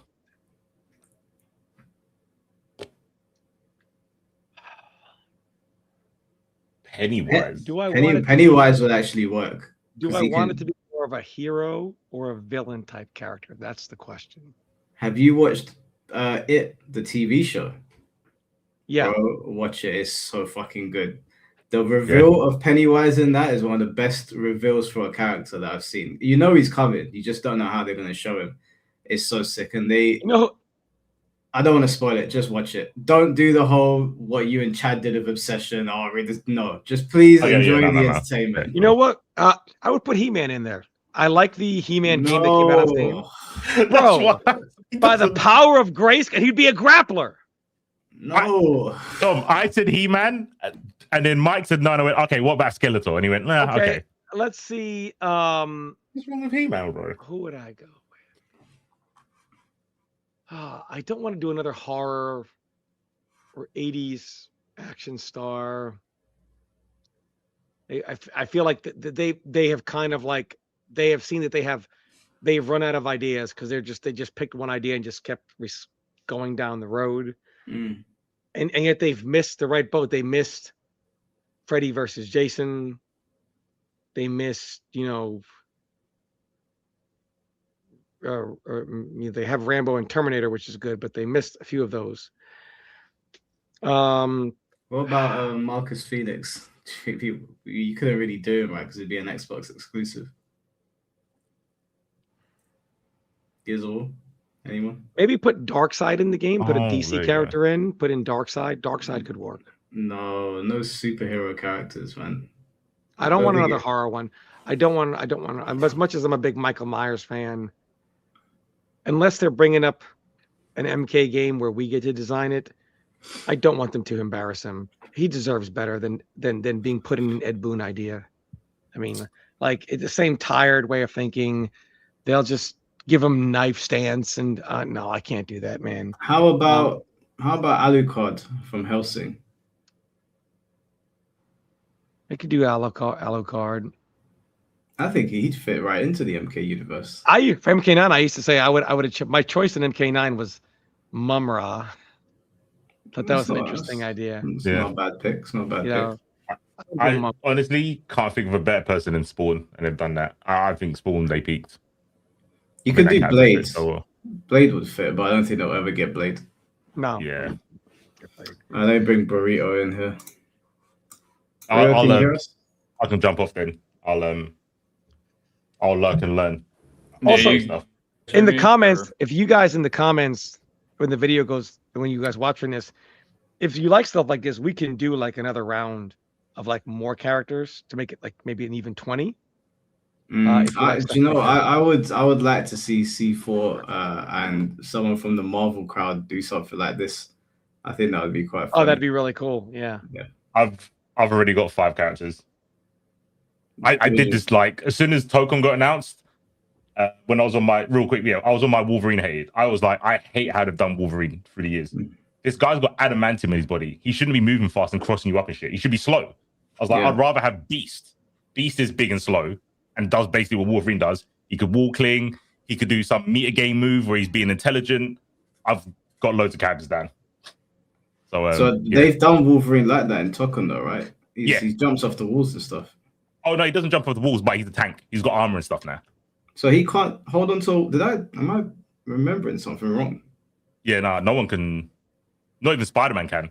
They've given Spider-Man the ground crawl, but not the wall crawl. That's weird. Why would they do that? It's Marvel, so I'm biased, but they missed something. Like, yeah, literally, he does the wall crawl on the ground, and they didn't give him the wall crawl when it's Spider-Man.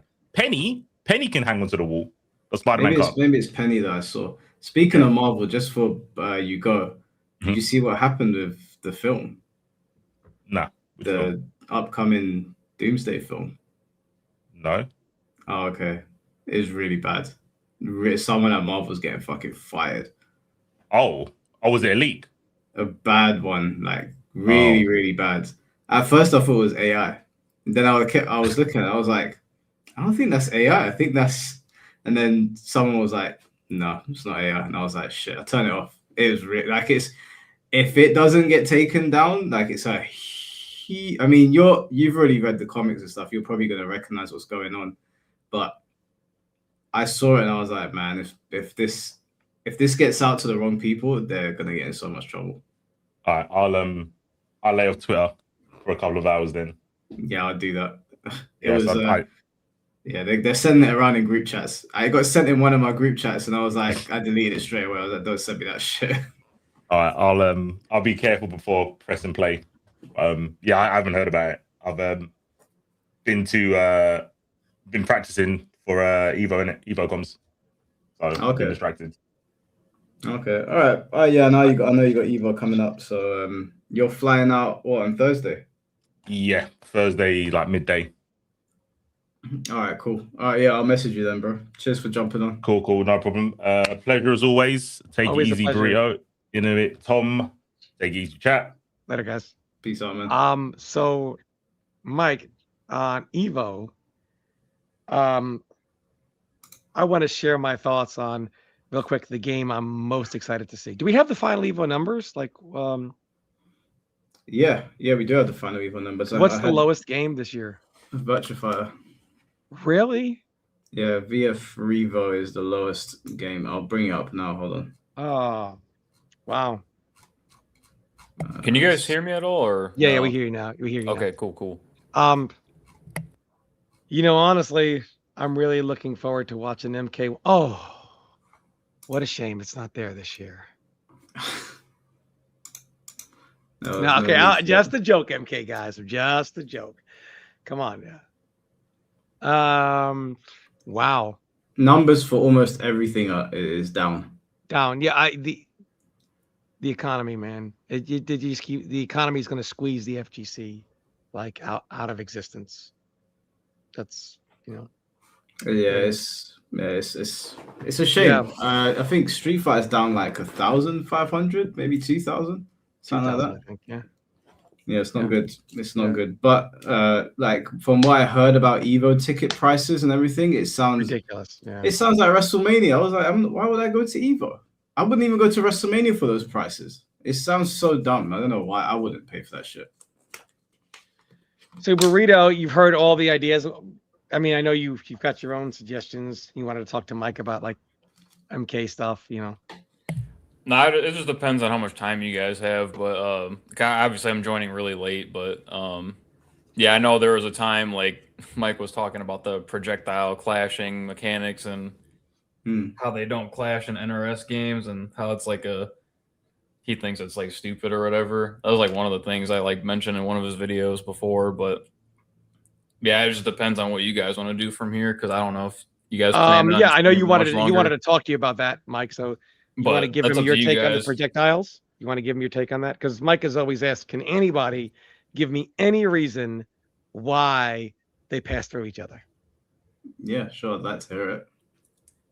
So like for one, it's not anything any other game does, and like Street Fighter does it. I don't know if Tekken has projectiles. I'm sure they probably do it, but it's not as simple as just it doesn't make sense, because you follow logic too much in fighting games, you're just going to get some weird scenarios or balance issues. But if you have projectiles, like if they were to clash in NRS games, like it would just boil down to how fast can you spit out your projectiles, like Cabal and MK9 can like instant air gas blast at a pretty fast rate, whereas like someone like Jade with her glaive can't really do too many glaives. And then the zoning war is obviously just going to go in Cabal's favor if they clashed, but that's why you would rework the whole zoning system so you don't have silly situations like that.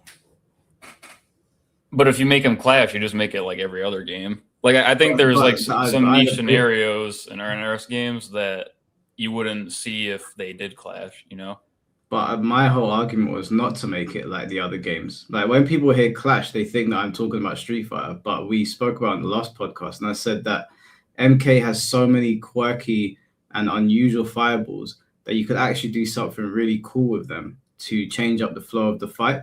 But simply passing through each other is a layer one lazy. It's just the excuses where it's always been here. That's a terrible reason. That's not even a reason. It's just here. What does that mean? What would you do with them then?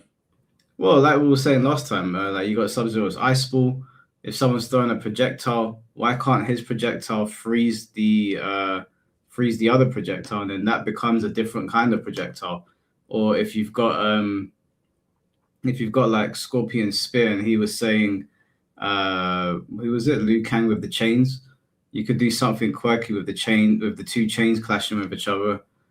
You could even do something where you have certain hit properties. So let's say the chain or Scorpion Spear has 2 hits of armor or whatever, or 2 hits on it. It could pass through a certain projectile, or Sub-Zero's ice ball could freeze the chain going up to Scorpion. He could maybe break off of it and use the gimmick that I came up with where he can sort of like zip away.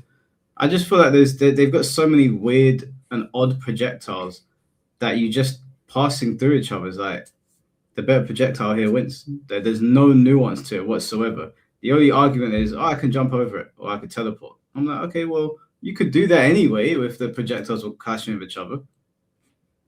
Yeah, it sounds like you're kind of balancing them like individually, which I mean, I'm not opposed to that either. But because I was thinking you were just in the realm of you just want every projectile to just clash, like regardless like of their effects or like properties or whatever. But yeah, like that. I tuned into the stream like at 4:00 or whatever, so I think I might have missed some of your guys's like coverage on the characters. But yeah, I think NRS is lightweight, starting to implement that kind of stuff with like projectiles in their like properties. Like some projectiles will eat other projectiles. But yeah, I think they should explore more of that stuff than the usual, like they all pass through each other no matter what. But yeah, it just seems so lazy. Like if all they did was clash like regular projectiles, it would still be more interesting than this. Just shooting projectiles and one flies through the other one. It's like, okay, great.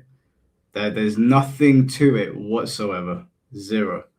All the counterplay that you can do with projectiles clashing, not clashing, it would still exist without with the clashing with an added layer. That would literally be the only difference. And of course, it would make more sense. It doesn't make any sense for 2 particles to go like that, and they just keep going for every single thing. And some of them are like weapons that they're throwing at each other. It just looks stupid as well. It's visually unappealing.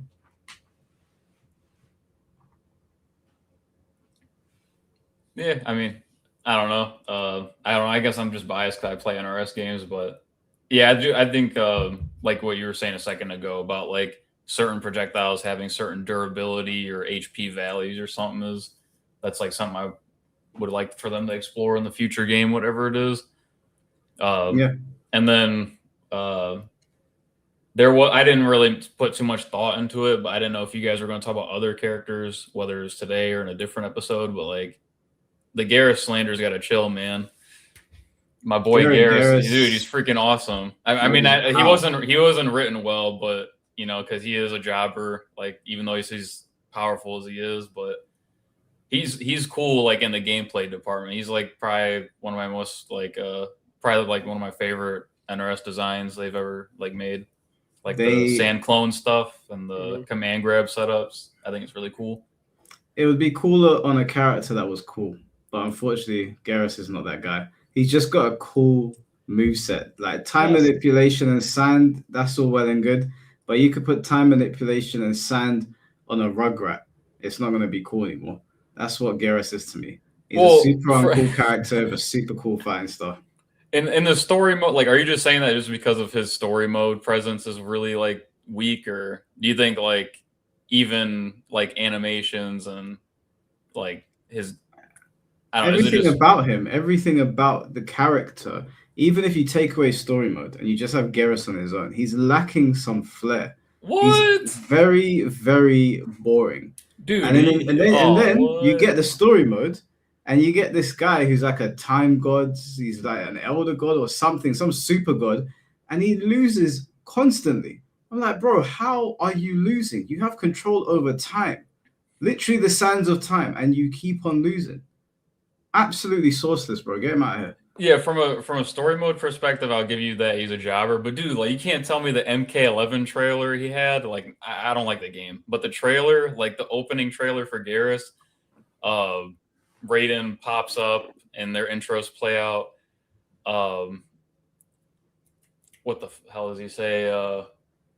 Garrus is like, "Come thunder, come lightning," and it's like deep, scary, brusky voice. And then Raiden's like, "Do you fear nothing, Garrus?" And then Garrus is like, "Nothing within your power, Raiden." But like, you know, he's a brusky ass brute.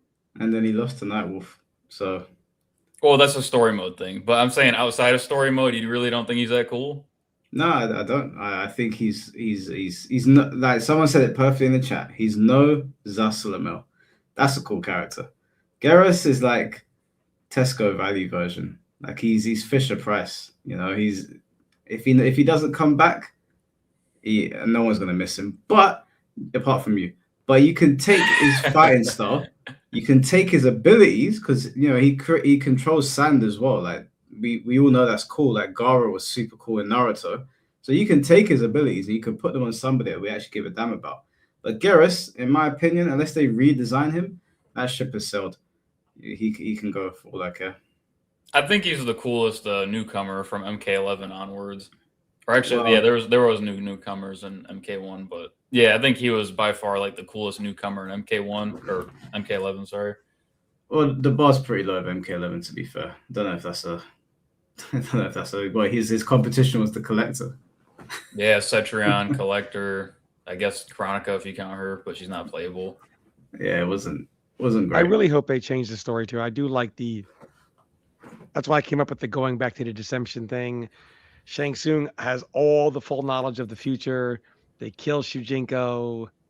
Everything kind of changes. Shang Tsung is trying to steal Onaga's power without him being resurrected now. He has all the Kamidogus, yada, yada, yada. Something like that, and it kind of changes the time arc. Mm-hmm. And we can maybe try to get back to normal. We know, because right now, I don't think there's any good place they can go with the story that's good. I would like them to do a Shaolin Monks too, but instead of it be Shaolin Monks, it's Shang Tsung and Quan Chi, and it's their own story of them just destroying the realms or taking them over. I think that would be awesome to play. You imagine, not Liu Kang and Kung Lao, but it's told from the perspective of the villains, and you get to play as the Deadly Alliance. That would be a good idea. Sick. Yeah, people would love that. Yeah, that'd be cool. Yeah. But was there anything else that you guys wanted to go over before we wrap it No. up?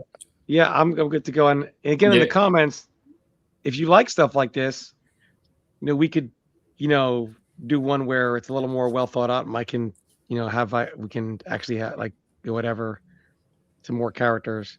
What's unfortunate is NRS will never pay attention to this. I don't know, Tom. Last time we did this, RVD's co-host was watching. So if you've got people like Rob Van Dam and them not watching, maybe NRS is watching. No, I think it's a slim chance, but I think they might have eyes. I think watching once in a while. Honestly, I didn't even know RVD knew who I was. Yeah, his co-host messaged me on Instagram. And they were saying that he's probably watching right now. He plays Virtua Fighter, so I'm gonna get RVD on to play VF with us. But people watch, man. They just don't say anything. Yeah, I mean, I would love for NRS to like listen to this, but again, NRS would never, ever hear a word I have to say. Okay, never. Dude, times change. Okay, CM Punk said he'd never come back, and he came back. Oh, that's not going to change, man. They think I'm an idiot over there. No, like, they know you're not an idiot. If they thought that you were an idiot, they wouldn't have told they would like, what did that guy say? They told developers, they gave your name specifically, and he said to us that they're aware of this podcast. They're not going to pay attention to idiots. They probably just don't like you. But I don't think they think you're an idiot. I mean, they don't like me, but all I did was tell the truth. Yeah, I agree with you. I agree with you. I mean, look, most smart companies would say, maybe we have gotten a bit complacent and stale on our ideas and we need to shake it up. And instead, NRS is like, what? Blacklist this guy. Most people would say,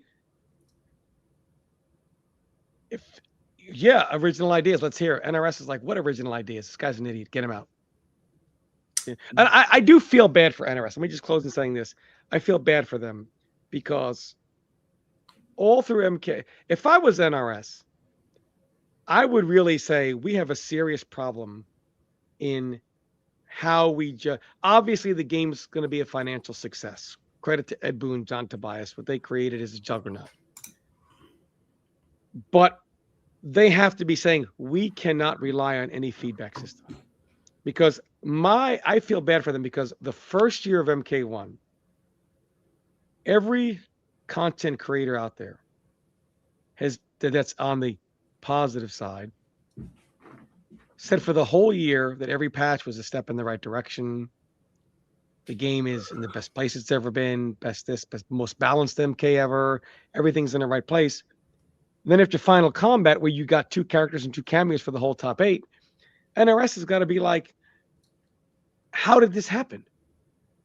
If we were making these strides in the right direction and the best this and the most balanced and the best, they've got to be like, the mainstream MK content creators are all the deep from the boys. Not in that creepy sense, but in like Homelander doesn't want to hear a word he says. Why? Because he knows the deep will just bow down because he's afraid of the consequences. In Homelander, the reason why he went to wanted to surround himself with different people is he wanted people that have the balls to tell him the truth, that aren't afraid of him, that aren't going to suck up to him, whatever. Those are the people that he respects more than whatever. And why do you think Stan Edgar never died? Or Sister Sage or whatever. Homelander looks at the deep like you're going to literally suckle from the very teat because you're afraid of the consequences. Those are your mainstream MK content creators. And the fact that NRS still doesn't see, like, the real truth is you can never trust someone fully who needs you for their survival and who wants something from you. because they are always going to lean towards telling you what you want to hear. We have some testers who were guest testers, who said we wanted to say XYZ, but we didn't because we were worried about not being brought back. You cannot trust those people. Commentators whose career is based on sponsorship with their leagues because they are the top commentators for NRS. They financially cannot afford to jeopardize that.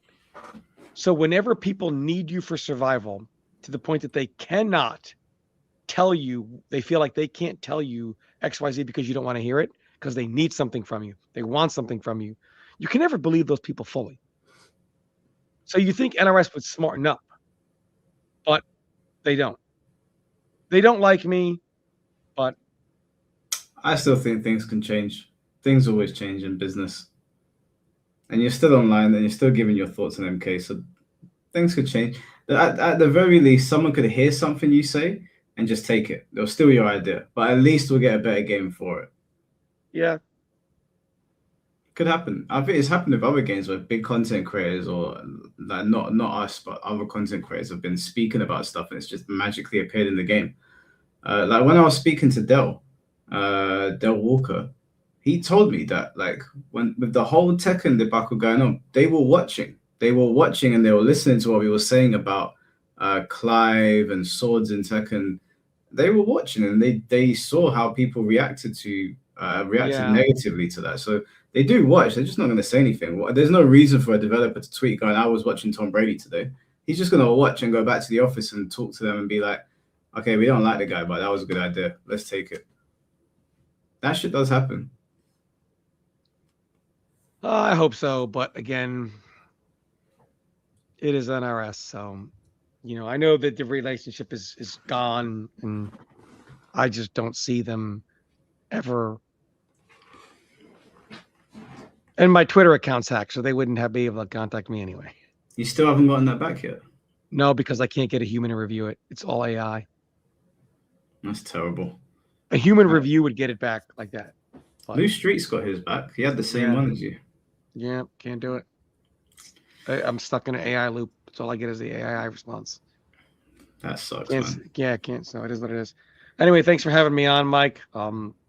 Yeah, I'm gonna wrap up now as well. Burrito, thanks for coming on, bro. I appreciate it. I know it was brief, but yeah, no worries. I came in late, and you guys are doing your thing, but I just want to say I just hope that NRS implements legacy in their gameplay. And I know you're trying to go for original designs and your ideas, Mike, but like I think only because that was the deal. I thought me and Tom were making from scratch. Tom hoodwinked me to get points today. I did. Obviously, like I get it, people want Ice Clone, I get it, but I was like, okay, if we're not gonna have Ice Clone, what could I do that would satisfy? I think there needs to be some legacy. I think they need to remake the legacy of Mortal Kombat in something that is Tom, something that everybody can get behind. When are you gonna write your book? I don't know if I'll ever do that, man. The people have been asking for the book. That's an easy 500 copies. Gone. The book? I don't know if people will actually buy it. They would 100% buy it. I guarantee you, 100%. But all right, cool. We'll wrap it up then, and we'll do another part to this at some point. All right. Thanks, Mike. Later, guys. Later. All right, guys. Take care. All right, guys. 4 hours later, we made it. Tom hoodwinked me. Okay, we spoke in DMs and we said, let's do something original. I said, okay, cool. That's fine. I ain't got much time, but I'll think of something. This guy came in with pre-existing ideas. Because C4 didn't even know that some of them were old ideas that are just being tweaked. He was like, yeah, a character that can be invisible and fight. Yeah, that's sick. I was like, wait, hold on a minute. Reptile always does that shit. So I got hoodwinked. But fair play to Tom. There's no rules in battle. He got me. Someone's mad Tom had better ideas. Bro, if I knew that we were going to be doing pre-existing ideas and tweaking them, I could have worked with that. I had 1 hour to put my ideas together as well. I could have what that could have helped me. That really could have helped me. But Tom hoodwinked me, which is fine. I'll get him back for that. I'll wait until there's a new MK game. Excuses? No, jog on, mate. Right, tomorrow there won't be a stream because the World Cup game is on and the missus has asked to sit and watch it with me, so I'll be doing that. But Wednesday I'll probably do a Virtua Fighter stream unless something's going on. Thursday we might be doing the Virtua Fighter roundtable with Chad the Third. I was speaking to him while the stream was going on, and we might be doing a Virtua Fighter roundtable. And then Friday obviously is Evo. Friday, Saturday, and Sunday I'll be streaming Evo. So yeah, we'll be doing that. Man said remove clone. That's how I knew you were full of shit. Masat, you got wax in your ears, buddy. You got wax in your ears, and I advise cleaning that shit up.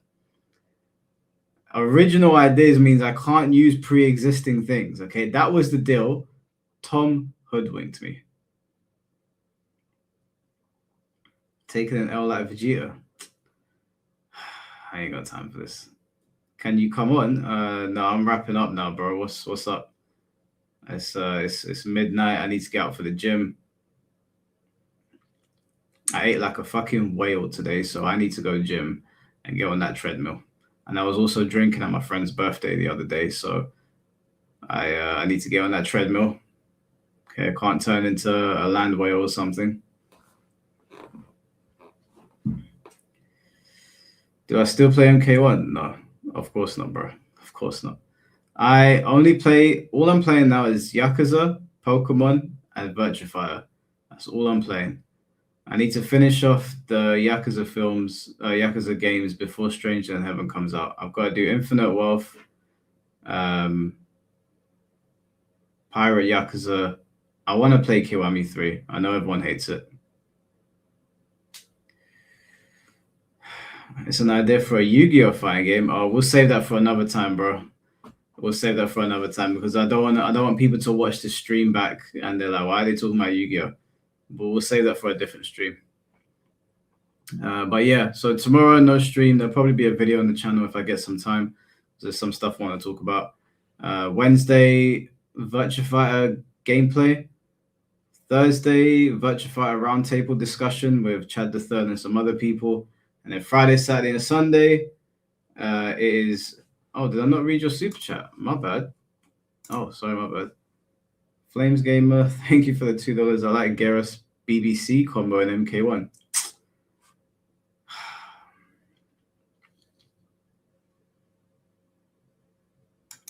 I know Urban Boy is lurking somewhere. He just set me up. Mr. Jamie, thank you for the $2. I don't hate Kiwami 3. Yeah, maybe it's just Twitter. Although they did do some controversial shit. I will admit. That was pretty controversial, the casting in that game. And he is here, man. Why is Urban Boy always here? All right, fine. You got me. You get one clip this stream. But yeah, I'll see you guys on Wednesday. Appreciate all the super chats, even though you just set me up. And yeah, we'll be, other than tomorrow, every other day we'll be streaming. So I'll see you guys then. Take care and peace out.